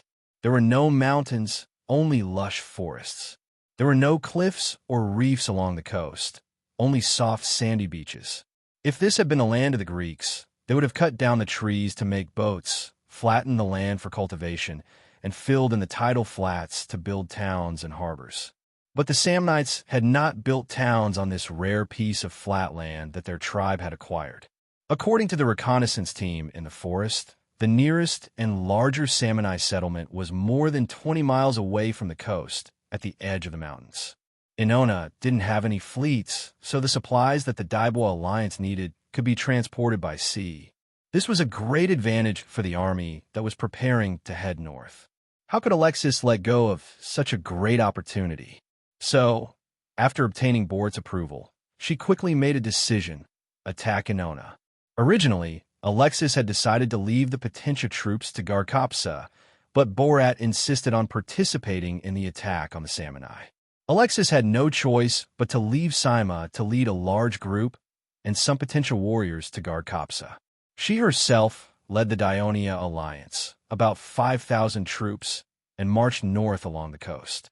A fleet of ships, loaded with supplies, set off from Poseidonia and accompanied them. The area the army passed through was originally the territory of the Hilpini tribe, but at this time, the Samanai tribe of the Hilpini tribe was like a dragon without a leader. In addition, in order to invade Potentia, the great leader Villani had gathered almost all the young men of each tribe. Now, the Samanai warriors who had luckily escaped death or capture were either fleeing for their lives or had just returned home in shock. When they heard that the Dionysian army was attacking, no one dared to stop them. They all fled to the mountains with their families. Therefore, the allied army was not disturbed at all and successfully arrived at the city of Erna. Erna was originally a medium-sized city, but after it was occupied by the Samanai, most of the Samanai tribes did not want to live by the coast. Not many tribes moved there, and it became a small city. Previously, the warriors in the city were conscripted to fight in the south, and only about one-third of the tribesmen managed to escape. When they heard that the Dionia army was attacking, the whole city was terrified. In the early days of the Samanai occupying Erna, the army of the Campanian alliance attacked many times, trying to recapture Erna. The Samanai people in the city defended the city while asking for help from the great leader Hilpini in the mountains. They gathered their army to repel the Campanians, and the Campanians returned in defeat many times. As time passed, the power of the Samanai people grew day by day, and they had already threatened the core area of the Campanian alliance. The Campanian alliance, led by Napoli, could not even take care of themselves, let alone recapture Erna. Therefore, the territory of Erna had not been touched by war for decades, and they often crossed the mountains to the north to harass the Campanians. Now that the Dionia army was attacking, the people of Erna were uneasy to find that the city had not been repaired for many years, and the city's defense was almost broken. The Samanai army had suffered a crushing defeat, and the mountains were in chaos. They sent people to the mountains to ask for help. But who could they go to? The people of Erna were panicking. How could they be willing to abandon their homeland that they had lived in for 100 years? Just as they were hesitating, Alexis arrived with her army. She did not attack the city immediately, but calmly ordered her army to build a camp and unload the supplies from the fleet that was anchored on the beach nearby. 2 days later, he planted all the flags of the Samanai tribe under the city walls of Annona one by one. Then he gathered 10 ballistae and shot stone bullets together, knocking down a wooden sentry tower behind the city walls. After a series of exclamations in the city, he sent someone to shout at the foot of the city, demanding the other side to surrender. After an urgent discussion among the panicking Samanai people, one of the elders said something thought-provoking. He said, "My people, the situation here has changed greatly. The heavily damaged Abinalum and Beneventum will not be able to protect Erna for a long time, and Erna will be vulnerable to enemy attacks. Even if the people of Dionia do not attack, the Campanians in the north and the Potentians in the south will take advantage of the decline of the tribe to come for revenge. Erna will never have a day of peace. Why don't we take advantage of this war, which has reduced the number of tribes in the mountains? If we move now, there will be some good places for us to live in." After a heated debate, his suggestion was approved by the majority, so the people of Erna quickly sent an emissary out of the city to meet Alexis. The emissary expressed that the people of Erna were willing to give up the city as long as the people of Dionia allowed the people of the city to leave safely. Despite Beleg's objections, Alexis accepted the proposal without hesitation. It was not a big deal to allow a few thousand Samanai people to leave with their belongings without shedding a single drop of blood on their swords. The people of Erna passed through the heavily guarded camp of the allied army uneasily. Legio III strictly followed the previous agreement and did not invade them in any way, which confirmed the reputation of Dionia for keeping its promises. After Legio III successfully entered Erna, Alexis stopped all military operations. She only ordered the mountain scouts to monitor the movements of the Samanai people in the mountains, and, at the same time, ordered the soldiers to strengthen the city's defenses. Chapter 543. This piece of good news allowed Alexis to have nothing to worry about. At this time, the Campanian alliance from the north sent a messenger. Samani, Potentia, and Dionia had such a huge war, but as the enemy of Samani, the city-state of Campania had been watching silently. Only when the outcome of the war was decided and Dionia's army was approaching Campania did they finally send out a messenger. The city-state that the messenger came from was only separated from Annona by the small Sorrento Peninsula. It was only about 40 miles away, next to Mount Vesuvius. It was Pompeii. The messenger came to see if the Dionia had any intention of threatening Campania. Alexis told him without hesitation. The Dionia were only fighting back against the Samni's invasion and had the desire to be friendly with the Greek city-states of Campania. They had absolutely no intention of invading. The messenger from Pompeii returned happily, and at the same time, he brought with him a small request from Alexis. She hoped that they could exchange the spoils of War of Samni for grain. Michaelisus was a citizen of Syracuse. As a native who had lived here for generations, he owned 10 acres of land, 2 fishing boats, and a shop in the city's market to sell fish. If it were not for the high war taxes that Dionysius collected every year in the past few years, his family would be quite well off. When the news of Syracuse's army's victory in Magna Graecia came again and was announced in Apollo Square, the people cheered with mixed feelings. He always felt a little regretful, because when the citizens were mobilized in the square, Lady Luck did not favor him. He was not chosen, and lost a good opportunity to plunder the spoils of war in Magna Graecia to improve his living conditions in recent years. In his opinion, any opposing force would be vulnerable under the attack of such a large force of Syracuse. However, the situation had changed in the past few days. After the bad news of the navy of Syracuse suffering 2 crushing defeats and almost losing all their warships, the excited citizens of Syracuse were doused with a can of cold water. The unheard-of Dionysian fleet defeated the Dionian navy that dominated the Ionian Sea. The people of Syracuse couldn't believe their ears. They cursed Admiral Leptinus, angrily believing that it was his foolish command that led to their defeat. Back then, after the naval battle with Carthage's people failed, they should have replaced this defeated general. Because of this, some people shifted the blame for the failure to Dionysius. They believed that it was because of Dionysius's nepotism that his mediocre younger brother was not replaced. Compared to the indignation of the people in the city, the scene at the port was completely different. After all, more than 400 warships required a large number of sailors. More than half of these sailors were from their allies in Sicily, while the other half were from the poor and freedmen of Syracuse. Syracuse's navy was full of sailors. Regardless of whether the warships were sunk or captured, the sailors would not have a good ending. When the bad news arrived, it affected almost every household in the port and the bay. Out of concern for the safety of their loved ones, the poor and lowly citizens cried in sorrow, but they were even more resentful towards Dionysius, who oppressed them. Over the past few months, there had been dissatisfaction towards Dionysius circulating in the port and the city. For example, the reason why we are so poor is because those outsiders, referring to Dionysius's mercenaries, have taken away our land and occupied the public offices of the city that should have belonged to us. No matter how many drachmas we earn, we can't keep up with the rate at which Dionysius collects taxes. Dionysius likes the mercenaries more than the citizens of Syracuse. He shouldn't be the general of Syracuse. He should be the leader of the mercenaries. However, over the past few days, a new rumor quickly spread through the port. The people of Dionia only hate the tyrannical Dionysius. As long as his dictatorship is overthrown, Syracuse and Dionia will be able to reach a peace treaty. The 14,000 Syracuse sailors imprisoned in Dionia will be able to return home safely. This rumor was so convincing that many people in the harbor believed it without a doubt. Thus, it quickly spread throughout the entire bay, and it was said that it had even spread to the neighboring cities. When Michaelisus heard this rumor, he was shocked. This was an open request to overthrow Dionysius. Perhaps the people of Dionia were behind this.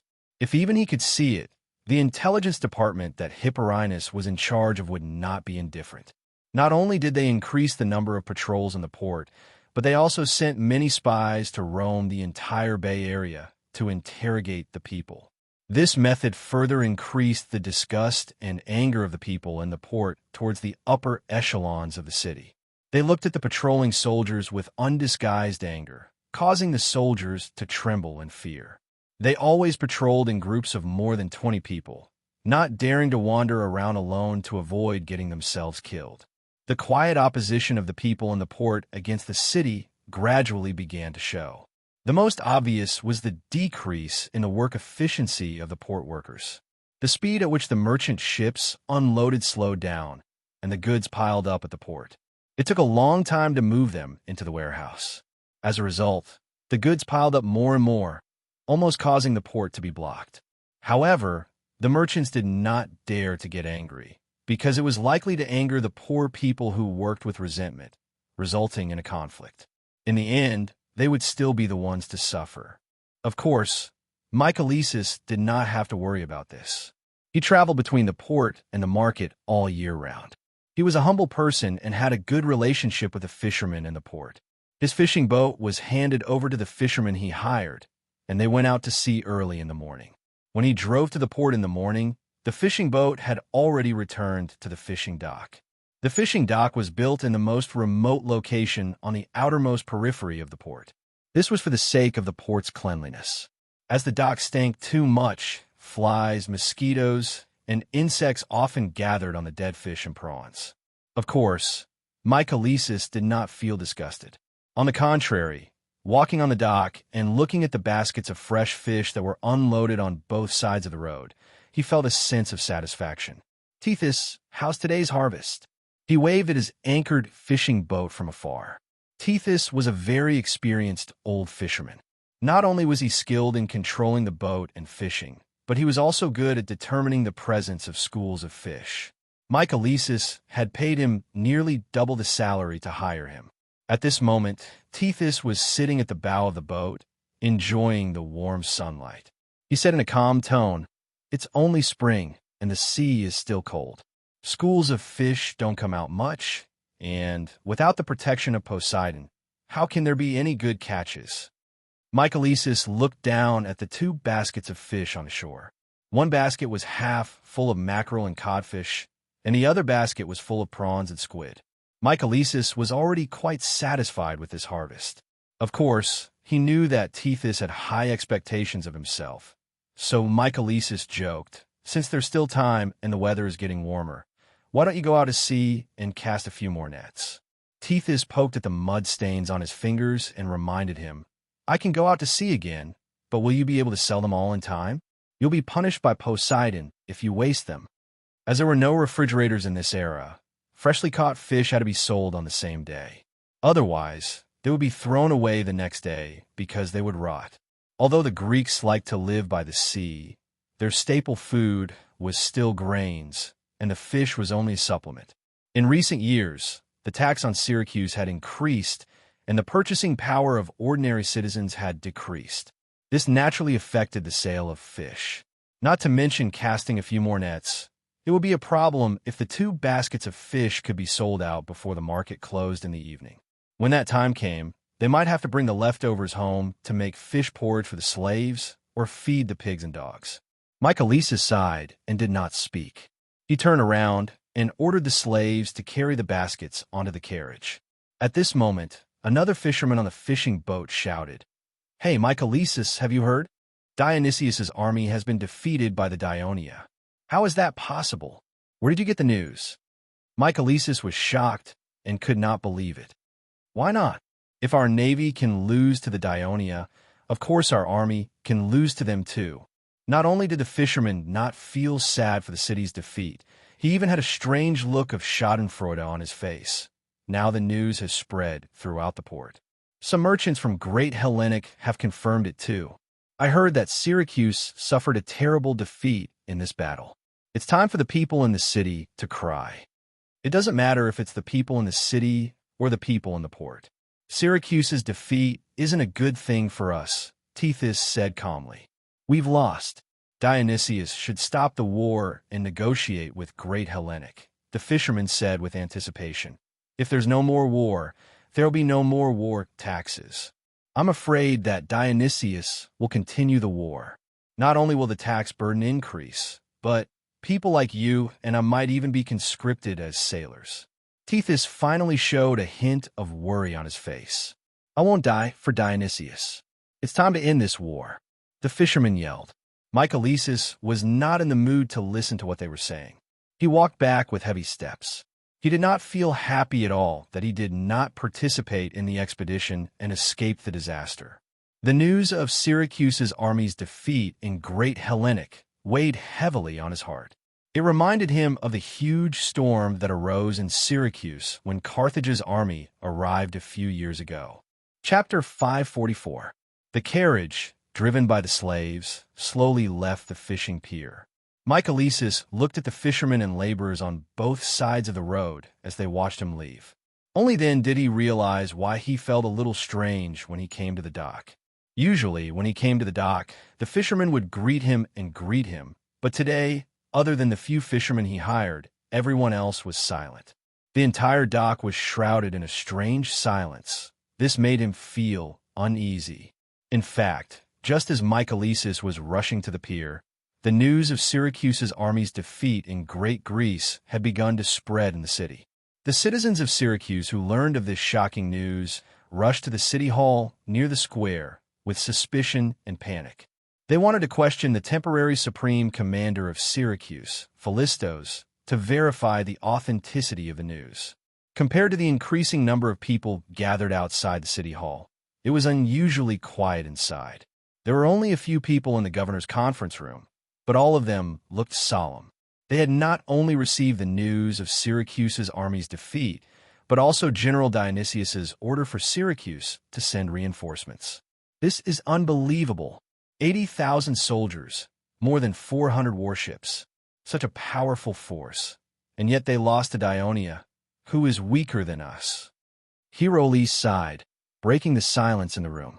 No one can always win, especially in such a difficult sea expedition. As long as the final victory belongs to Syracuse, with the wealth and population of Great Greece, all the sacrifices will be worth it. Lord Hierolyse, am I right?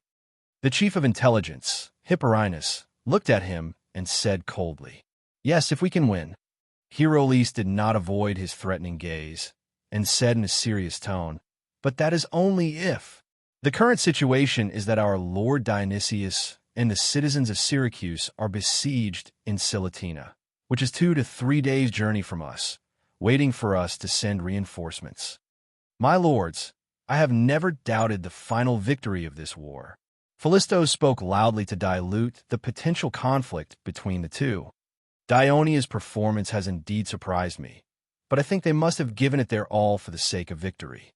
On the other hand, Syracuse still has sufficient manpower and financial resources. As long as we can organize another army and send it to Greece, Dionia won't be able to resist us. You're right, Philistos. But to build an army of 20,000 men and 100 warships in such a short period of time is not an easy task. It's not easy, Philistos said firmly, but we must do it. This is a matter of life and death for Syracuse. He then looked at Messias, the former leader of Campania's mercenaries, who was appointed by Dionysius as the commander of the garrison. General, how many more citizen soldiers do you think Syracuse can recruit? Messias thought for a moment before answering. At least 10,000. We can mobilize more than 5,000 people outside the city, but inside the city. At this point, Messias unconsciously looked out of the hall with a worried expression. With the current situation, I'm afraid it's not easy to mobilize for war again.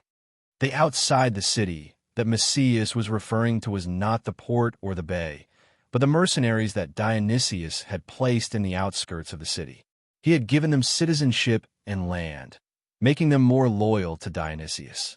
Dionysius had moved the population of the conquered city-states many times, and had also placed mercenaries mainly from Campania to occupy the land that the neighboring city-states had been forced to give up.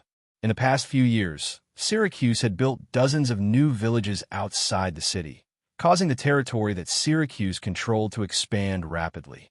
It was now the most powerful city in Sicily, and even in the Western Mediterranean.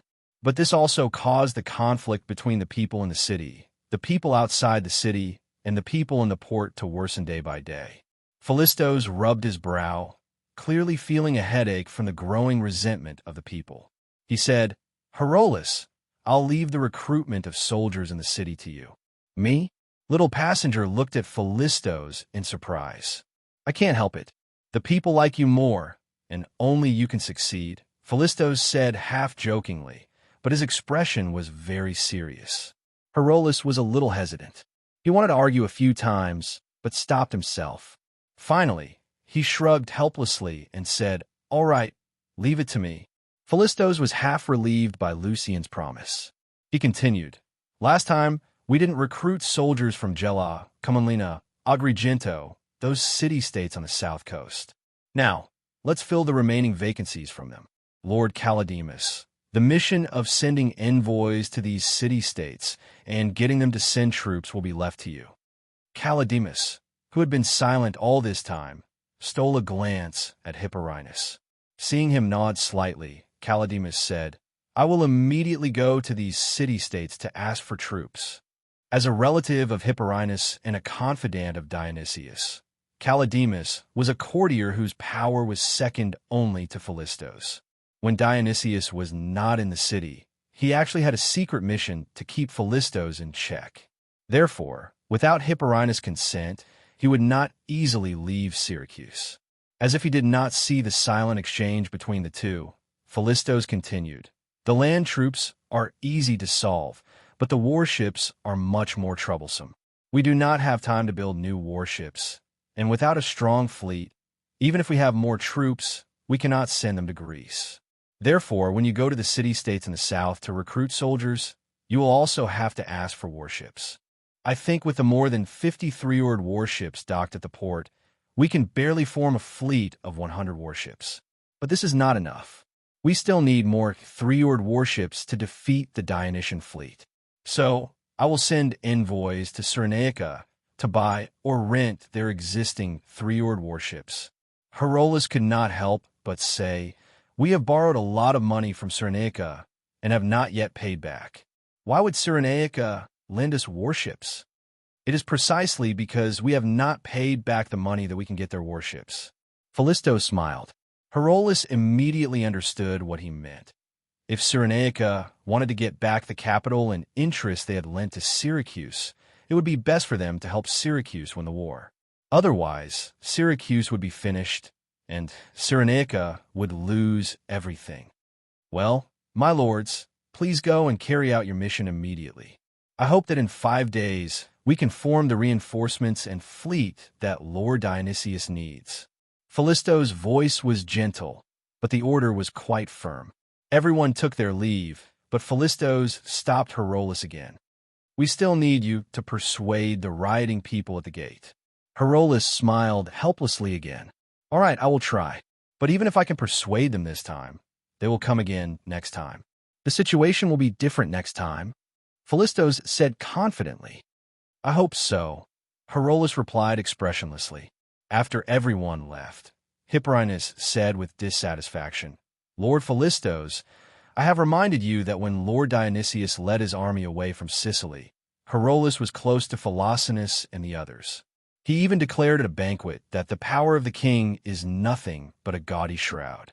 He openly expressed his dissatisfaction with Lord Dionysius. I hope you can temporarily imprison him until Lord Dionysius returns. But not only did you object, you even gave him power. What if what Herolus said at the banquet was drunken talk? There is no need to take it seriously. Besides, I know Philoxenus and the others very well. Other than drinking and talking, they can't do much. As a scholar, Philistos had a better understanding of the group. Considering Hipporinus' identity, he patiently advised, even though Herolus has some minor problems, he has outstanding abilities.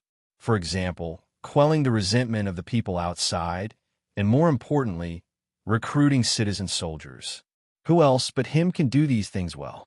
In such a terrible situation, he is my best helper. He has such a great influence among the people. If he wants to cause trouble, the damage will be even greater. Hipporinus said coldly. Have you found anything? Philistos asked. Not yet, but his slaves have been entering and leaving the port more than usual. The port is in chaos now, and there are many rumors. I'm afraid that there are spies from Dionia causing trouble. Hipporinus' words caused Philistos' expression to become serious. Monitoring the people's abnormalities and ensuring the safety of the city is your responsibility. I have no right to stop you. If I find that Herolas is doing anything that is detrimental to Syracuse, I will not care about our friendship and will imprison him. After all, if there's a riot in Syracuse, the safety of all of us will be threatened. Philistos' expression was cold, and at the same time, he was subtly reminding Hipporinus that as Dionysius's most loyal follower and relative, Hipporinus' impression of the people was not much better than Dionysius's. They were all in the same boat. Lord Hipporinus, I have decided to send 200 mercenaries to the port. I also hope that you can ferret out the spies from Dionia in the port as soon as possible and restore order to the port. Chapter 545. After sending off Hipporinus, Philistos sat on the wooden chair and stared blankly for a while. When the Dionia emissary came to Syracuse to protest, although Dionysius and Philistos paid more attention to Dionia, they did not really regard them as an evenly matched opponent. But now, he never expected that 80,000 troops and more than 400 warships, such a powerful force that could sweep through Sicily, would be defeated by the independent Dionia in Greece. If Dionysius, and he had known that it would be such a terrible result, they would probably have delayed the attack for a few more months and made more preparations. But now it was too late for regrets. Only by doing their best to win this war. Otherwise, the fate of Syracuse, Philistos' mind flashed with the images of the destroyed Catanae, Naxos, and Carthage, who was forced to sue for peace. He could not help but shiver. The situation in Sicily was very calm now, but who knew if this calm would give birth to a bigger storm? He put away his worries and prepared to summon the finance minister to discuss the issue of money and food for the second expedition. But he saw Hipporinus, who had already left, rush in again with an unconcealable panic on his face. Philistos' heart suddenly skipped a beat, and he heard Hipporinus say anxiously, I just received urgent news from my men. The Dionia have landed in Sicily, and they have captured Megillo. Bad news came one after another, hitting Philistos like a giant hammer, making him dizzy. He put his hand on the wooden table and asked bitterly, Is this news true? I think you will soon receive the emissary of Sicily's request for help, Hipporinus said anxiously. Philistos was stunned for a moment, then suddenly shouted to his subordinates, Quick, go and call Herolas, Marcia, Callidemus, and the other lords back. There were still the same few people in the meeting room, but the atmosphere was more solemn. The news that the army of Syracuse was defeated in the battle shocked everyone, but it happened in Greece after all. But now that the flames of war had reached Sicily, the sense of urgency was even stronger. What worried them even more was that the fact that Dionia dared to send troops to Sicily meant that they had the confidence to completely defeat Syracuse's army in Great Greece. Dionysius' situation in Great Greece was very bad. How many Dionia landed on Naxos? Macias asked the most important question. My men have reported that there are about 6,000 to 7,000 of them, and most of them are wearing black armor. Intelligence on the Dionysian army indicates that only the soldiers of their so-called official corps are allowed to wear such armor. Also, they attacked very quickly. It only took a little more than an hour for Meler to be captured. Although some of the Naxos slaves rebelled, it's clear that this is no ordinary Dionysian army. Hipporinus warned in a serious tone. The others furrowed their brows even tighter. No matter how strong this Dionysian army is, we must destroy it as soon as possible. Philistos looked at everyone with a serious expression. He slammed the wooden table with his left hand and reminded them loudly, The defeat of our army in Great Greece has probably caused some of the city-states in Sicily to have other ideas. Now, the news that the army of Dionia has landed in Sicily will only cause the seemingly peaceful situation in Sicily to become turbulent. The rebellion of the Naxos slaves is a clear proof of that. We must destroy this army as soon as possible and use this victory to tell the other city-states in Sicily that Syracuse is still strong. This is the only way to maintain the current situation. Once this panic spreads, it will bring us endless trouble. I will immediately go outside the city to mobilize the soldiers. We can immediately recruit about 6,000 soldiers. Also, the 1,000 mercenaries on Ortygia Island. Before Messias could finish, Hipporinus interrupted him. The mercenaries on Ortygia Island cannot be mobilized. They are there to ensure the safety of Lord Dionysius and his family, as well as all of you. Herolas raised the corner of his eye imperceptibly. Can the citizen soldiers in the city be gathered tomorrow? Philistos turned and asked. Herolas shook his head. It will be very difficult. The rioting people outside the city hall have yet to subside. I estimate that it will take at least 3 days to gather them in the square. Do your best. Philistos did not have much hope in the first place, so he said to Messias, I'll send someone to inform the allied states in the north urgently now. Let Taunis, Leontini, Catani, and Sicuri gather their troops. You'll lead the army north tomorrow and bring the armies of these allied states under your command along the way. The Dionia have invaded Sicily and occupied Melar. The next threat will be the governance of these city-states.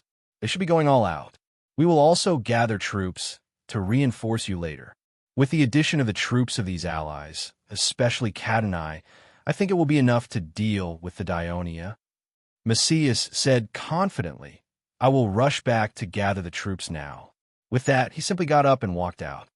Lord Callidemus, go to the southern allies and urge them to provide troops as soon as possible. After gathering the troops, immediately lead them to Melar. Philistos continued. Callidemus knew that the situation was urgent and did not argue with Philistos. He immediately agreed. Herolas finally managed to persuade the people gathered outside the city hall to leave. It was already dusk when he returned to his mansion, exhausted. When the door closed, his seemingly exhausted energy immediately recovered. He quickly walked to his study, followed by his most trusted slave, Tista. As soon as he sat down, Herolas hurriedly asked, Any news from there? Yes, master. Tista carefully handed over a papyrus that was folded into a small square. Herolas quickly opened it. To outsiders, it was densely packed and strange symbols, but he knew very well that this was the mysterious Devers number that was popular in Dionia. He suppressed the excitement in his heart and said to Tista, Go outside and wait for a while. After Tista left the study and closed the door, Herolas took out the book, History, from a bookcase. According to the numbers provided on the paper, he found the corresponding page number, line number, and word number. But this was not the end.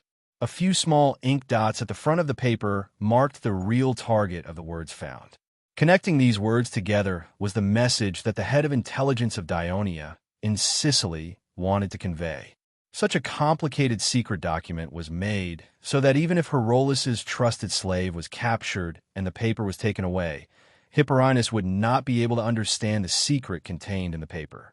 If he was careless, Hipporinus' men might even throw it away as a slave scribbles.